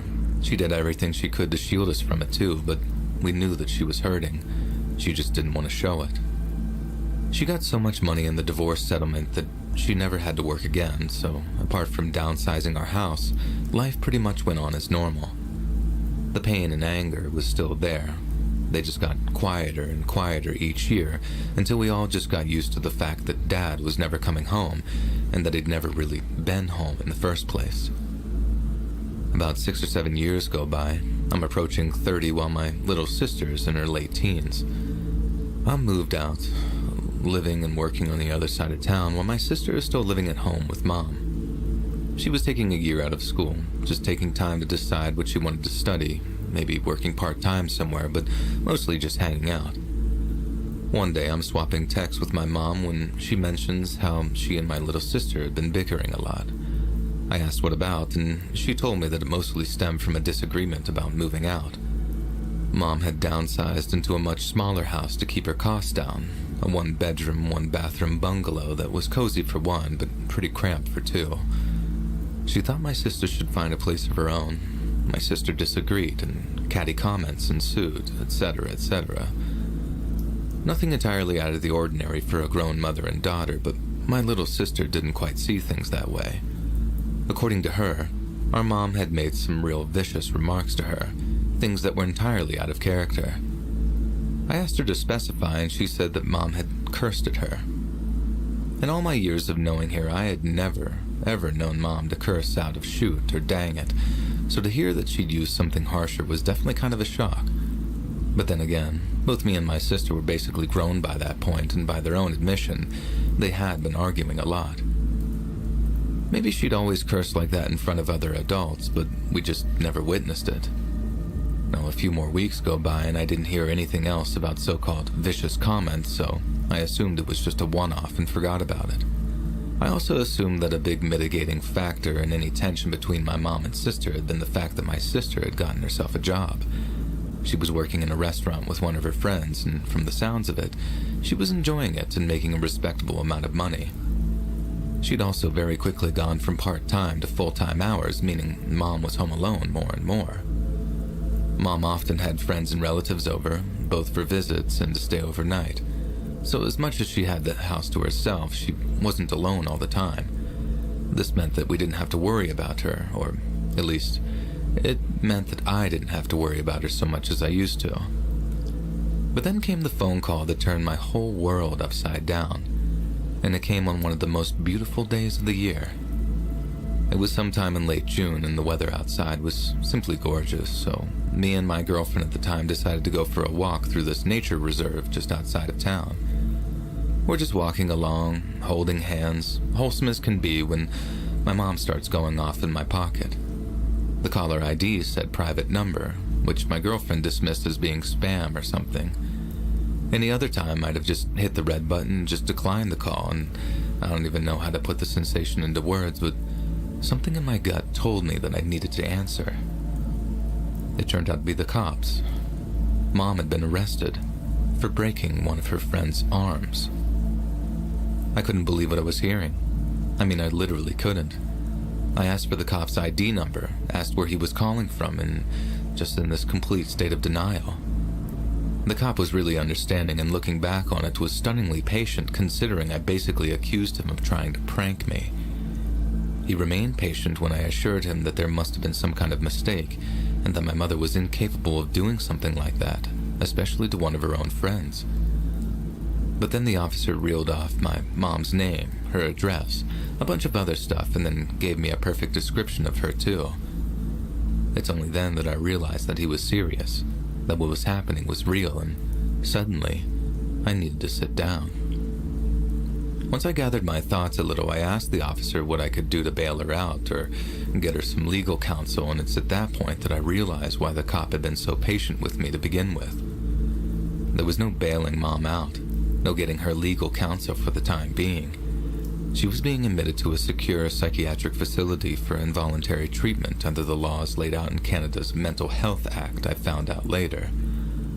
What they were telling me is that my mom had suffered a complete nervous breakdown. But not just any old nervous breakdown. Hers was characterized by some extreme aggression and violence.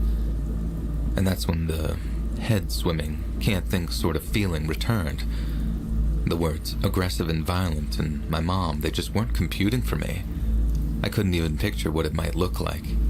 All I could do was ask for, where do we go from here?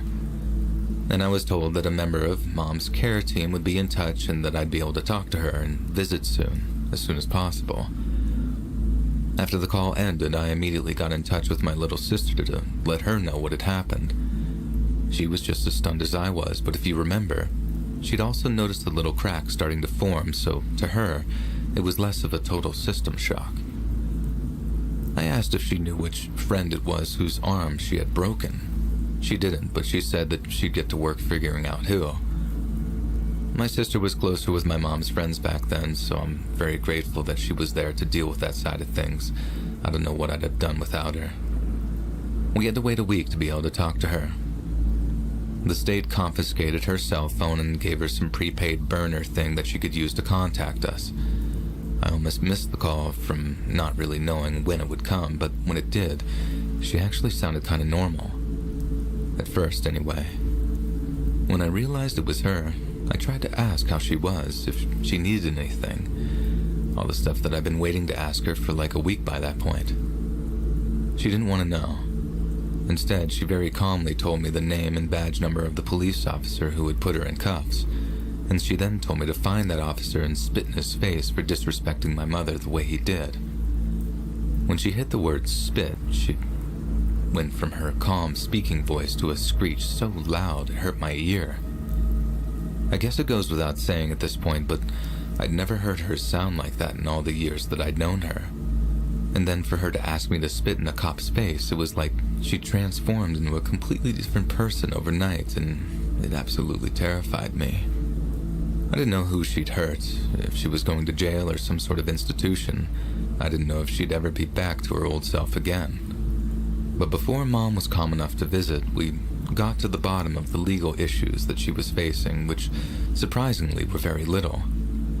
If it wasn't for the obvious mental health crisis that was occurring, Mom would have been charged with aggravated assault and assaulting a police officer.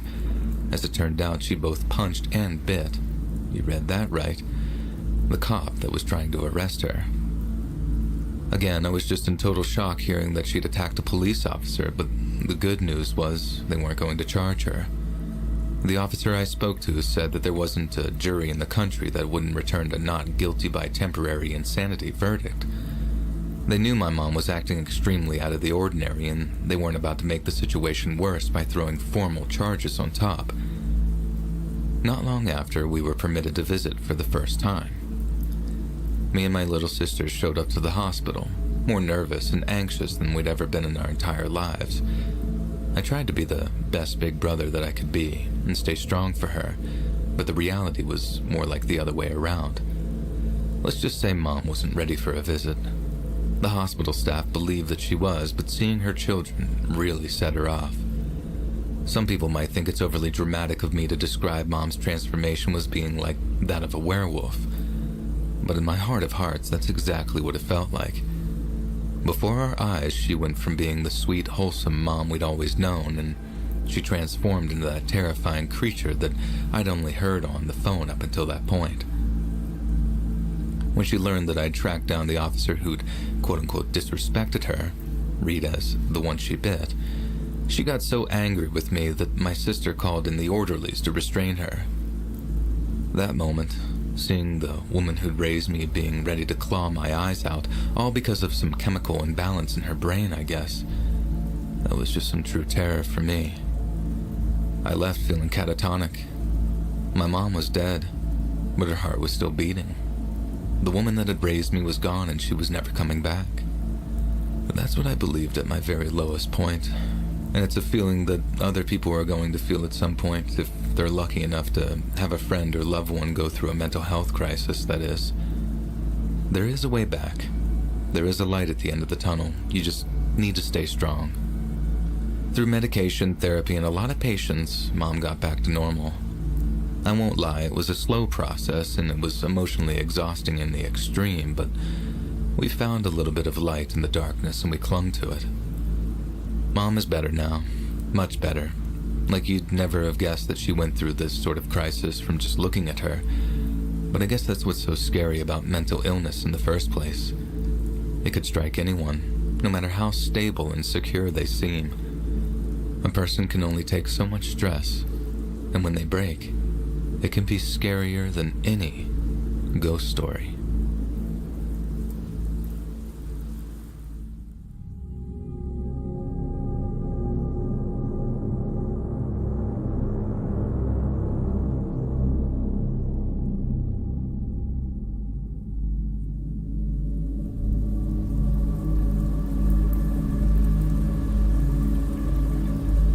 I remember when I was a kid, my mom took me out shopping one day, but before we hit the stores, we had to stop at an ATM. I remember my mom using the machine, and I was kind of bored, so I was just playing around in my own little world when suddenly something caught my attention. Just a few steps away from the ATM was a street corner.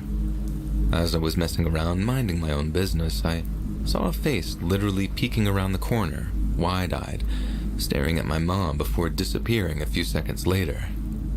I remember saying, "Mom?" And she just replied, "Not now, honey, Mom's busy." I tried to tell her that someone had peeked at her, but I only managed to say, "There's a man and he's..." before she cut me off with, "I'm sure there is, honey. Just a second, okay? Mommy's busy." I just did as I was told. Besides, there was no one watching her anymore. But then no sooner than she's spoken, the face appeared again. What happened next all happened so fast that it's basically a big blur in my memory. The face appeared again, so I tried to turn my mom's attention to it, but she was done with the ATM, buttoning up her purse, and could finally give me her full attention. She turned to look where I was pointing, but by that time, the face had come all the way around the corner with a body attached to it, and he was heading directly for my mom. I remember seeing this one final look of fear on her face before the guy hit her. She hit the pavement like a ton of bricks, totally out cold, before the guy just ripped her purse out of her grip.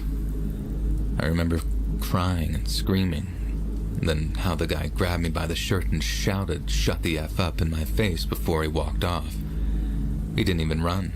He just walked off like punching a woman and stealing her purse was the most normal thing in the world to him. I honestly thought my mom was dead. She had blood all around her mouth and she was completely unconscious, and no amount of screaming or shaking seemed to wake her up. She was making this really scary sound with her breathing too, something that sounded like snoring, but was anything but. Obviously, she did wake up, but not before some kind strangers started pouring in to comfort me and give her medical attention. I didn't think that I'd ever see her again, but by that evening, she was home and safe again after a brief visit to a doctor's office. I guess this isn't an experience that a lot of kids have gone through, with one being too many if you ask me. I'm also pretty sure that there's kids out there who went through way worse things happening to their moms, but that there was my thing.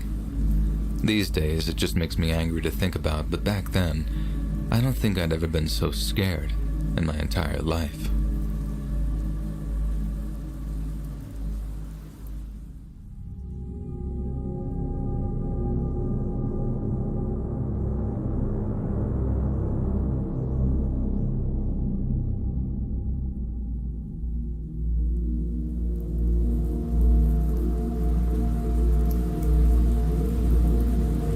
Becoming a mom has been one of the most rewarding things that's ever happened to me. Having kids increases your capacity to love, but it also increases your capacity for fear, too. My kids make me the happiest I've ever been, but they also fill me with a kind of fear that I didn't even know existed. My sons were about 2 and 4 years old when their pet goldfish died. I attempted to use the situation as an opportunity to discuss death and mortality. After I finished my explanation, my 4-year-old looked up at me with big blue eyes and asked, "Mommy, someday, will you die?" My heart filled with love and a little sadness, knowing that this was one of those pivotal moments when the first bit of childhood innocence is lost, and I told him, yeah, someday Mommy will die. "Good," he said with a totally deadpan expression and walked out of the room. Later, when we were about to flush the fish, he asked if we could eat him instead. I said no, we don't eat pets because we love them, and he replied with, "When you die, I'm gonna eat you." What scared me was the fact that he was deadly serious. In his mind, that made all the sense in the world, and it reminded me of how tall an order child rearing really is, especially for boy moms like me. You're taking these little savages and you're turning them into human beings. If you succeed, it's actually kind of sacred. But if you fail, you're unleashing some real monsters on the world.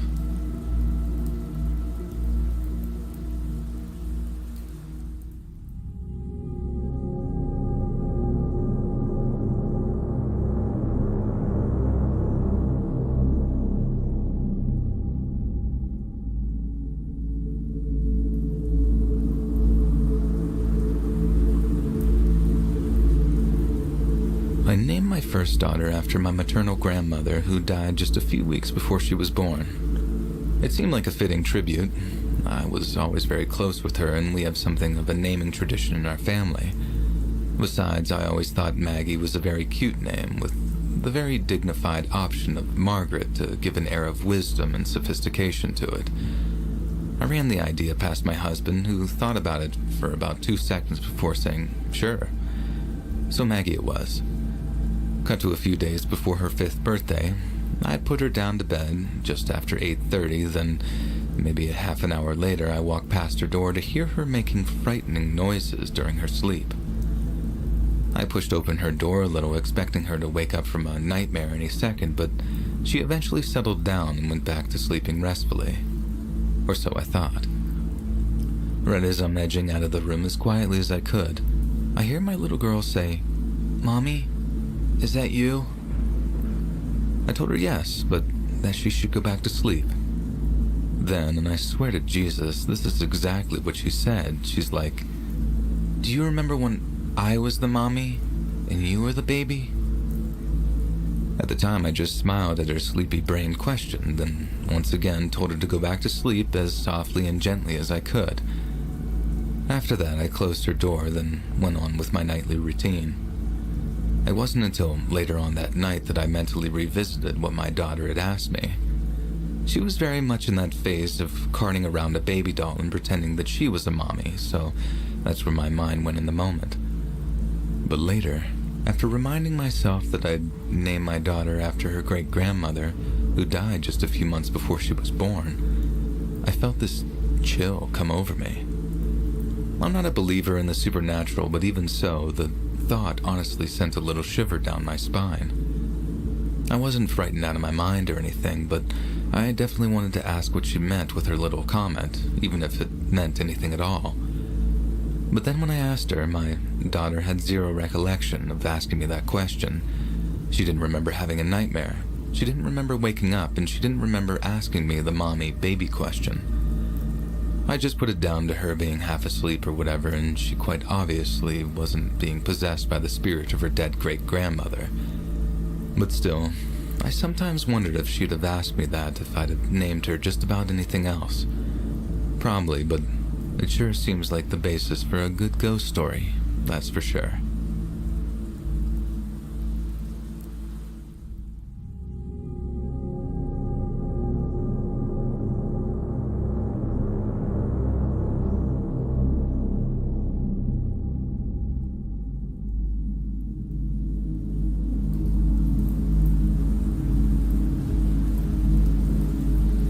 Having kids is scary and sometimes in ways you never expected.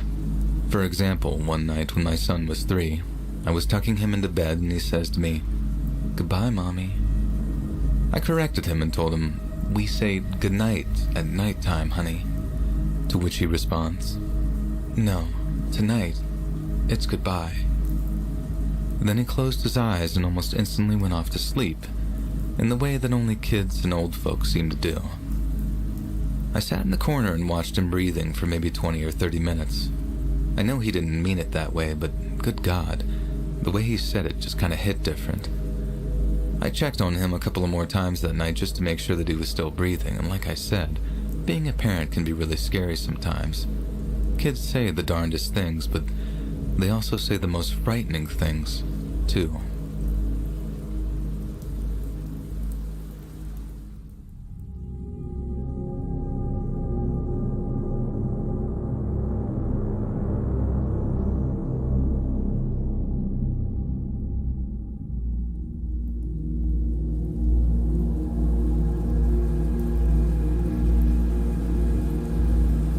Afternoon of Tuesday, February 19th of 2008, 9-year-old Shannon Matthews was on her way home from school in her small hometown of Dewsbury, West Yorkshire. Westmore Junior School was just half a mile from Shannon's home, meaning her journey should have taken no more than 5 to 10 minutes. Yet hours went by and she was nowhere to be seen. At exactly 6:48 p.m., Shannon's mother contacted the West Yorkshire police to report her missing. Aided by friends and neighbors, a terrified Karen Matthews had already conducted an extensive search of the surrounding neighborhood. She was convinced her daughter had been abducted. Shannon's disappearance occurred just 9 months after that of 3-year-old Madeleine McCann, a case which has horrified and enthralled the British public ever since. Keen to avoid repeated incident, West Yorkshire Police put together a 200-man task force headed up by Detective Superintendent Andy Brennan. and together they set about searching for Shannon. Over the course of the next few weeks, officers questioned over 1,500 motorists and searched almost 3,000 houses and other places of residence. When little progress was made, the task force swelled up to 250 police officers, 60 detectives from the UK's Criminal Investigation Department, and more than half of Britain's highly trained victim recovery dogs. It was the largest regional police investigation since the case of the Yorkshire Ripper, 30 years previously, and much like Madeleine McCann's disappearance, the search for Shannon captured national attention. One newspaper offered a reward of £20,000 for information leading to Shannon's safe return, an amount which more than doubled due to generous donations from the public.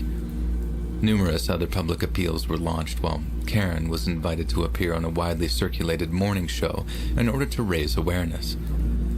She appeared on the show's March 7th edition, but after allowing Karen to appeal to the public for information, the presenters posited some rather accusatory questions. One implied that Karen's current boyfriend was responsible. Another suggested Shannon's biological father might be the one holding her. Karen defended both men, saying neither were capable of such a thing, but following the interview's conclusion, the public accusations continued. Karen's parents suggested that her boyfriend, 20-year-old Craig Meehan, was known to be a violent man with a short temper, while tabloid journalists pointed out the fact that Karen had borne 7 children to 5 different fathers. Coverage and commentary relating to the case sparked a great deal of public discussion on how it was being handled. Inevitably, Shannon's case was compared with Madeleine McCann's, and some argued that the media wouldn't have dared suggest a prim and proper middle-class family would be involved in their own daughter's disappearance. They claimed the interview on morning TV had cruel overtones, and that the presenter's questions went far beyond necessity, lifting the lid on an uncomfortable, class-based hypocrisy in British society. Yet while debate raged, the police task force was working itself into a state of exhaustion, and right when the arguments on class divides were reaching a boiling point, they made a stunning announcement. At approximately 12:30 p.m. on March 14th of 2008, police officers conducted a search of an apartment belonging to 39-year-old Michael Donovan. Donovan lived in the small village of Batley Carr, just a mile north of Dewsbury, and opening his door to a group of police officers, he became visibly nervous. The officers detained him, and while scouring his residence for any sign of their missing girl, they came across a small compartment under Donovan's bed. It was padlocked. When the officers cut off the lock and pried open the compartment, a collective sigh of relief could be heard. Lying curled up in the compartment, weak but still alive, was 9-year-old Shannon Matthews. Her 24-day ordeal was finally over. Michael Donovan was immediately arrested at the scene, while Shannon was placed under the protection of the police and local social services department. Many expected Shannon to be immediately returned to her mother, but questions were raised when the police exercised the rarely utilized Section 46 of the 1989 Children's Act, which allowed Shannon to remain in their care for up to 3 days. When these 3 days expired, Karen consented to her daughter being held by local family services on a purely voluntary basis. There, Shannon was questioned for several weeks, with the sessions lasting no longer than 10 minutes at a time to avoid undue stress and trauma. The interview was also made up to look like a school classroom, a move that often reassured other victims of abuse. The details of the police investigation remained confidential, but there were no surprises when Michael Donovan was charged with kidnapping. Yet a second arrest raised some serious questions as to how and why Shannon was abducted, questions which fed into the public's more lurid suspicions. On April 2nd of 2008, Karen Matthews' boyfriend, Craig Meehan, was arrested on suspicion of possessing indecent images of children. The arrest came after police searched Meehan's computer in connection with Shannon's disappearance, and he was later convicted on 11 counts of possessing indecent images of children. The revelation stunned the British public, but not nearly as much as the one that came just 4 days later. The arrest of Karen Matthews, Shannon's own mother, was front-page news all over the British Isles. Newspapers detailed how she'd been detained on the grounds of child neglect, as well as perverting the course of justice. Yet at her hearing in September of 2008, those charges ballooned to kidnapping and false imprisonment. The exact details of Shannon's abduction hadn't been made public yet, but nevertheless, the charges painted a grimly detailed picture of what had transpired.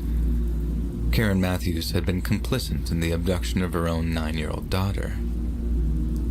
At Michael Donovan's trial in November of 2008, the court heard that whilst Shannon had been in captivity, she'd been drugged to keep her pliable and compliant. During the first 24 hours after she went missing, Shannon had been tied to a roof beam up in the small attic of Donovan's apartment and was only later transferred to the hiding place under his bed. The court later heard that Karen Matthews had been the plan's mastermind, claiming that they could make at least £50,000 from faking her daughter's abduction. Karen then reached out to the charity Madeline's Fund, named after Madeleine McCann, in an effort to pilfer funds intended for legitimate missing children's cases. Karen also believed that additional money could be fraudulently secured through public appeals and charitable donations. On November 13th, a forensic toxicologist told the court that tests on Shannon's hair showed she'd received weekly doses of the sedative temazepam for almost 2 years.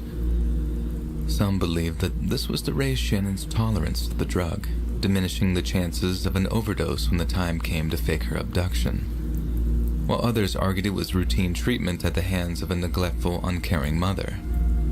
When Michael Donovan took the stand, he claimed that Karen had asked him to look after her daughter for a few days, saying he'd be handsomely rewarded if he did so. He also claimed to have wanted to back out of the scheme when he realized what it actually entailed, but was so frightened by Karen and her abusive boyfriend that he complied with their demands. Karen Matthews was the next to take the stand, where she denied having anything to do with her daughter's disappearance. This was in direct contradiction to her initial admissions that she'd been central to the plot. She claimed that Craig Meehan, her then-boyfriend, was the plot's mastermind, and that he'd ordered her to take the blame for what had happened. In response, the prosecution reminded the courtroom that Karen Matthews had told 5 different stories from that point, each detailing a different chain of events, and could therefore not be trusted to tell the truth. Her testimony was characterized as lie after lie after lie. The truth was clear for all to see. Karen Matthews was a monster, a woman who'd put her own daughter through unimaginable suffering, all for monetary gain. On December 4th of 2008, Karen and Michael Donovan were both found guilty of kidnapping, false imprisonment, and perverting the course of justice. The plan had been to fake a scenario in which Michael Donovan appeared to rescue Shannon from Dewsbury Market, in which case he'd be eligible for the £50,000 reward. The money would then be split 50-50 between Donovan and Karen Matthews. Their conviction came with an 8-year sentence. Karen was released in April 2012 after serving only half her sentence. On the other hand, Michael Donovan served only a third of his term after it became increasingly clear that he'd been intimidated into carrying out Karen's plan. Shannon received intense psychiatric treatment in the aftermath of her ordeal. Being abducted and drugged would traumatize anyone, but young Shannon had to wrestle with the fact that it was her own mother who'd engineered something so diabolical. She was placed into foster care, raised far away from the glare of the media, and has since been given a new identity. The same applied to Karen Matthews' other children, who had all relocated to different parts of the country in order to begin new lives. It's the least they could have been offered. The only silver lining to a dark cloud which will hang over Dewsbury for a very long time.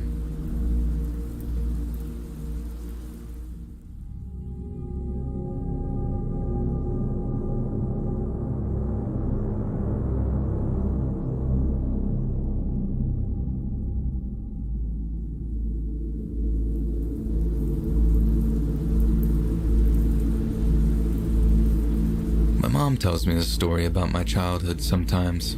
I don't know how true it is, but it sure as hell creeps me out. One day, my dad comes home with this box of toys. Not a big box, but a box nonetheless, and I was ecstatic. I remember this, and I remember the fort that I picked out because I used to play with it a whole lot. I also remember my dad taking the fort away from me, and although I can't remember why, this is what my mom says happened. One day, she finds me playing with the fort, along with a few action figures and whatnot, and I'm talking to myself. But then she realizes that I'm not talking to myself, and I'm not talking to the action figures either.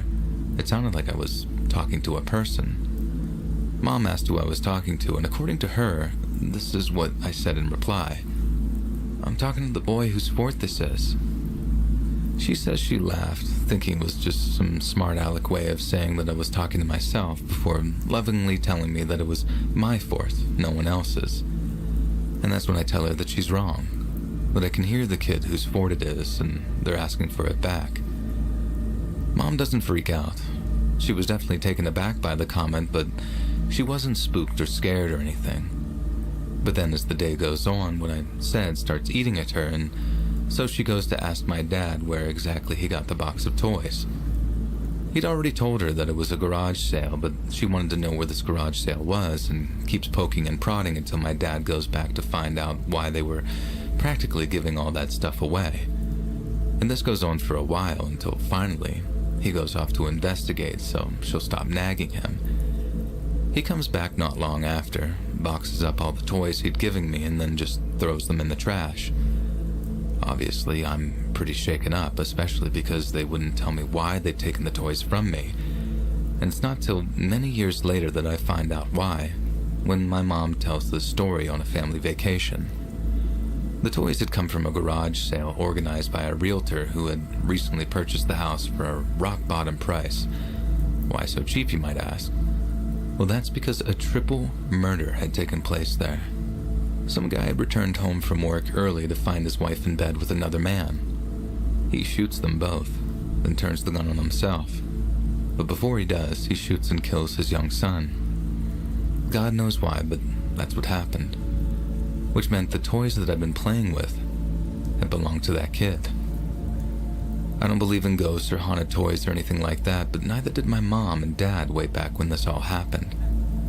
But some things you just don't take chances with. I can tell you as a parent, the way you evaluate risk completely changes once you have kids, and sometimes that can manifest itself in some unusual ways. Like a rational person throwing away some garage sale toys because there's a slim chance that they might just be haunted.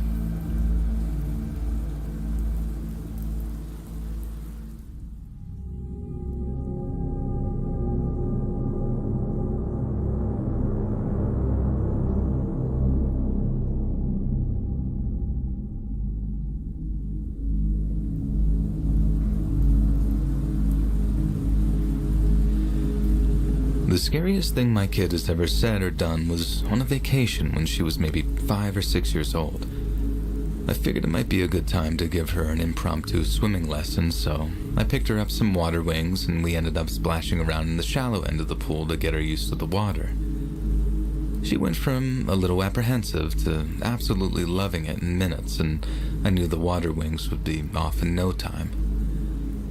Then, later on in the vacation, we were messing around with the water wings, and I was throwing her ever so slightly into the deep end before she'd come doggy paddling back to me and demand to be thrown again. Now finally, when my arms were too tired to throw her anymore, I told her, "Sorry, but I can't." As she just sort of sighed, rolled her eyes, and then said, "Go to sleep, Mommy," and pushed my head under the water. She didn't try to hold it there or anything. She didn't say it sinisterly or anything, but seeing her make the connection between not being able to breathe, going to sleep, and dying, it was just such a creepy moment for me as a mom on so many levels.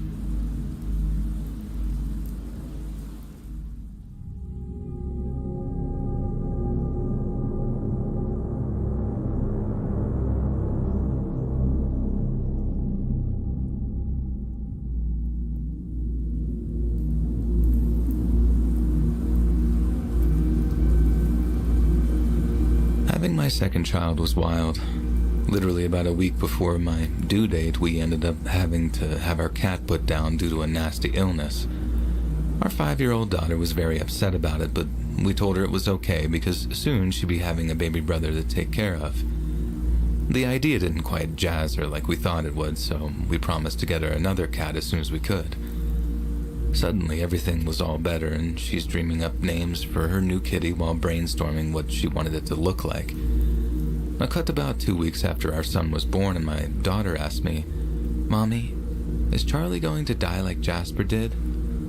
Charlie being her baby brother and Jasper being our dearly departed cat. It was a weird time to have the death conversation, I know, but I seized on the opportunity and tried to be a good parent and just said, "Yes, everybody dies like Jasper, baby. It's sad, but it's just the way the world is." I genuinely felt like I pulled the pin out of a grenade and was just waiting for it to explode. We'd never really talked about death before, and I know it hits some kids much harder than most. I expected her to burst into tears and hug me as her little mind got to grips with the grim inevitable, but instead, she just said one word before grinning and walking away. Good.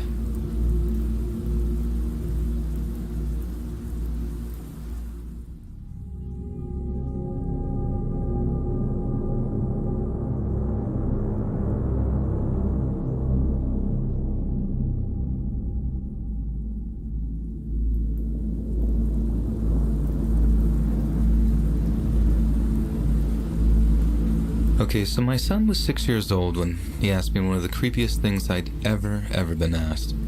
He asked, "Mommy, can you see things through the black circles in my eyes?" I told him no, that I couldn't see through them because they're not like glass. My son sort of wrinkles his nose in frustration and then thinks of another way to ask the question. "Can you see what I see, like inside my head?" It's the kind of thing that if a 40-year-old asked you, you'd think that they were crazier than an outhouse rat. But if your 6-year-old asks it to you, you're supposed to just brush it off as crap that kids say. The trouble is, it hit me just the same, and I know he was still very young, but I worried if it was a warning sign of something down the line. Now here's where the story gets interesting and not so creepy. I ended up contacting a child psychologist and was hugely relieved when I found out that, as creepy as it was, that sort of question is surprisingly normal for a kid his age. It's an example of lack of differentiation, as the doctor put it, meaning my son hadn't worked out that my mind and his mind were two separate things. To put it simply, it's the reason you can tell a kid that age, if you misbehave at school, I'll know, and they'll actually believe you. It's also why some kids, especially boys, often reply to, "What did you do at school today?" with nothing or stuff instead of going into detail and sharing it with you. To them, you basically already know what they did because, like my son, you're already inside their head.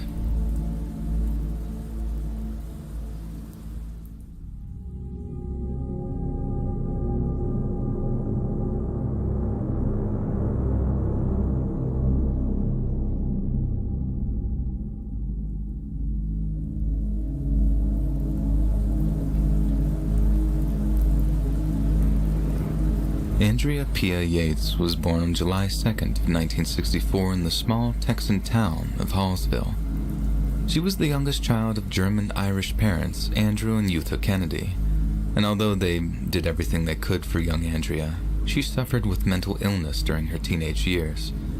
Despite her struggles, Andrea graduated high school in the summer of '82 as class valedictorian, captain of the swim team, and an officer in the National Honor Society. She later graduated from the University of Texas Health Science Center, then found a job as a registered nurse at the university's MD Anderson Cancer Center. In the summer of 1989, she met her future husband, Russell, at Houston's Sunscape Apartments.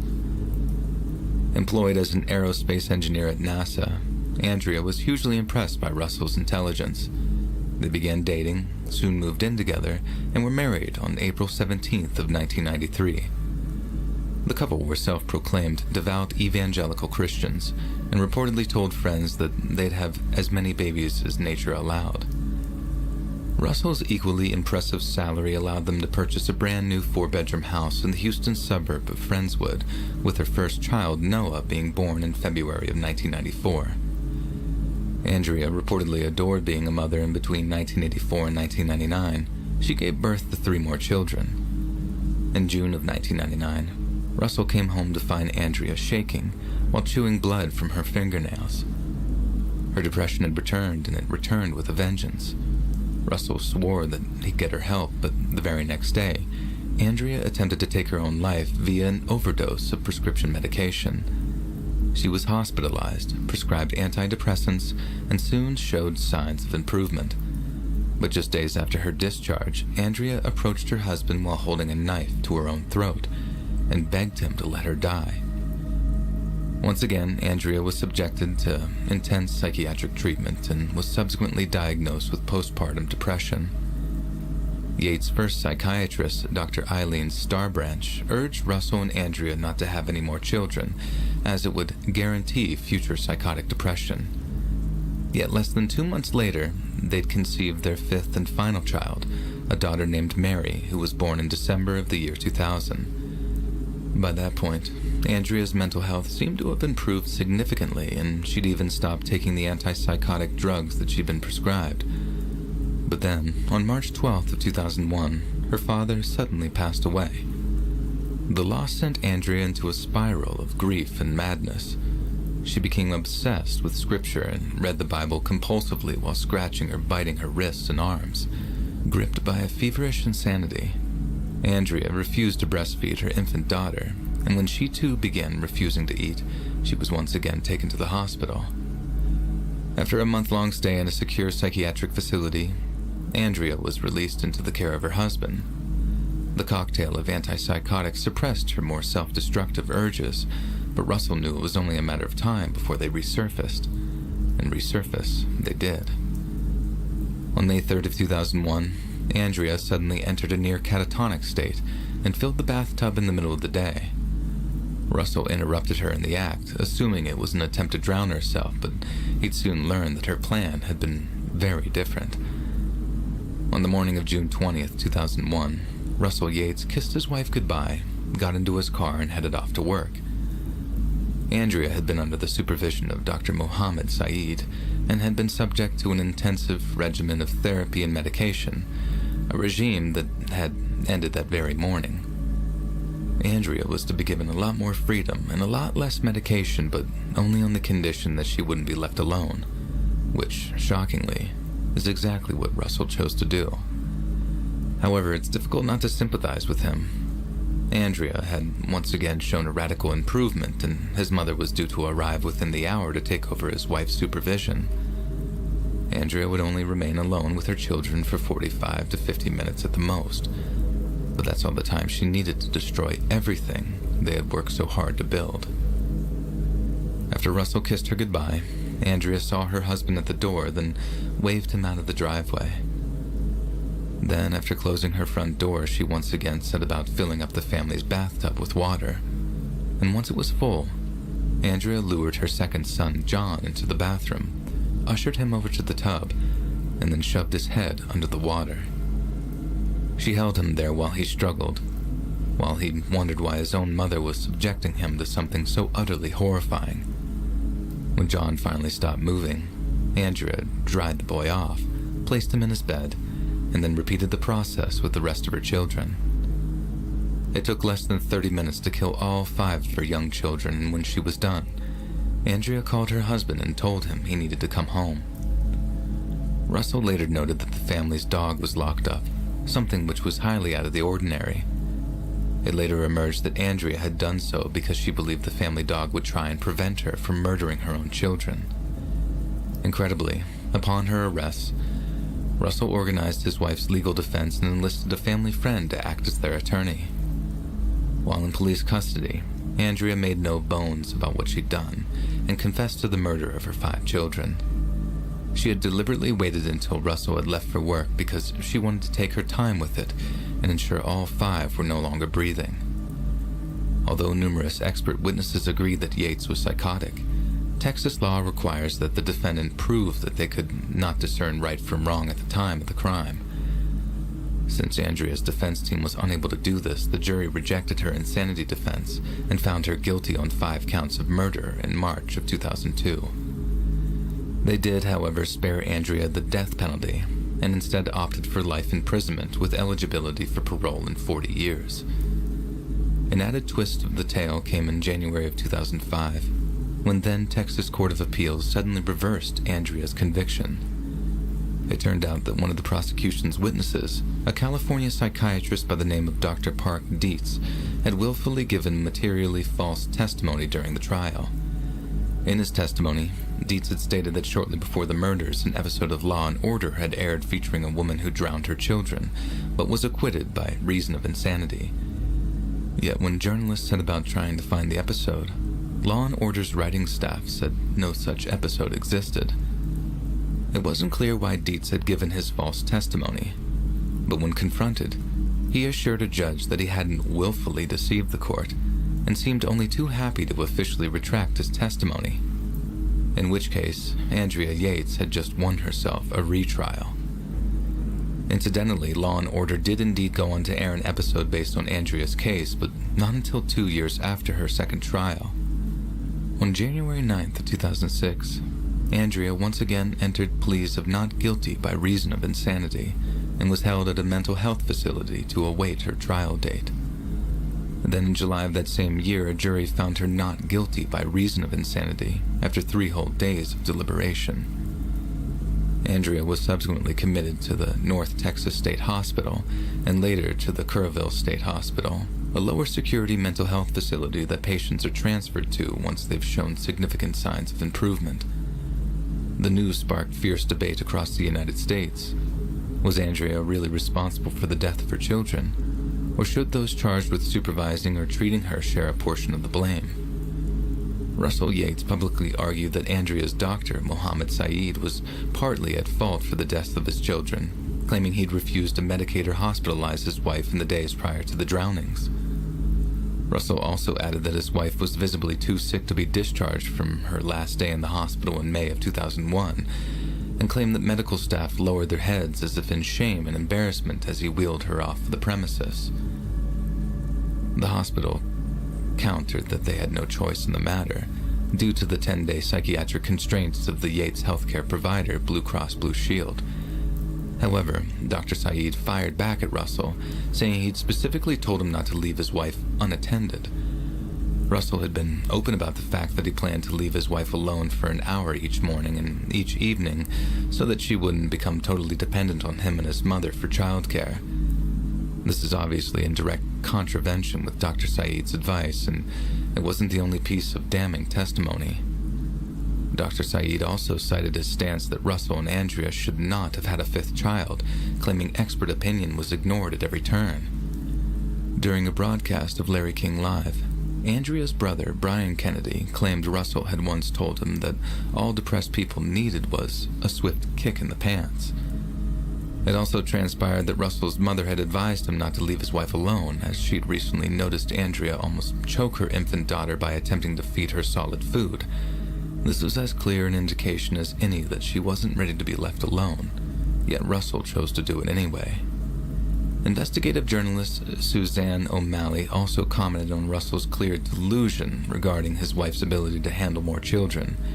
In her 2005 book, Are You There Alone?, Suzanne wrote, "During the trial, Russell believed his wife would be found innocent and even had fantasies of having more children with her after she was successfully treated in a mental health facility before being released on the proper medication. While Russell's attitude towards his wife's mental illness certainly didn't help the situation, it would be entirely unjust to blame him for her actions, especially considering she was prescribed a medication that proved extremely controversial in the years that followed. For up to a month before she killed her children, Andrea had been taking twice the recommended dose of an antidepressant known as Effexor. Then 4 years after her initial conviction, the warning label of the drug was edited to include the side effect homicidal ideation. This revelation featured heavily on Andrea's 2006 retrial and is possibly the single biggest contributing factor in the resulting insanity verdict. Yet perhaps the most viscerally disturbing aspect of Andrea Yates' case is the pervading influence of her deeply held religious beliefs. While in prison, Yates stated that she had considered killing the children for 2 years. She believed that she was a bad mother, and as a result, her sons were developing improperly. She once told her prison psychiatrist, quote, "It was the 7th deadly sin. My children weren't righteous. They stumbled because I was evil. The way I was raising them, they could never be saved. They were doomed to perish in the fires of hell.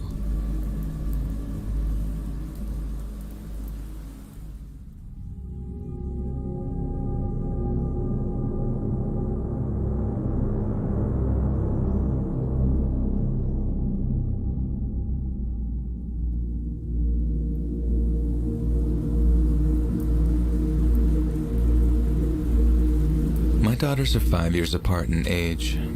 One evening, I was holding my young daughter, months old at the time, while sitting on the sofa. My older daughter ate something very sort of lemony and citrusy and then wanted some milk. I told her those things probably won't go too well together, but she insisted, so she had some milk. The older daughter comes to sit next to me, and the next thing I know, she starts puking all over me.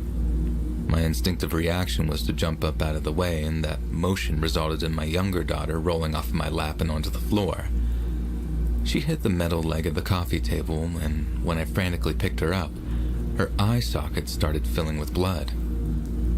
At this point, I'm screaming for my wife to get the car keys, and we go screeching off to the emergency room. It turns out my daughter just got a tiny cut on her face right above the corner of her eye, and the blood flowed onto her eye and pooled there, making it look like the blood was coming out of her eye. But Jesus Christ, it scared the living bejesus out of me.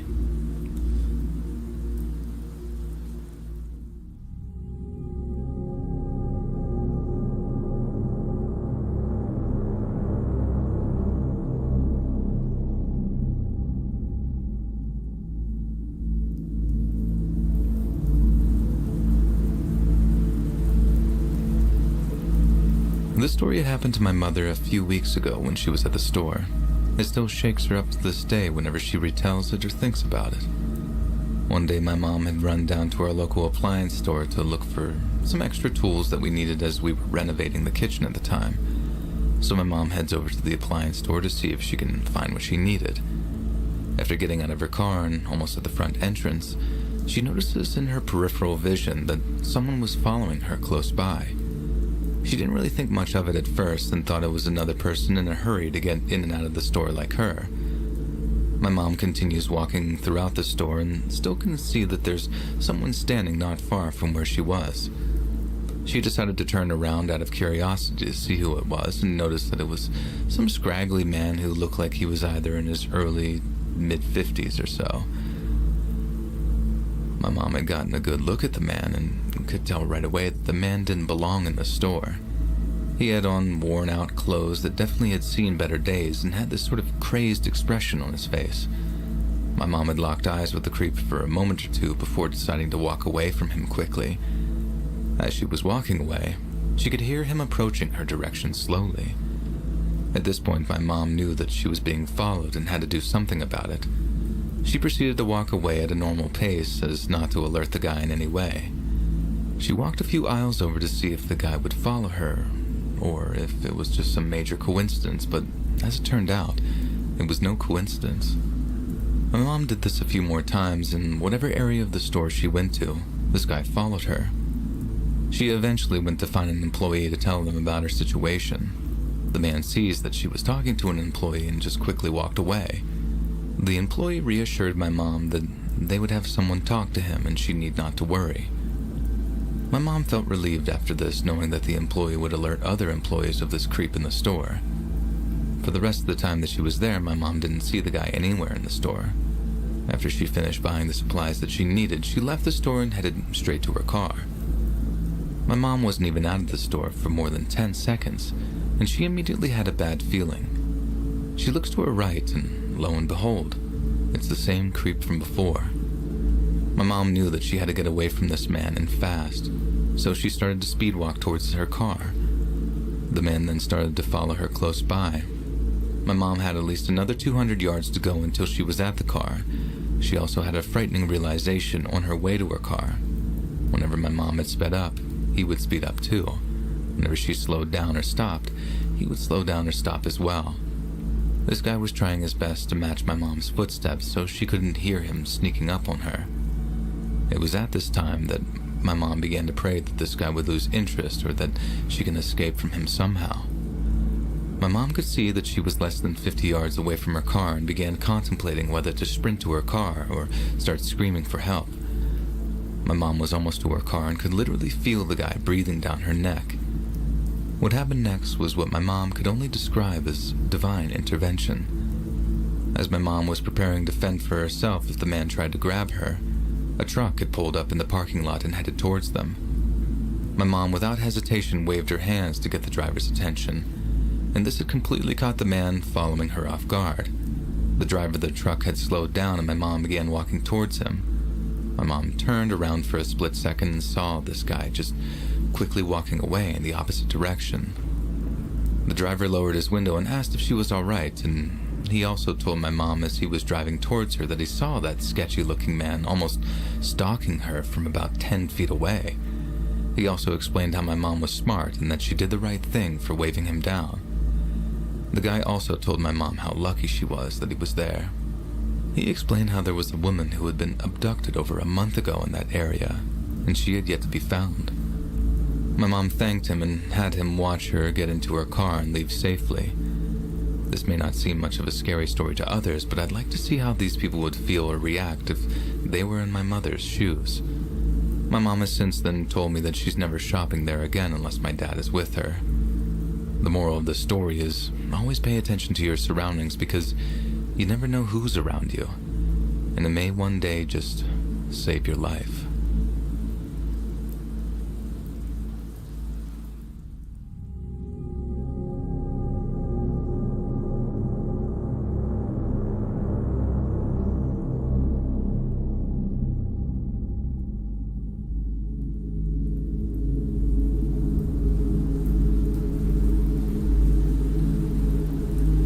My mother used to work for the sheriff's department, but quit after I was born. She dealt with quite a few upsetting cases and spoke to plenty of sickos as part of her job. When I was maybe 3 years old, she put that experience from her old job to good use. The following story took place in Northern California in the early 1980s, and I'm a female. An elderly couple lived across from us. The lady seemed nice, though from what my mom told me, she was rather impatient when I soiled myself, asking her when I'd be trained. I'd occasionally talk to her from my side of the street, and she had a funny, thick drawl. She had a lot of cats which congregated on the driveway and lawn of her house, and weirdly enough, lots of birds and aviary cages. Apparently, she also raised Coturnix quail, and when she cleaned their cages, her lot would stink. Her husband, from what my mom told me, didn't talk nice to me. She couldn't really describe it, but yeah, he didn't seem to really act like a good person. The thing is, I was 3 and hadn't even finished becoming bathroom independent, so I did not sense any danger. I thought he was just another nice man that my mom knew. I had plenty of other neighbors, including a single mother of boys who I later learned was single because her husband came out as gay and left her, a single woman I knew as my auntie, an old woman who had a playful, friendly black lab, and another old woman who had a garden full of beautiful flowers in her backyard. When I went to some of their houses, I was allowed to wander about a little, but at the house of that old couple with all the birds and cats, whenever I went to wander around, my mother would tell me to come back. I wanted to go look at the beautiful birds, but I knew that I was risking a spanking or demerit and loss of popsicle privileges, so I obeyed. My mother said that she did let me stay at that house while the man was away, but she never let me alone anywhere near him. I think you know where this is going already. Now, I still have this memory of the old man sort of inviting me to go back with him, and he said to my mom that it was all right, that I could come back there. I have vague memories of his face, but after knowing what he did, the memories of my interactions with him are just incredibly creepy. There was a girl I played with a few times. Her mother was obese and toothless, and her aunt would have nothing to do with that man. One day, the girl's mother let her stay with that man, and I think you know what he did to her. Same thing he did to her with her mother and aunt. She told his wife divorced him, and sadly, he went to live with the girl's mother. When I asked my mom about him while we were driving through that old neighborhood a few years after we moved, she told me that he had died, and that he was a very bad person. Back then, I was innocent and didn't quite know why some adults would want to give a child a bad touch, as I remember it being called, and I was shocked. Over the years, I would sometimes bring him up in conversation, and sometimes I would get more information. I was saddened to learn that he was allowed to live with his young victim, and that she never got a happy ending. The thing is, my mom didn't know back then that he was a monster. Something about him just seemed off, and she felt that she couldn't trust him around me. But boy, was she right. I am forever thankful that my mother was so attentive.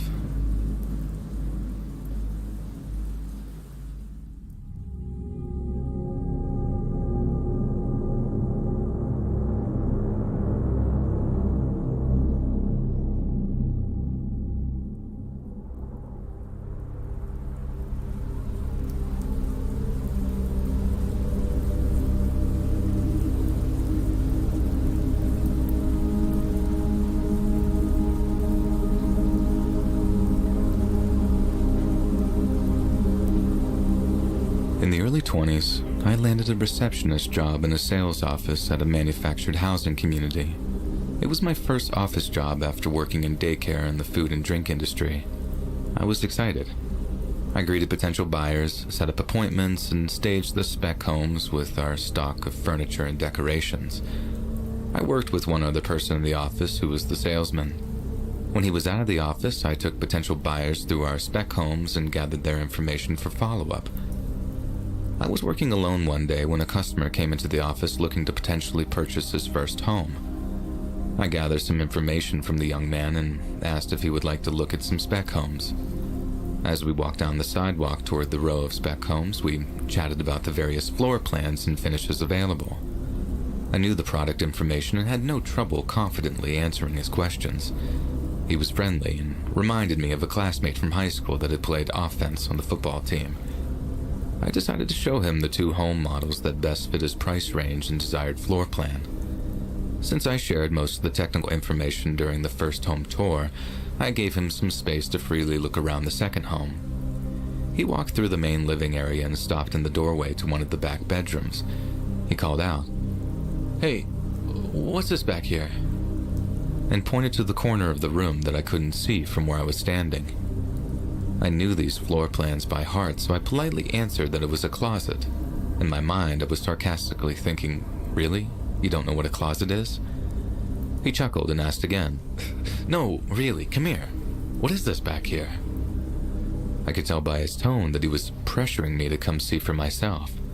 He motioned for me to come closer and take a look. His tone was friendly, but his requests just didn't make sense, so I paused. And in that split second, something shifted. Maybe it was the energy in the air, the hairs on my neck standing straight up, or the way his eyes changed before me. I suddenly sensed the power dynamic had shifted, and I didn't feel safe. With all the light-heartedness that I could muster, I repeated, "Oh, it's a closet. Excuse me for a moment, I need to check on something outside." I quickly made my exit back to the sidewalk outside the house. I had no concrete reason why I felt the overwhelming need to leave the house immediately. I didn't understand why my body sensed danger. I just knew that I needed to act quickly. Over the next few days, the young man came back to the office to meet with the salesman. He filled out all the various paperwork needed to purchase a home and live within the community. He dropped by several more times unannounced to check on his application status. If I wasn't there, he would ask the salesman when I worked next. My coworker thought that I had a not-so-secret admirer. I couldn't shake the overwhelming feeling something just wasn't right, so on the nights I worked alone, I locked the office door. A few days later, corporate sent back their analysis of the young man's application and completed background check. He had been denied. The background check revealed multiple assault convictions and violating multiple people. And there it was. Crystal clear, undeniable 20/20 hindsight. The salesman called the customer right away to let him know his application had been denied and that we could not do anything further for him. A few days later, the young man decided to come back to the office one more time. When my coworker saw the young man's vehicle in our parking lot, he told me to go to the back room of the office where I would be out of sight. And just like the times before, the young man entered the office asking if I was working. This time he was met by a very angry 6-foot salesman that had nothing to lose. I had never heard my coworker raise his voice before, but on that day his voice shook the office walls. Needless to say, the young man never came back again, and I wasn't scheduled to work alone nearly as often. But I still wondered to myself, what would he have done if I went to investigate his question earlier?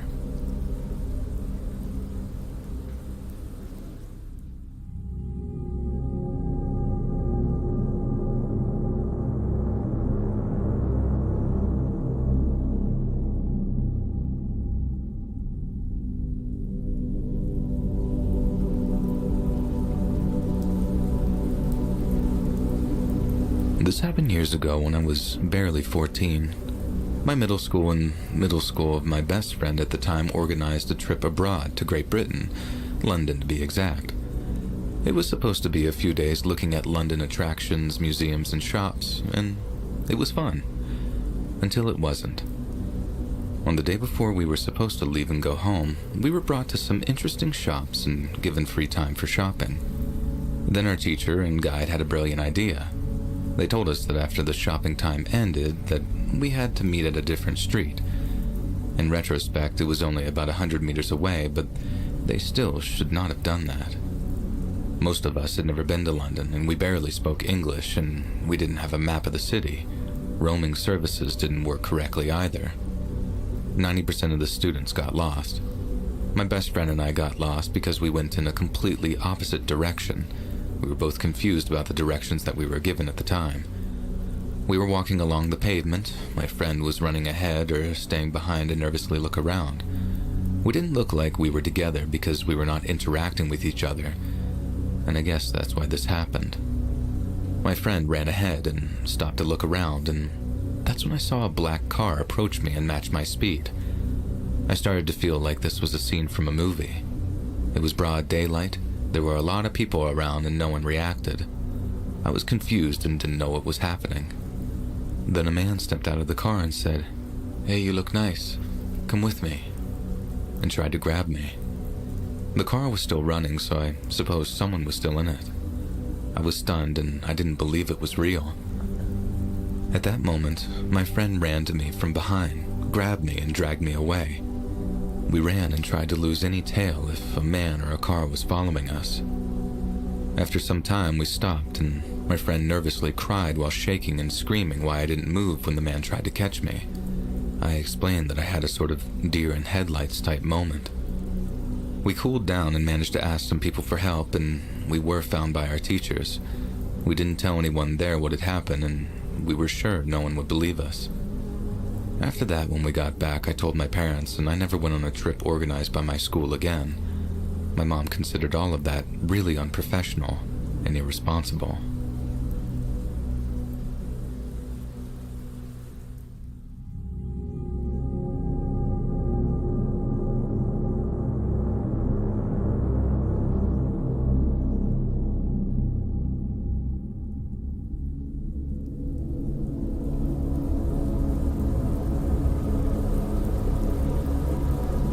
I went to a college in a historic mid-sized city in Florida, and at the time lived in a duplex downtown, maybe 3 blocks from campus. The city is known to be pretty safe, and I lived in a pretty decent area with large historic homes near me. This story takes place around 3 years ago. A little backstory that will become relevant: the duplex I lived in had a front door that locked, and then both the upstairs and downstairs units had their own locking door. I lived downstairs and had 2 roommates, but this specific night, only one of my roommates was home. We knew the girls that lived upstairs, but only really spoke to them in passing. When they moved in, we emphasized how important it was to us for them to keep the main front door locked, and they did a good job of doing so. So my roommate and I are in for the night, knowing the front door is locked, and smoke a few joints. At some point, we hear a knock at the front door and quickly realize the girls upstairs had ordered a pizza. Later on, it becomes evident that they never locked the front door after receiving their pizza. So we finally go to sleep in our rooms, and since I had a queen bed, I would often sleep with my phone and laptop next to me in my bed. A couple of hours after I fell asleep, I woke up to a man standing over my bed. As soon as I realized that I'm not dreaming, I noticed that he is quickly moving my phone and computer off my bed and moving my comforter, trying to get in to my bed. I start to ask him who he is, what he's doing here, and just generally confused as I was still slightly high from before I went to sleep. The only thing he said to me was, and multiple times, was that, "Just trying to get in bed. I'm just trying to get in bed." At this point, I begin to panic, as my mind obviously goes to the worst. I was hoping that maybe my roommate had invited some random Tinder guy over and that he had gone to the wrong room, but the more I questioned him, all he had to say was, "I'm just trying to get in bed." I own pepper spray and a stun gun, but I had accidentally left them on a shelf that the guy was standing in front of, so there was no way that I would be able to grab them without escalating the situation. Realizing that I need to do something quick, I blurted out, "There are 5 people who live in this house, and if you don't get the F out of here now, I'll scream, and they'll all be here within seconds." Luckily, that was all it took to scare him off. I don't know if he had brought something with him or if he had stole something from me, but I saw him grab something in the dark and run out of my room.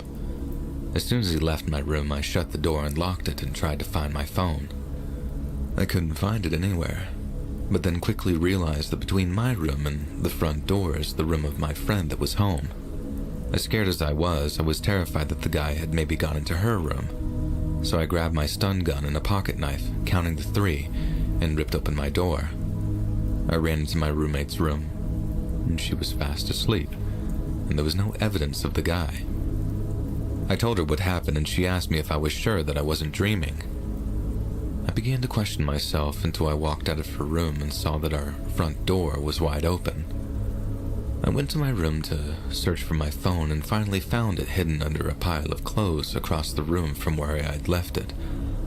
That sent a chill up my spine, as I immediately knew for a fact that someone had been in my house and room while I was sleeping, and long enough to hide my phone, which only worsened my suspicions of his intentions.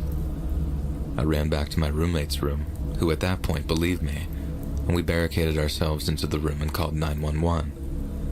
Within minutes, police cars were swarming our street and yard, and they yelled for us to quickly leave the residence and run towards them.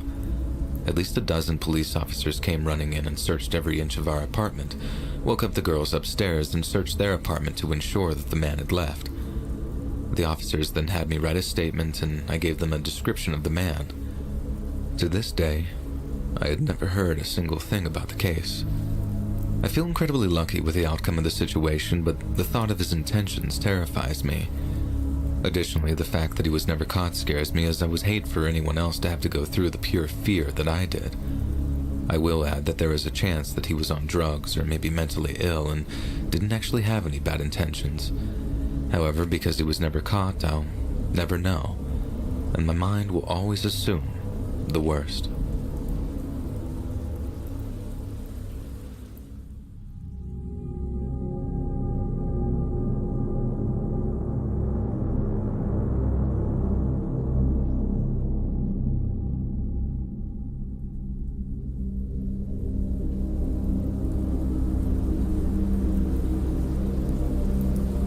I had a basset hound named M. She was sweet and cuddly and firmly believed that everyone knew her and loved her, and she loved them in return. Our daily walks were scattered with brief visits with several neighbors so they could pet and love on her. One evening, I was waiting for a delivery from a food service company that came by every 2 weeks. M loved our regular driver, and he would bring her treats. The truck pulled up in front of the house, and M's demeanor changed. I had never seen her act like this before, and the hair was up on her back, and she was constantly growling. I saw the driver get out of the truck, and it wasn't my regular driver. Her growling got louder. I didn't know what the issue was, but I knew my dog didn't trust him, so neither did I. The driver usually stepped into the house, but not today. I stepped out to the front stoop, but left the front door open and the glass storm door closed. Em was on the other side of the door, baring her teeth and growling. The driver approached, and I heard a whisper, "Don't show him your back." I stayed facing him while he told me my driver was on vacation. He asked me if I wanted to see the catalog, and there were some new items that he'd like to show me.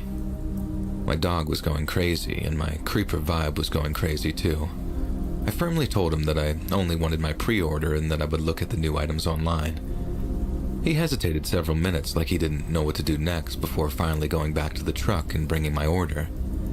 He asked if it was heavy and if I wanted him to carry it inside. I said, no, thank you, just set it down, and my son would take care of it. He set it down, hesitated again, and it was awkward and the silence was deafening, so I said, I believe it was prepaid. And he replied, yes, of course. He stood there for a moment more, but I was not turning to go inside until he left. He finally turned and went to the truck and left. Instantly, my happy dog was back, and I opened the door to find my 12-year-old son hiding against the wall next to the door with the largest knife from my kitchen. I gave him a questioning look, and he said, Em said he's dangerous, and I was going to be ready if he tried anything. It seems that he trusted his dog, too.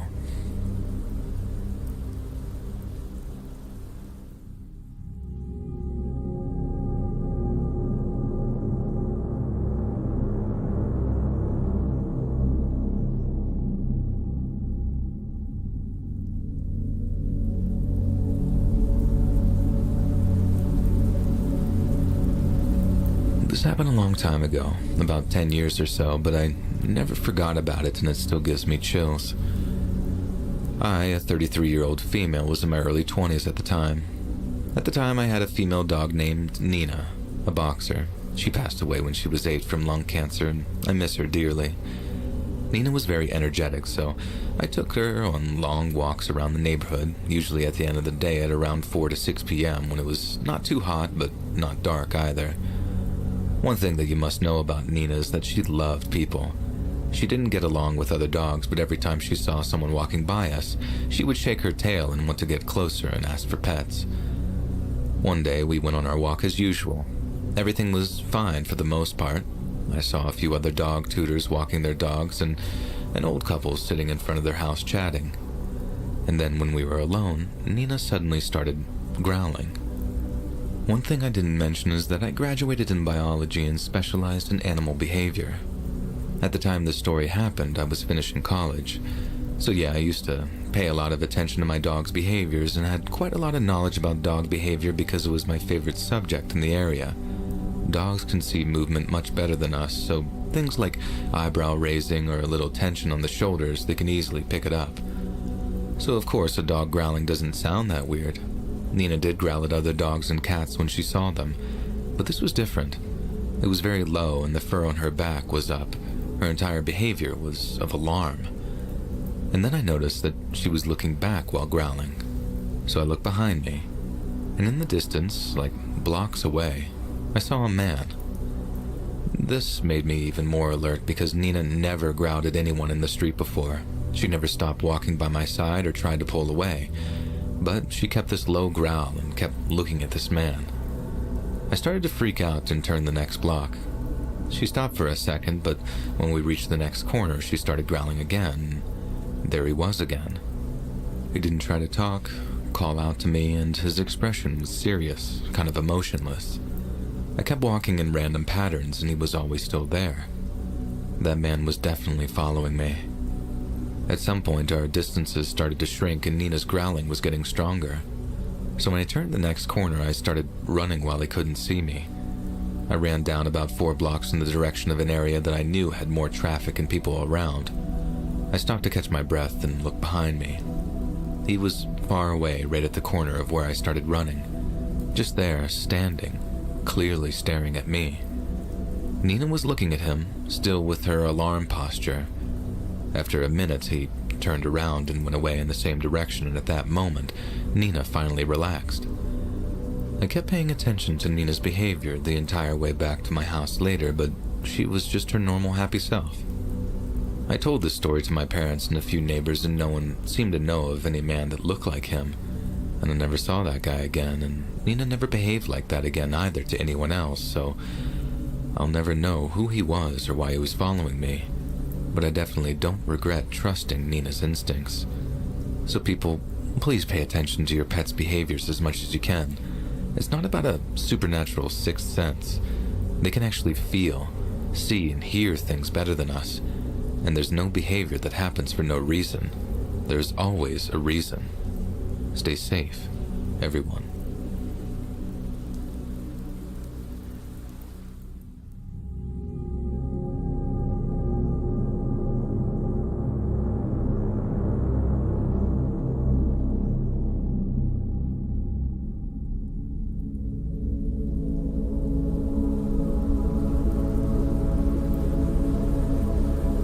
I've contemplated posting this for years, but the emotional capital of writing this out always feels too heavy. It chills me to this day when I think about what happened, or should I say, could have happened, to my sister and I in 2007. I was 25, she was 23. We were living in Phoenix and living a pretty wild life, lots of partying. However, she could keep it in check. I was a blackout drunk. Now, side note, as of April 20th, I've had 15 years without a drink. We were out with some friends at a party. I was particularly stupid that night and took my friend's car key to go pick up this couple that I had met earlier in the night.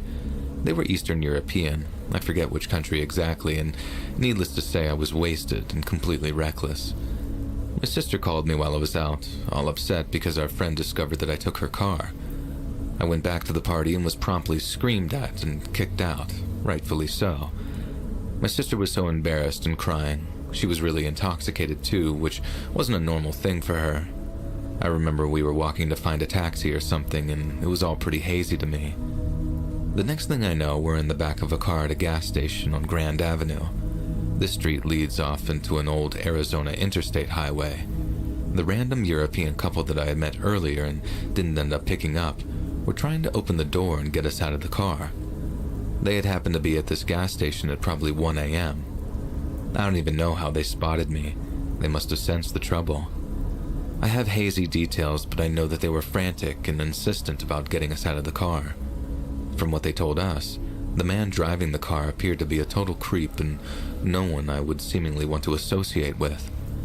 I have no recollection of how we ended up in his car, and who he was, or where he was taking us, and why he needed to fill his tank in between. Sometimes I think about the mysterious couple. Maybe they were angels sent to look after us. Both my sister and I were missing our phones the next day, and I'm certain that that man had taken them. There's a number of things that could have happened that night, and I feel very fortunate that we're still alive. It racks me with guilt that I put my little sister in that situation, and anytime I feel like picking up a drink, it's one of the memories that I play back to remind myself where alcohol takes me.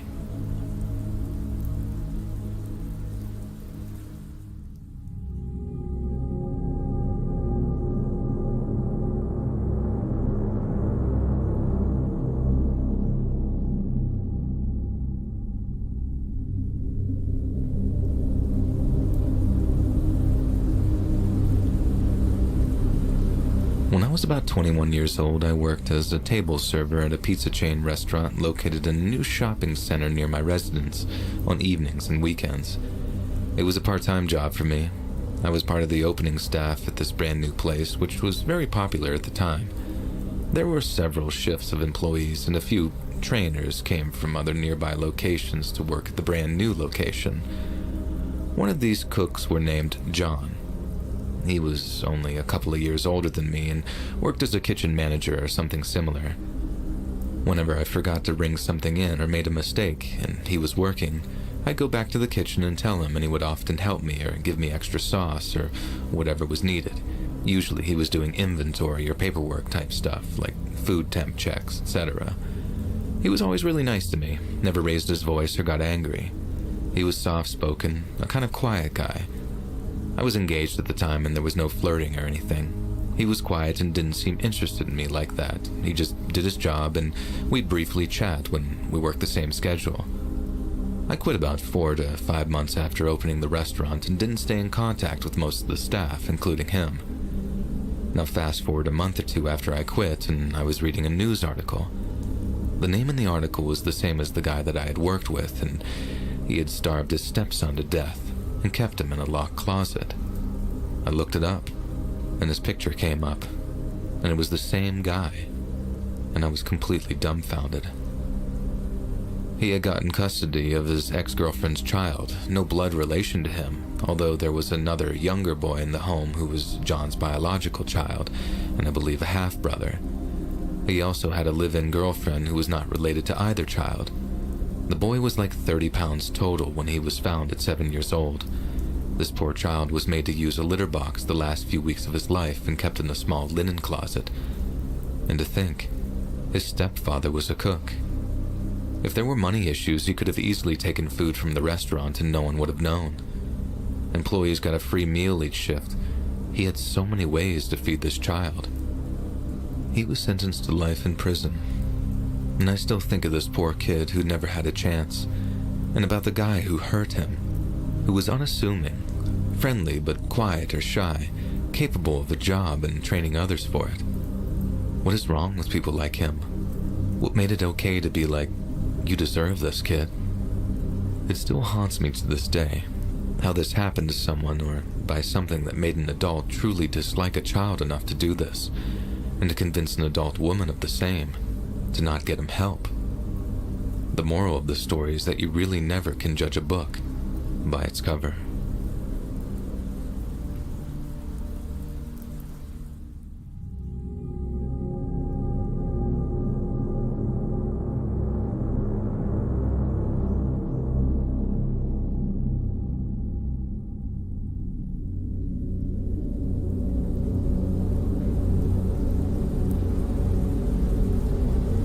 This happened a few years ago, and it still rattles me when I think about it. For context, I am a female who was around 25 years old at the time. I worked in an office of around 150 people. One day I received an email from a coworker whose name I didn't recognize, and the email basically said something along the lines of, "I'm sorry if I did something to offend you. Given the situation, if you'd prefer never to see me again, I understand and will avoid you in the kitchen." I was extremely perplexed as I had no idea who this guy was, but I must have done something to offend him, right? I responded back along the lines of, "I'm so sorry if I offended you. Sometimes I zone out, and it can be perceived as if though I'm rude, so I do apologize." After this response, he started getting irritated, basically denying my apology and acting all passive-aggressive about it. I wish I had kept a screenshot of those emails, but basically he was just confusing me with this misunderstanding, so I sent him a message suggesting that we resolve this in person. Big mistake. He agreed to meet me in the kitchen in the office. I went there and immediately saw a tall, 30-ish-year-old guy whom I had seen around but never met before. I explained to him that I apologized, but truthfully had no idea who he was, and had never even met him before and didn't want any issues. What happened after made me very concerned. His face flushed bright red and he looked visibly angry. He was stuttering and denying that I didn't know who he was, and then he said, "You've been staring at me for months. When you made eye contact with me, you gasped and ran away." Okay. This was weird.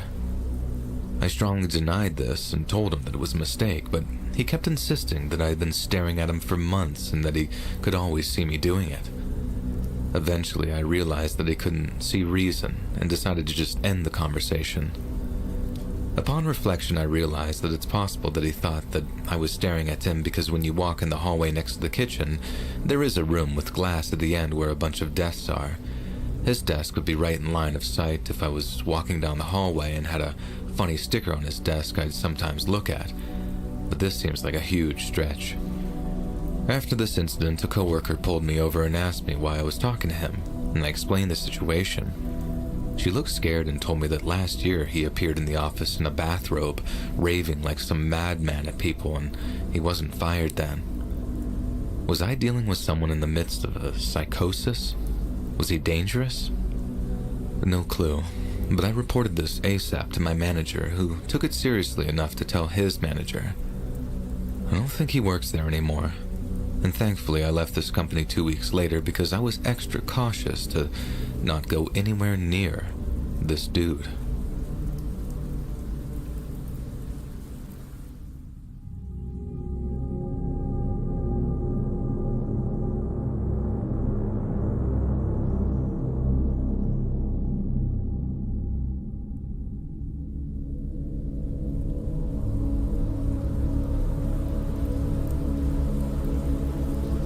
I thought I'd share my experience in case anyone's been through something similar or has an idea of what kind of scenario I was dealing with.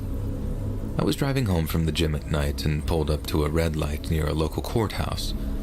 I noticed the driver of a white Jeep 1 lane over staring at me. Older guy, I guess late 40s to 50s with long sideburns. I'm a 31-year-old male, though without additional context I have no idea if this matters. I turned and looked at him, and he started pointing toward me and towards my left. At first, I thought that he wanted to cut in front of me when the light turned green, which is strange because there was no one coming behind us imminently, so he could have just waited for me to go. But I guess someone else might pull up.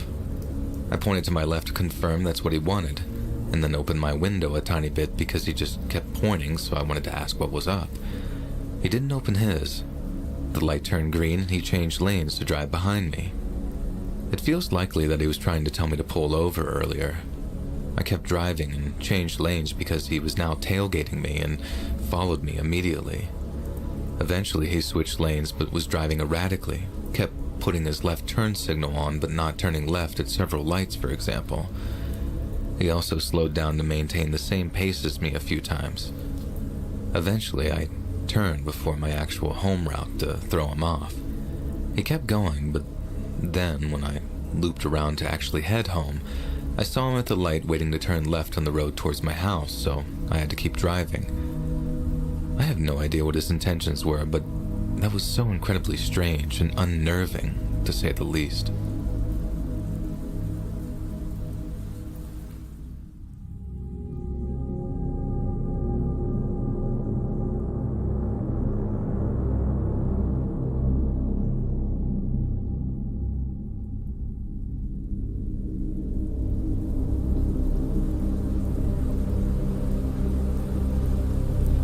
A few days ago, my girlfriend and I, we're in our young 20s, were on a home stretch of a big road trip with our dog.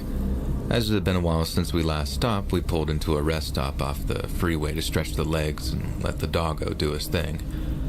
When we pulled into the rest stop, there were no cars and 3 big semi-trucks parked in a line. Immediately, my girlfriend got out to go into the restroom. I leashed up the dog and stood next to the car, and as she was walking towards the entry door, I thought that I heard someone yell behind me. To my surprise, it was a trucker in the driver's seat of his truck with the window rolled down trying to get my attention. Now, I am generally friendly towards all people, whether they seem shady or not, generally willing to lend a helping hand. Behind me in the truck was an older gentleman, large with gray hair and sunglasses. His truck was so loud that I couldn't hear what he was saying, so I yelled back, "What?" The trucker yelled something inaudible 3 more times, and I asked him what, while shaking my head and holding up my hands to inform him that I couldn't hear him. At this point, he seemed visually annoyed that I said what 4 times. Okay, that might be understandable. I wanted to see what the deal was with this guy, so I walked halfway between the car and his passenger side truck. "What did you say?" I asked. "Can you help me look for my phone? I lost it somewhere," the trucker said. At this point, I was super caught off guard, as this had all unfolded within the 20 to 30 seconds that we parked at the rest stop. To me, it was weird that a trucker was asking a random person stopping at a rest stop to help look for their phone, but maybe he just wanted me to call it. "Where'd you lose it at?" I asked. "I lost it in my truck. Can you just come up here and help me look for it?" The trucker replied in an unnerving tone. In that moment, I was just incredibly sketched out. I thought I was about to be abducted. Phone call I could do, but no way was I about to get into this trucker's cab to look for his phone. "Yeah, no," I said sternly, but half-heartedly, as I almost thought that this guy was joking with me. After a few moments, the trucker then says, "You won't help me look for it?" My adrenaline was pumping, so I yelled back, "You know what, why don't you just get out of here?" in a threatening tone, knowing well that I had nothing to defend us should something go wrong. I put the doggo back into the car and pulled out my phone to pretend that I was calling the cops while he slowly drove and then stopped again to ask if I was going to help. I then screamed again, "No, get the F out of here, I'm calling the cops." And after that reply, he stepped on the gas and just exited to the freeway. I stood and watched when finally my girlfriend exited the rest stop, wondering why I looked like I just saw a ghost. Now, I don't know if this was an overreaction, but it sketched me out that he had to ask me to climb into the truck.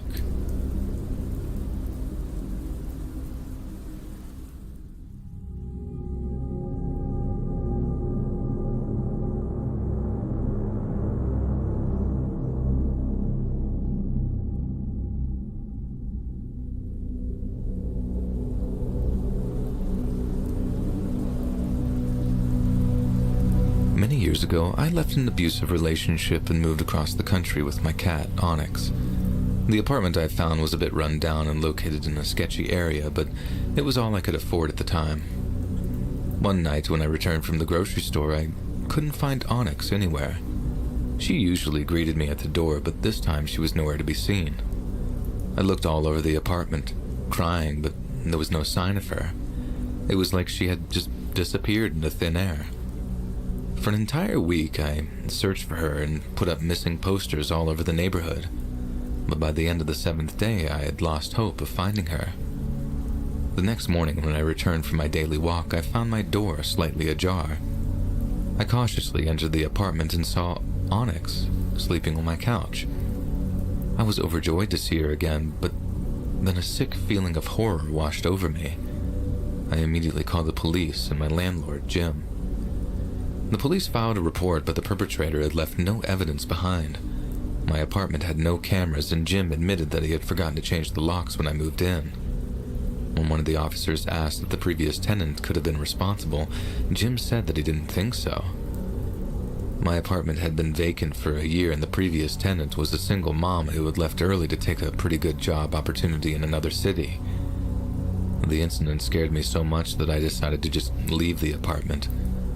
I'm in a better place now, but I still think about how weird that situation was.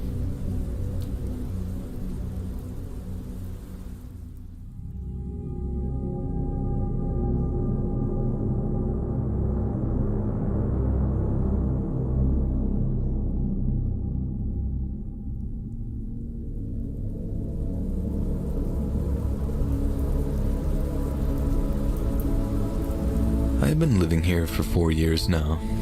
During my first year, a man approached me while I was getting groceries out of my trunk and asked for money. As a gesture, I gave him a garbage bag full of cans because I had at least 10 such bags in my basement, and I also gave him a pair of gloves for the winter weather.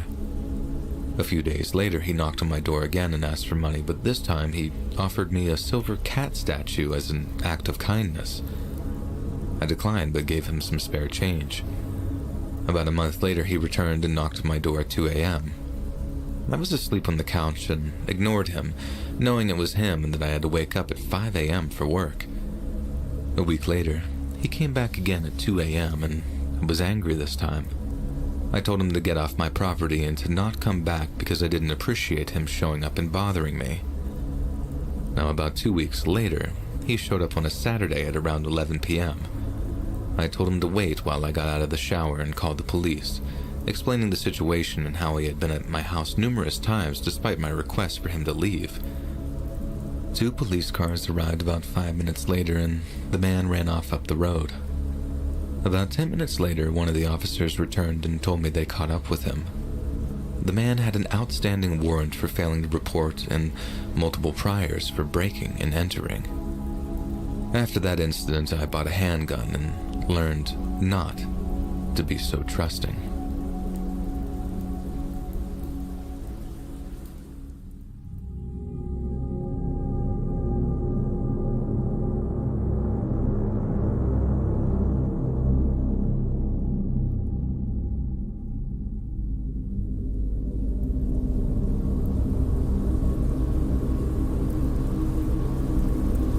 This is the story of the weirdest job interview I've ever had.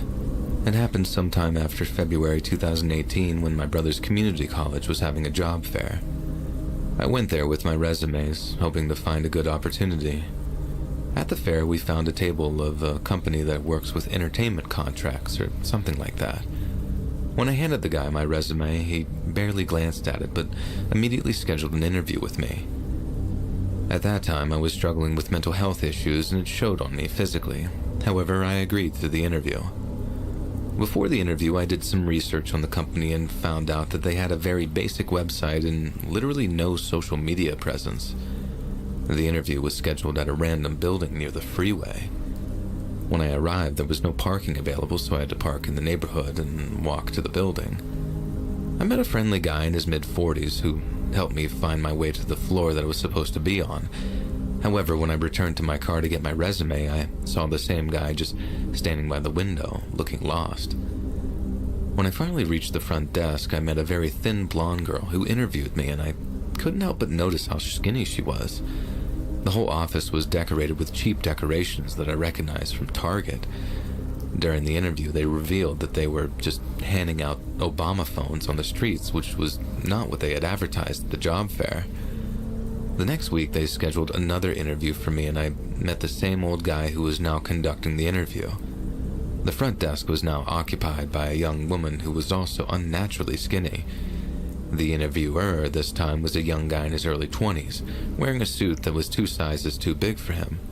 And something felt off, and I decided to just bail out. The whole experience was strange and left me with many questions. I even emailed the community college about it, but they couldn't do much about it, really. And it made me wonder how many other students had fallen for this supposed scam. What was their exact goal? Why were all the female staff so thin, and why did the company have no real social media footprint? I'm still worried about this to this day.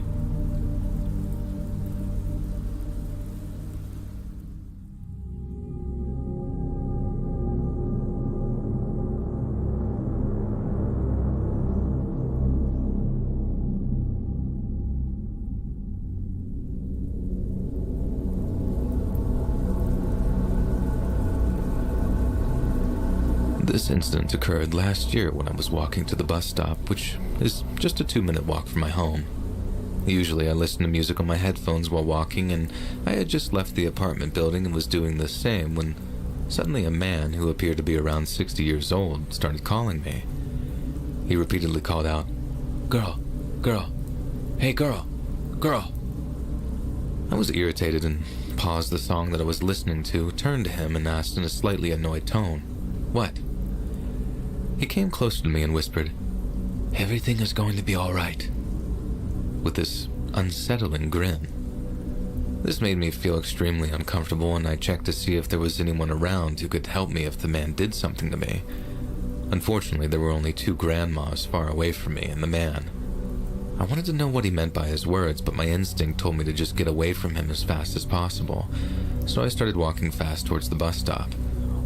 However, the man, who could barely walk before, suddenly started following me, and his pace kept getting faster and faster. I didn't even look back, but I was almost running. I entered a bookshop on the way to the bus stop and looked out the window to see what was happening, and to my horror, I saw the man coming out of the shop, running and searching for me. He checked everywhere, but when he couldn't find me, he just gave up. Now, this experience left me shaken and scared, but I was fortunate enough not to see the man again. I learned to trust my instincts more and not stay in situations that make me feel uncomfortable. As a girl, I've had several such creepy experiences with men, and it's made me very cautious. I always carry a box knife with me, and I keep one in every purse and bag that I own.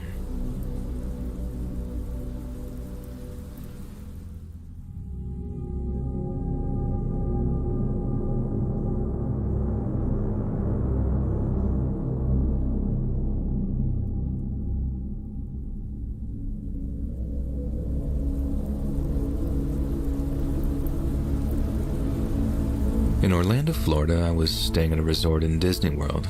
I was sitting outside on the steps of the courtyard, and a man approached me. We were the only 2 people in the vicinity. The man didn't look like a resort guest. I stood up and he began to talk to me. He asked me what my name was, and me being on the spot, I stupidly told him. He smiled creepily. He asked how long I had been staying there, and I told him I didn't know. He continued to talk to me, making me more and more uncomfortable, and I just wanted to go back to my room and hide. I wasn't giving him detailed answers when responding to his questions, but when I'm on the spot like that and someone I don't know asks me a question, I answer somewhat truthfully.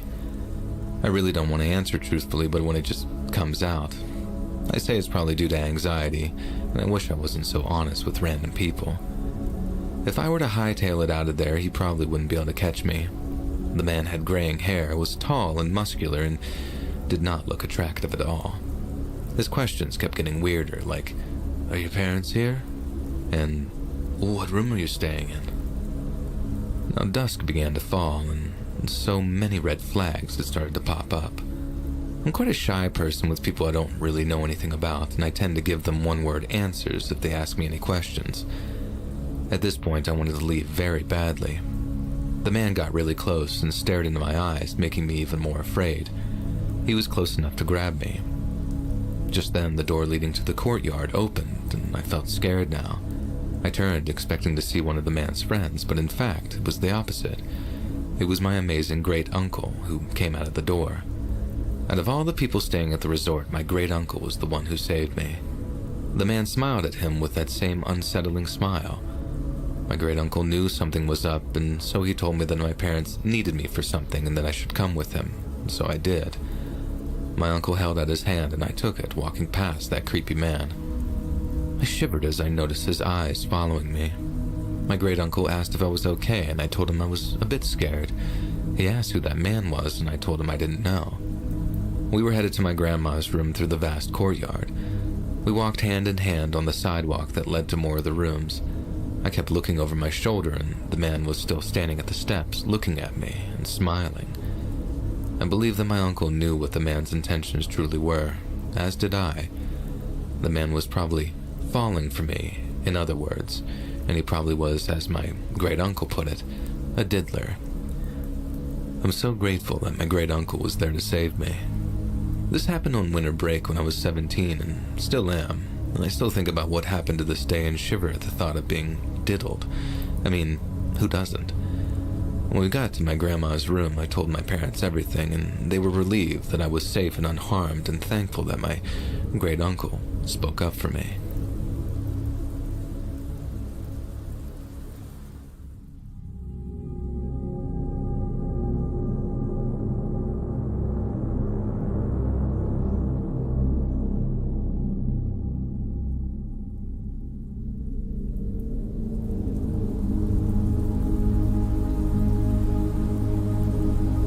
This was my second year at university.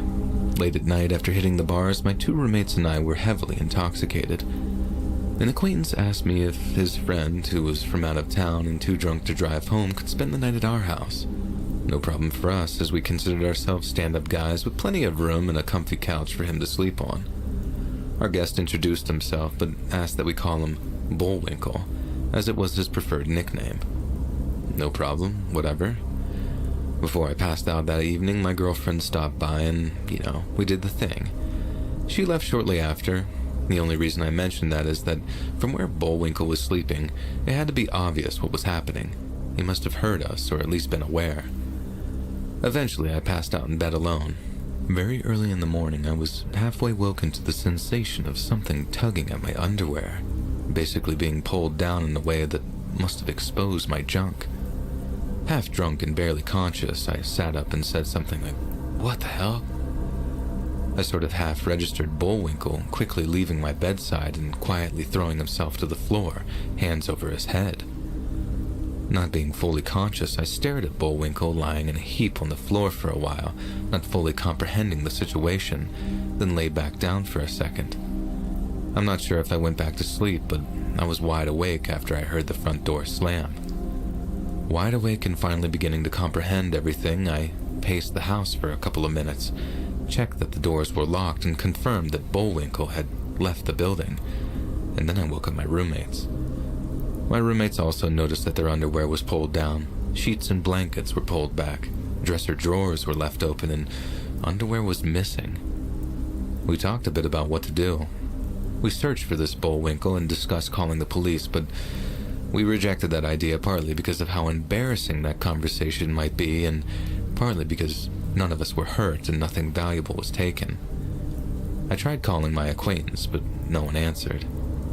So we all went back to bed. No one ever heard from this Bullwinkle again, and his friends say that he just sort of disappeared abruptly.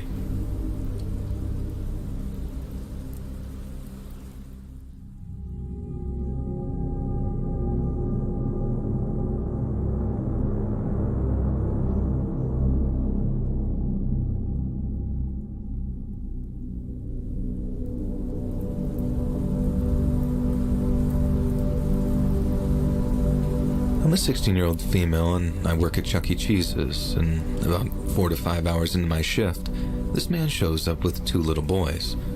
It was fine for a while, but I noticed that he would look at me with a smug face and say, "Hola," every time I walked by. He didn't speak any English, it seemed. I just smiled and kept walking. That alone made me a little uncomfortable, but later on, as I finished cleaning a table and walking past him again, I noticed that he was filming me. I know that he was filming me because he was moving his phone with me as I walked by, with a camera pointed directly at me. He also tried to quickly put away his phone when he realized that I saw what he did. I tried to explain the situation to my managers and coworkers, thinking that they wouldn't let that slide. However, they proceeded to tell me that it wasn't a big deal and to just stay away from him. I tried to stay away, but it seemed that he was following me around, as every time I would turn around, he was right behind me and staring constantly. The only thing that kept me away from him is when I went behind the counter until he left. I think he deserved to be kicked out at the very least, as he was obviously planning something. According to my managers, though, I was just overreacting. But what do you all think?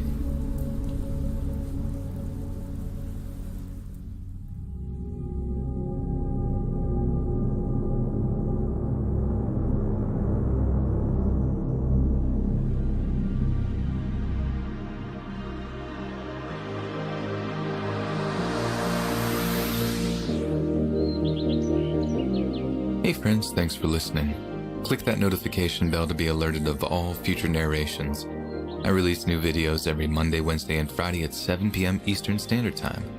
If you got a story, be sure to submit them to my subreddit, r/Let'sReadOfficial, and maybe even hear your story featured on the next video. And if you want to support me even more, grab early access to all future narrations for just $1 a month on Patreon, and maybe even pick up some Let's Read merch on Spreadshirt. And check out the Let's Read podcast, where you can hear all of these stories in big compilations and save huge on data. Located anywhere you listen to podcasts. Links in the description below. Thanks so much, friends, and I'll see you again soon.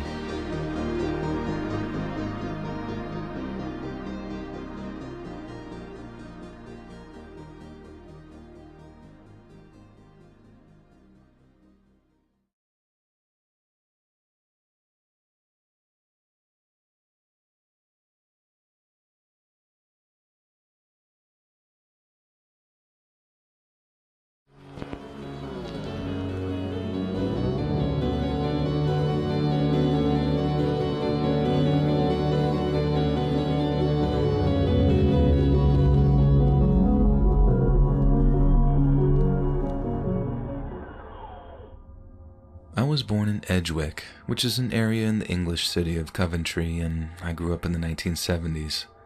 Like most kids lucky enough to have their grandparents still knocking about, they were 2 of my favorite people in the whole wide world.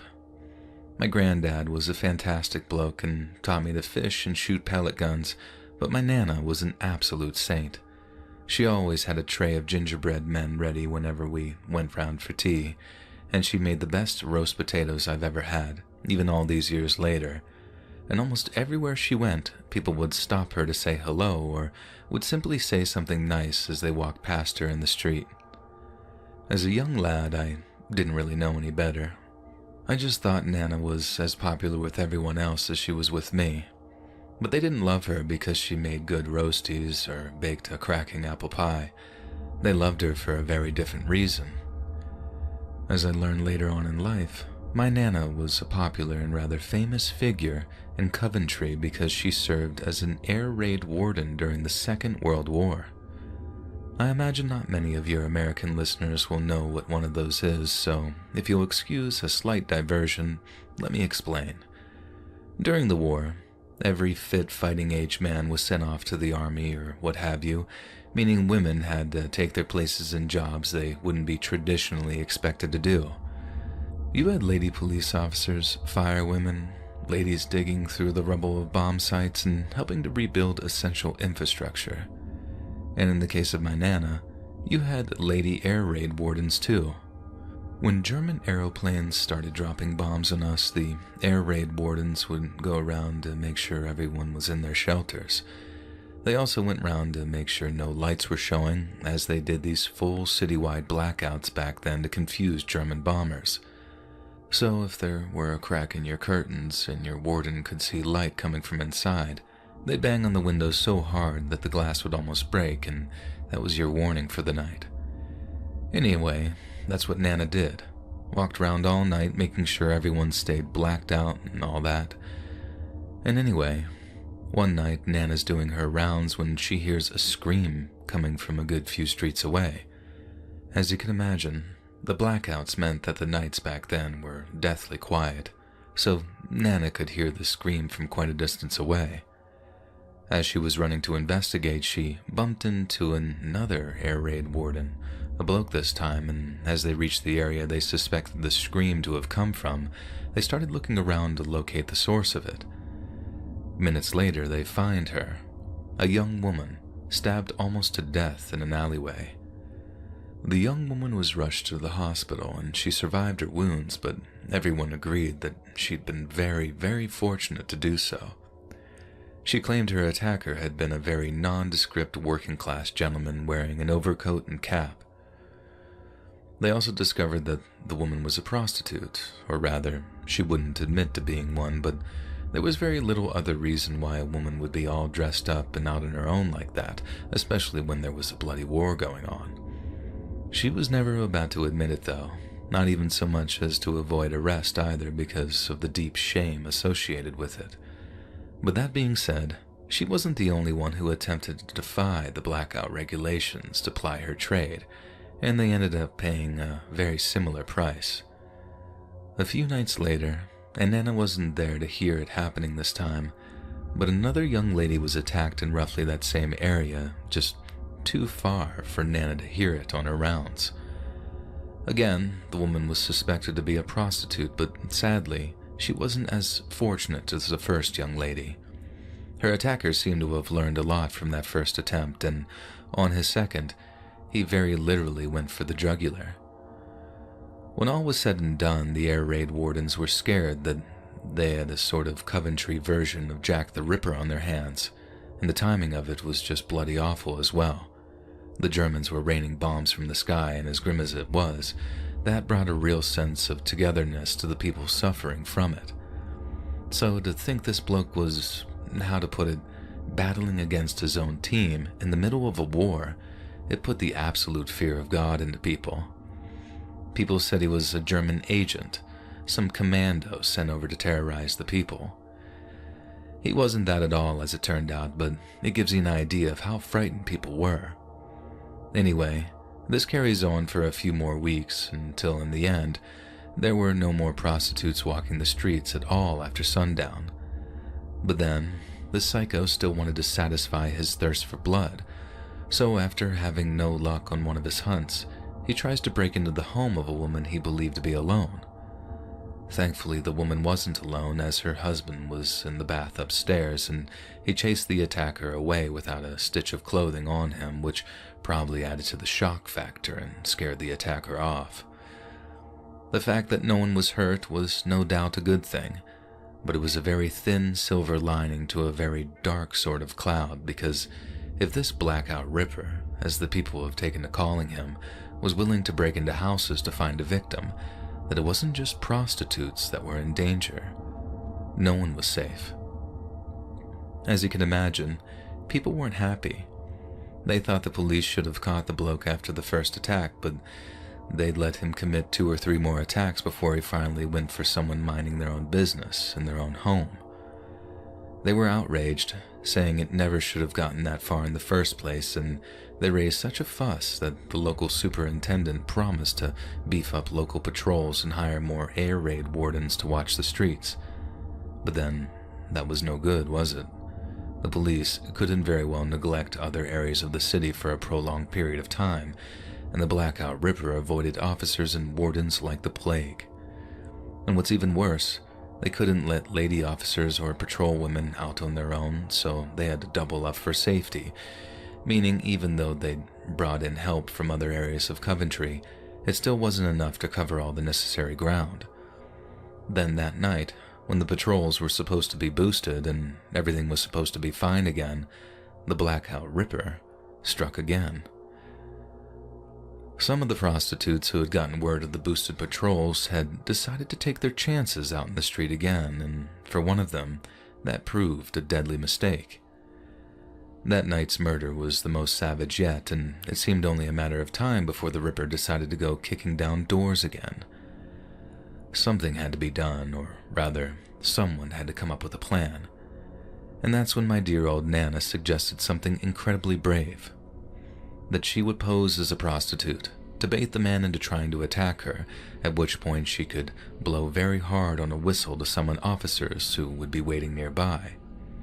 And you read that right, by the way. They didn't give her a gun, or a club, or anything else she could use to actually defend herself. The police gave her a tiny tin whistle, and then basically told her, "Off you pop, go and catch us a murderer." I think it might have been a bit more of a sophisticated operation than that, but I remember feeling an acute sense of outrage when I found out that they wouldn't give her any kind of weapon. Granted, not even the police were armed with guns at the time, and British police still patrol mostly unarmed, not counting your taser, baton, and CS spray, but back then, they had even less to work with if they wanted to subdue a criminal. But then, the officers standing by to catch the Blackout Ripper would be armed with batons. Nana had nothing but her wits, that bloody whistle, and a will to catch the monster that had been preying on the good people of Edgewick. And so one night, Nana makes her way down to the local police station to go over the plan one last time before heading off into the night. Then, down at the station, she dolls herself up in all her finest glad rags, slaps on a load of war paint, makeup that is, and then once all the officers are in their various hiding places, off she goes towards the Cap Martin Road, which was where she'd first posed as bait. She said she was walking up and down for hours, heels clacking on the pavement, but she didn't see so much as a soul, and after a while, Nana started to think that they wouldn't have any luck.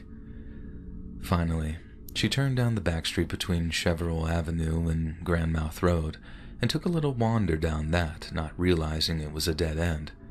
She then turns back, only to see someone blocking her exit. The figure is about 50 feet down from her, but she knows it's not one of the policemen because he's clearly not wearing that very distinct Bobby's helmet that they were all wearing.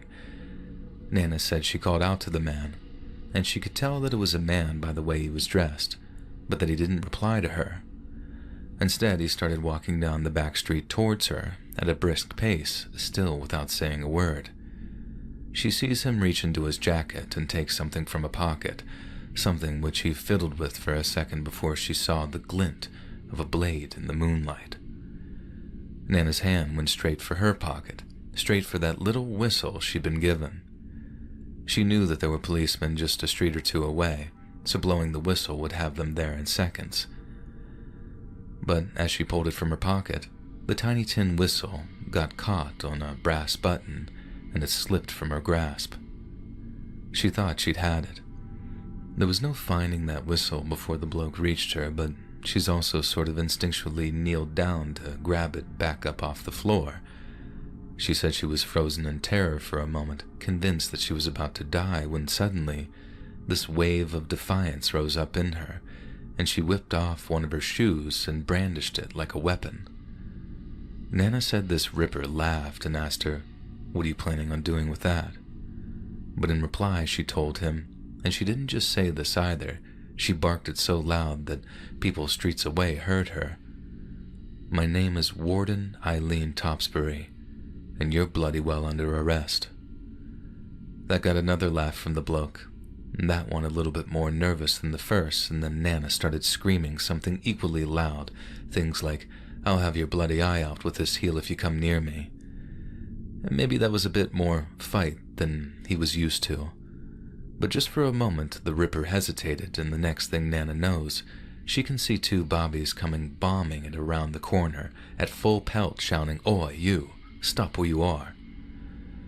In that moment, Nana went from behind trapped in the back street with the Blackout Ripper, to having successfully trapped him in with two approaching officers.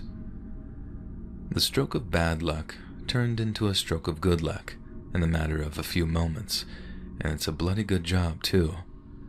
My mom hadn't been born yet, so if Nana was murdered, there's no mom, no me, and none of my kids either. Since he knew he was boxed in, the Ripper tried to scale a wall to get away, but it was too late for him. The two bobbies grabbed him by the leg, brought him down, and then beat the living shite out of him before they dragged him off to the police station. After that, Nana was a hero. We still got the newspaper clipping from that time too, and she was intensely proud of them, right up until the day she passed away. She was a bit loopy towards the end too, started losing her memory and all of that, but she never, ever forgot the night that she saved Edgewick from the blackout Ripper.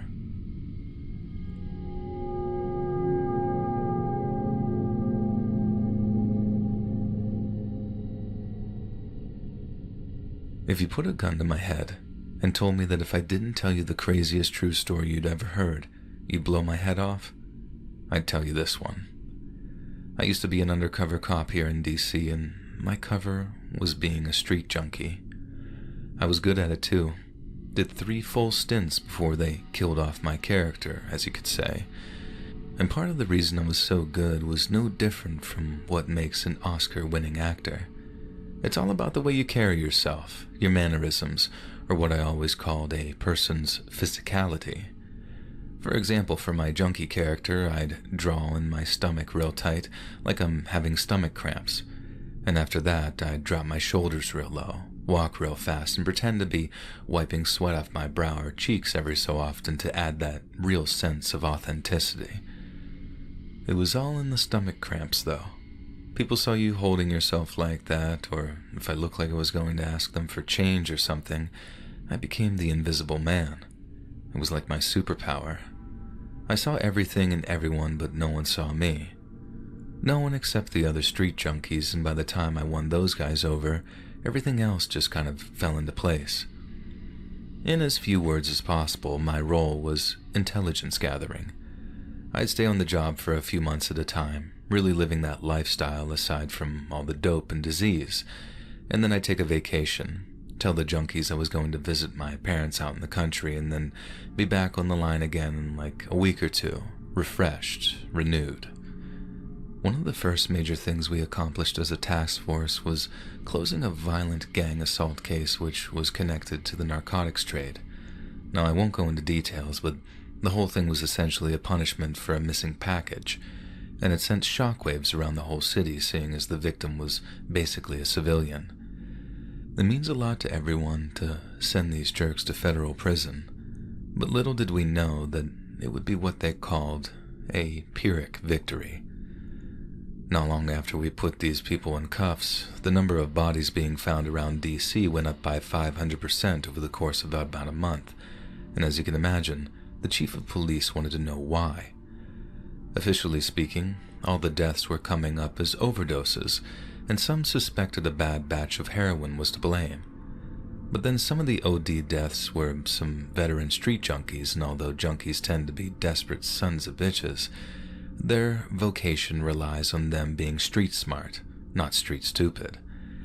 And if they know that there's a bad batch going around, they'll try to isolate and avoid it. And by that, I mean find out who's selling it, and then avoid them till it's off the street. But some of the deaths were cats who should have easily known better. Junkies who had all kinds of ways of getting their hands on a fix without having to risk poisoning themselves. My point is, I knew something was wrong almost right away. Not just that there was some bad dope going around. I just had to figure out what.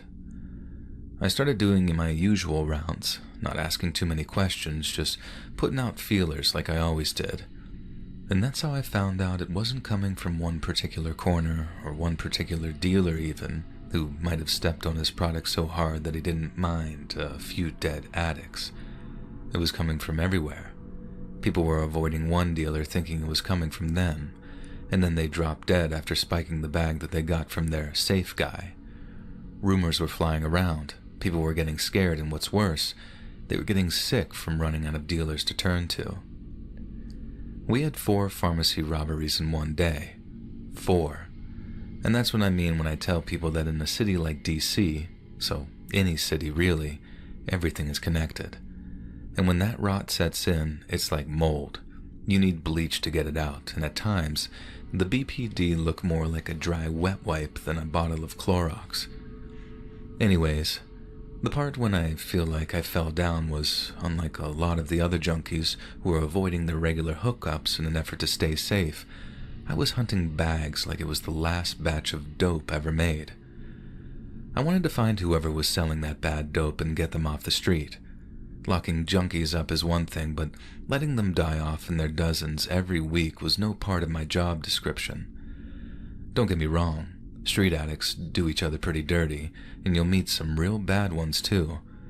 But I'd say around 40% are just good people who made terrible decisions, and some of them I might have even called friends in some other lifetime. And so, as I was saying, I was running around Deanwood trying to find the source of this bad dope. But then, instead of being everywhere, it seemed to be nowhere all at once. And by that, I mean everyone seemed to be able to get their hands on the bad dope when they weren't looking for it. But me, going out of my way to try and get my hands on it, I couldn't seem to find any at all. Every bag of dope I bought went straight into evidence, and after the spike in drug deaths, every other bag was being tested for toxins and whatnot. Not a single one ever came up as hot. Hot meaning fatally poisonous. So as you can imagine, I was starting to get pretty frustrated. Everyone seemed to be able to get their hands on that bad dope, except for me. At least until one day when I finally got my wish. So early one morning, I get myself onto the street and start doing my thing, putting out feelers and asking the junkies who's holding. Eventually, I get hooked up with the one guy I'd been buying from, and we meet in our usual spot to make the exchange. But then, instead of being there on foot or on bike, the delivery guy is in his car, and instead of just giving me the dope and taking the cash, he says something like, "Get in, we gotta go someplace to get it." I'm thinking, okay, this is out of the ordinary, but whatever. And I get in his car, and off we go to get the product. We ended up in some trap house, which was to be expected. But what I didn't expect was to be given the bag of dope by someone you might call a lieutenant, i.e. someone who would never regularly involve themselves in direct sales. He didn't just hand me the stuff either. He asked me to sit down in the upstairs bedroom that doubled as their kind of office, and then I was subjected to what I can only describe as a minor interrogation. I didn't get the impression that they were looking for an undercover. It was all minor questions. What's your name? Where are you from? How long you been in DC? That kind of stuff.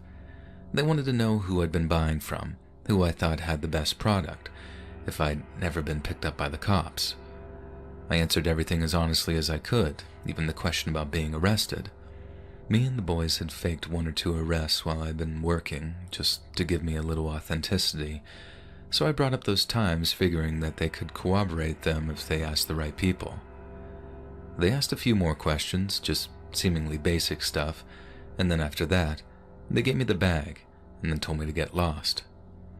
I asked them straight up if the stuff was safe, and they said yeah, that it was like a new package and the old one was off the streets.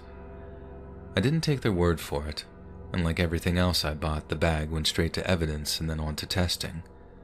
Testing also takes time, a long time given the backlog of crap the lab has to test, so we didn't get the results until days, sometimes weeks after we sent off samples. Usually that kind of timescale worked for us, but on this occasion, it almost got me killed. The next morning was the same start as usual. Bright-eyed and bushy-tailed by 7 a.m., out in the streets by 7:30. Everything went as normal. I did my usual thing, and then come early afternoon, I went to my usual spot outside a liquor store to beg for smokes from people coming out. It was part of a daily effort to establish presence in the area, and part of my routine was harassing the store owner for a free bottle or a free pack of smokes or anything. He never gave me anything, which was fine because I wouldn't be able to take it without catching hell from the higher-ups, but it did big things for my character in terms of establishing that presence and authenticity. Every time I walked into that guy's store, it'd be a case of, "You again, what the hell do you want now?" And that's if he didn't open straight up with, "Get the hell out of my store, you crackhead." But that day, the day after the visit with the lieutenant, I walked into a store to have him address me by my street name, and the thing that really grabbed me was how he didn't know my street name. And if he knew my street name, that meant someone had been talking to him about me. But if that was the case, why was I being talked about? So the store owner calls me by my street name, and right away my guard is up when he tells me that someone is looking for me. I'm posturing like I always did, asking who's looking for me in an aggressive way and adding things like, "You tell whoever's looking for me that I'm right here. I ain't hiding, I'm right here." But then, instead of telling me who was looking for me, the store owner told me that someone had called into the store, as in on a cell phone, and asked for me by my street name.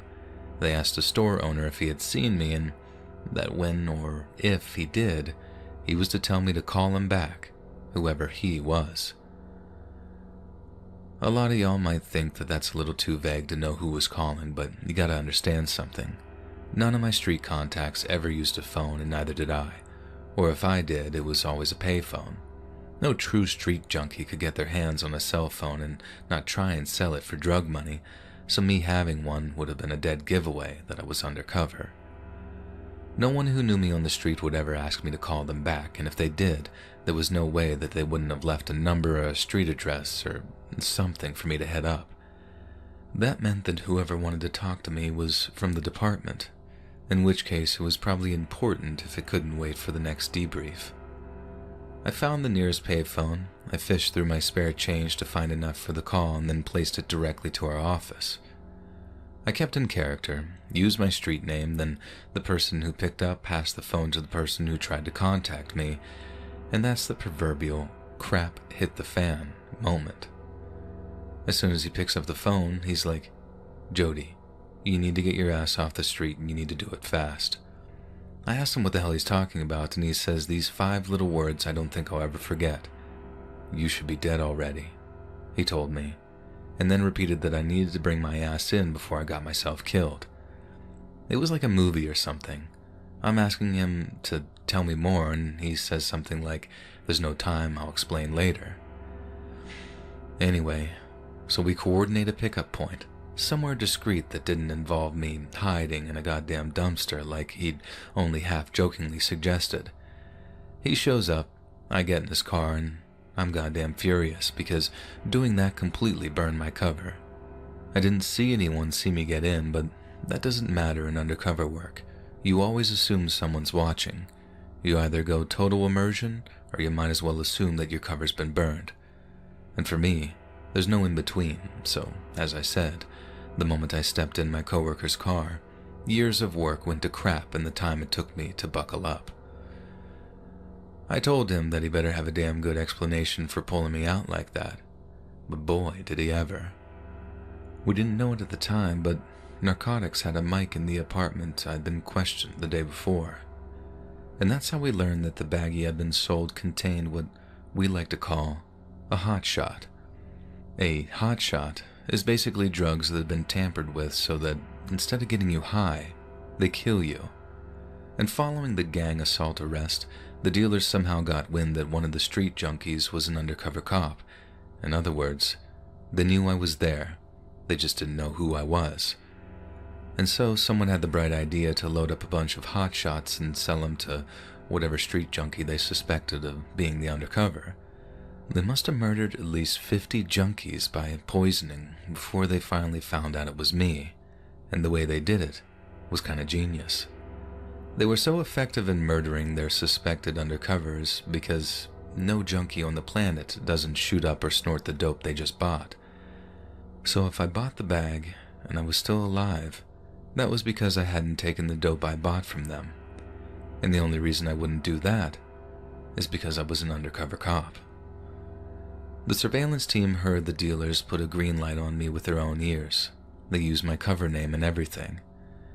They heard how I must have been an undercover because I clearly hadn't taken the hot shot they'd given me, and at the time I was picked up, there must have been like 100 little hoppers running around with pistols in their waistbands, just hoping to run into me so they could ice me and enjoy the reputation boost associated with that. And what I'm trying to say is, I should not be alive right now. To outsiders, it seems like the system worked. Surveillance heard my cover name, got in touch with the boss, and then that started the frantic effort to get a hold of me before I ended up with several bullet holes in my face. But the probability of that all happening exactly as it should, it's like winning the lottery of life. Surveillance didn't know my cover name, so if the dealers hadn't talked the whole thing out and explained exactly why they knew that I was undercover, the call wouldn't get made. If I didn't stop by the store for some reason at that exact time, the call doesn't get heard and I'm dead within an hour. I could have got shot on my way to the pickup, shot as I was getting into the car. I've gone over it in my head like 1,000 times, and in every scenario, I don't make it out alive. But then somehow, by the grace of God Almighty, I made it out of there.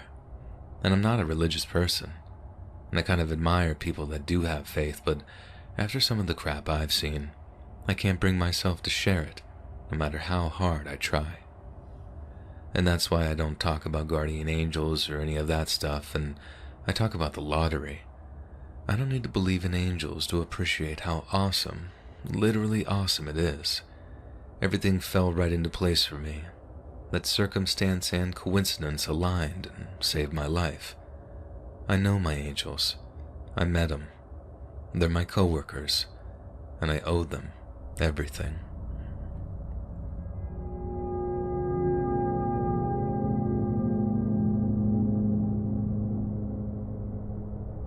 What I'm about to tell you is probably the single craziest thing that's ever happened to me. If there was one event from my life that I think transcends just being a personal experience and would make a good movie or short film or something, it's this. So, back in 2012, I used to work at a card shop here in Pittsburgh. We weren't like a greetings card store, though. We bought and sold trading card games, or TCGs. I'm talking about things like Pokemon cards, Yu-Gi-Oh!, Magic the Gathering, stuff like that. As part of our jobs, we were very active in online message boards related to various trading card games, especially when it came to buying, selling, and trading threads. We did a lot of business using those message boards, and they were also where we got all our news regarding updates and new releases for the various TCGs that we dealt in. And so, one day, I roll into the shop to find my boss and a coworker sat in the office in just complete silence. They were just staring at the office's computer screen, all this wall of text that had been posted on one of the TCG message boards, and when I asked them what the deal was, they gave me the TLDR. One of the largest collections of Yu-Gi-Oh! Cards in the entire United States had been stolen from its owner, and according to the post on the message board, the robbery itself had been absolutely terrible. 2 guys in ski masks broke into the collector's house, tied him up at gunpoint, and then tortured him until he gave up his cards. The collector had all of his rarest and most valuable cards locked up in a safe and had his less valuable collection on display. But then instead of just grabbing binders full of cards, the robbers seemed to know that the more valuable ones would be locked away somewhere, almost like they had inside knowledge of this collector's habits. The guy ended up in the hospital and had to have an emergency transfusion from all the blood that he'd lost. I think he tried to hold out and talk them into taking the less valuable cards or something, but they knew that they just had to burn him or cut him a little more, and he'd eventually give up the goods. And they were right, too. The message board post went on to say that literally thousands of dollars worth of cards had been stolen from this guy, and basically warned every collector and dealer on the East Coast to watch their backs and be on the lookout for this dude's stolen collection. As you can imagine, we were all pretty shocked. I mean, it's actually not all that uncommon for thefts to occur in the TCG community. We just never heard of anything on that kind of scale. To have targeted a big collector like that, in a way that suggested some pretty in-depth planning, and that was spooky all on its own. But then to have tortured them, it was very chilling. And not nearly as chilling as the following day when we had a very unusual-looking visitor stop by our store. I wasn't actually working that shift, but my boss told me the story later. It was a weekday afternoon, so the store was basically empty aside from one of our regulars when a very unusual-looking customer stopped by. Speaking of regulars, we made most of our money from a very small core group of customers. Occasionally, some random kid and a parent would stop by to take a look at some starter decks from Pokemon or Yu-Gi-Oh! And if it was a first-time visit for most other folks, they usually fit one of several nerdy archetypes. But the day after we heard about the collector getting robbed, the person who walked into our shop did not have the look of your average TCG enthusiast. My boss said the guy looked like he was a mechanic or something. I saw the security camera footage myself, and he pretty much nailed it. From what I could tell, the guy had dirty overalls on with a pair of sunglasses covering his eyes, and he had short reddish-brown hair. The guy walks up to the counter holding nothing but a thin plastic bag, puts it on the counter, and tells my boss that he's got some cards to sell. My boss is a savvy guy, so instead of asking him anything too direct, he asked the overalls guy how long he's been collecting, as a form of non-confrontational information gathering. The guy replied that he wasn't a collector, and that he'd inherited the cars from his brother following his untimely passing. My boss shares his condolences, and then the guy adds that he was trying to get some cash together to pay for his brother's funeral, so he figured that he'd stop by to see if the cards were worth anything. My boss promises to pay him a fair price for anything we could flip, and then opens up the bag to check out what the guy had brought in. My boss said the second he opened the bag, his jaw dropped. Inside were a mix of extremely rare Yu-Gi-Oh cards, protected by a mixture of soft sleeves and hard plastic top loaders. There was a Cyberstein card, a Dark Paladin card, 2 Black Luster Soldiers, and a Chaos Emperor Dragon, just to name a few. And these constituted some of the rarest cards on the market at the time. But strewn among them, my boss starts spotting the likes of a High Priestess of Prophecy card, a number 11 Big Eye, and a Spellbook of Judgment. These were cards that had only been released just months before, and not all in the same set, meaning someone had gone to great lengths and potentially spent a lot of money to be able to secure them all so fast. My boss then started thinking how the guy's dead brother must have been a pretty serious collector. So, in the most polite and respectful way possible, he asked the guy what his brother's name was, since he might have been one of our regulars while he was still with us. The guy dropped a name my boss didn't recognize and then mentioned something about how he wasn't from the area. And that is when my boss starts to realize something. The Yu-Gi-Oh collector that had been robbed just the previous week lived across state lines in Ohio, somewhere outside of Cleveland, I think, but don't quote me on that. Anyways, my boss starts thinking, if he robs some Yu-Gi-Oh collector, the smart thing to do would be to drive across state lines to stay one step ahead of law enforcement. He then starts to realize that a lot of the cards the guy had brought in that day were the exact same kind that had been stolen from the collector, particularly cards like Madolche Queen Tiramisu. Then slowly but surely he figures out that the story about this guy's brother suddenly passing away was just that, a story. My boss, being the guy that he was, lowers his voice and then tells the mechanic-looking dude something like, "Look, I'm gonna be honest with you, buddy. These cards are worth a heck of a lot of money. A lot more than what we got in store right now, but if you give me until Friday, I can scrape together $5,000 in exchange for every card in that bag. Does that sound like a fair deal?" And the guy smiles, nods his head, and then my boss asks for a name and cell number just in case he needed to contact him. The guy says his name was Ricky, and then gave him some excuse about how he was between cell phones or whatever, but that he'd 100% stop by Friday afternoon to make the sale if we were still down. My boss then shakes the guy's hand, kind of jokingly makes him a promise to come back on the Friday, and then watches him walk out of the shop. He said the next few minutes were pretty surreal.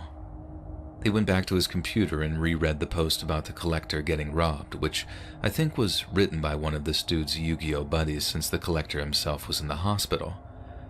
I saw that big wall of text for myself, and I also saw how it included a pretty comprehensive list of what had been stolen. Presumably, it had already been put together for the benefit of the cops, but it also meant my boss could check the list to make sure it all lined up with what was in the bag. Every card that was in that bag was also on the list of stolen from the collector. Every single one. So what does my boss do? He calls the cops. The officer he spoke to knew nothing about the robbery over in Ohio, so the first thing my boss does is fill him in on the whole backstory. The officer makes sure to get a description of the mechanic-looking guy and asks a few other routine questions, but then my boss informs him of the whole come back on Friday thing. He said there was a pause on the line before the cop asked him in what sounded like disbelief, "You arranged for this guy to return to the store?" Which he had, with a promise of $5,000. The officer then tells my boss that he has to make a few phone calls, but that he'd be in touch by the following morning at the very latest. But then, a few hours later, the cop calls back to tell our boss that he was about to receive a phone call from 2 major crimes detectives who had just been in touch with their counterparts over in Ohio. Basically, our store was about to become the center of an interstate sting operation, and so as not to blow the cops' cover, we had to go over a few things with them so we could play our part correctly. And it was also around about that time that I learned that I'd be working the day of the sting. And so finally, on the Friday morning, I show up to work to find 2 random kids sitting in the manager's office. And I do mean 2 random kids, too.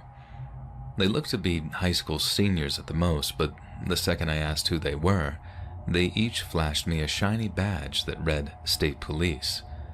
And both cops were in their 20s, and thanks to a fresh shave and some loose hoodies, and a few very real late-stage pimples, they looked like the kind of guys that belonged in a TCG store. Now, before we opened, we went over a few final details, and essentially we were to simply go about our regular duties, and if the suspect showed up, we were to make the sale as planned. Under no circumstances were we to try to get involved in any shape or form, and when the cops made their move, we were to retreat back into the store until it was safe to come out again. No citizens' arrests, no heroics whatsoever. And that was fine by us. I mean, the dude had already tortured someone half to death, and as the cops explained, probably had someone waiting for him in a getaway car since it was 2 suspects that committed the torture/home invasion, not just one. Anyway, the whole morning, the cops were basically hanging out across the street from the store, then right around the early afternoon, they came into the store to start doing their thing, which was basically acting like a pair of very indecisive customers. They stayed for a few hours, too. The suspect didn't show up until around 3:30, so they were pacing back and forth, just hanging out, talking to us about our jobs and the card games and stuff like that. We closed at 5:30, so by the time 3:30 rolled around, we were starting to wonder if the guy was going to show at all. And then out of the blue, in walks the suspect, dressed in those same dirty overalls, wearing the same pair of shades. It got real tense for a few minutes as my boss looked through the cards, then, when he was done, he essentially gave the 2 undercovers the go-ahead. I was already stood back near the office trying to look inconspicuous when my boss said, "Hey, thanks for bringing these in, buddy. Let me head back to the office there and get you your cash." Then, right as we're walking into the office, intent on closing and locking the door behind us, we just heard, "State Police, let me see your hands." We watched the security camera monitors in the office as the 2 baby-faced cops approached the suspect with their guns drawn. He didn't even try to escape or put up a fight. He did exactly as he was told, got on his knees, and then they put him on the ground and put the cuffs on him. It was a huge relief for us because we'd very briefly discussed the possibility of a shootout happening, in which case we'd just have to hit the deck in the office and pray nothing went through a wall. But the arrest itself was actually kind of quick and boring. The guy just did as they said, and I guess because he was so stunned that he'd been bamboozled like that, he just saw these 2 nerds when he walked in, and then the next, they're yelling at him with guns drawn, saying that they'll shoot him if he even dares to fart. I guess if it were made into a movie, that scene might be a little bit more intense, but like I said, we were super relieved that the situation remained relatively calm.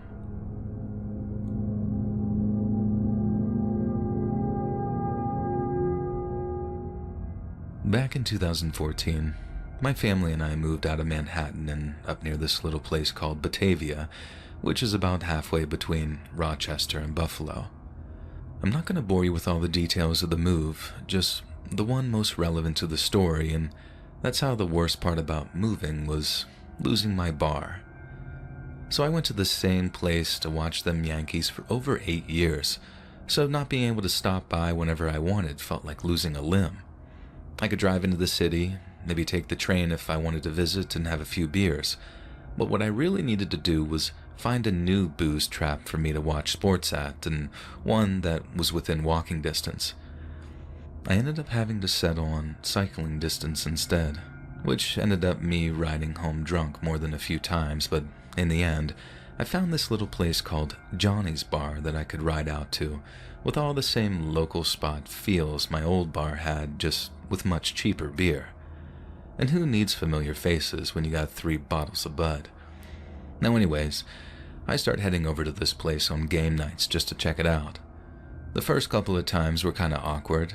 The people in Johnny's weren't rude, just a little insular, I guess. So it took a few visits for them to really warm up to me.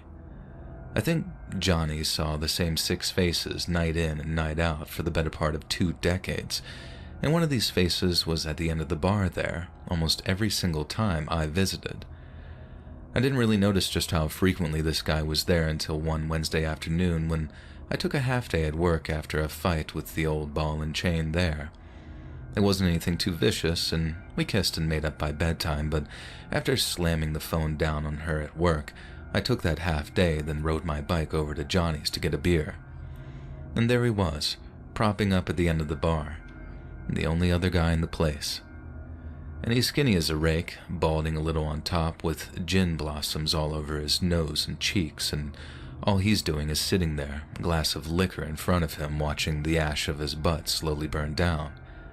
And I didn't say anything to him at first, just said hi to the bartender and ordered a beer, and then seeing as it's the great unifier, got to talking about how the wife was giving me grief back at home. And then while I'm doing that, I start trying to get our quiet, skinny friend into the conversation. I guess I'm gregarious like that, not wanting to make anyone feel left out, but almost the second after I turned to the guy to basically be like, "Women, am I right, buddy?" The bartender very subtly raises a hand and shakes his head, as if to say, "Don't bother."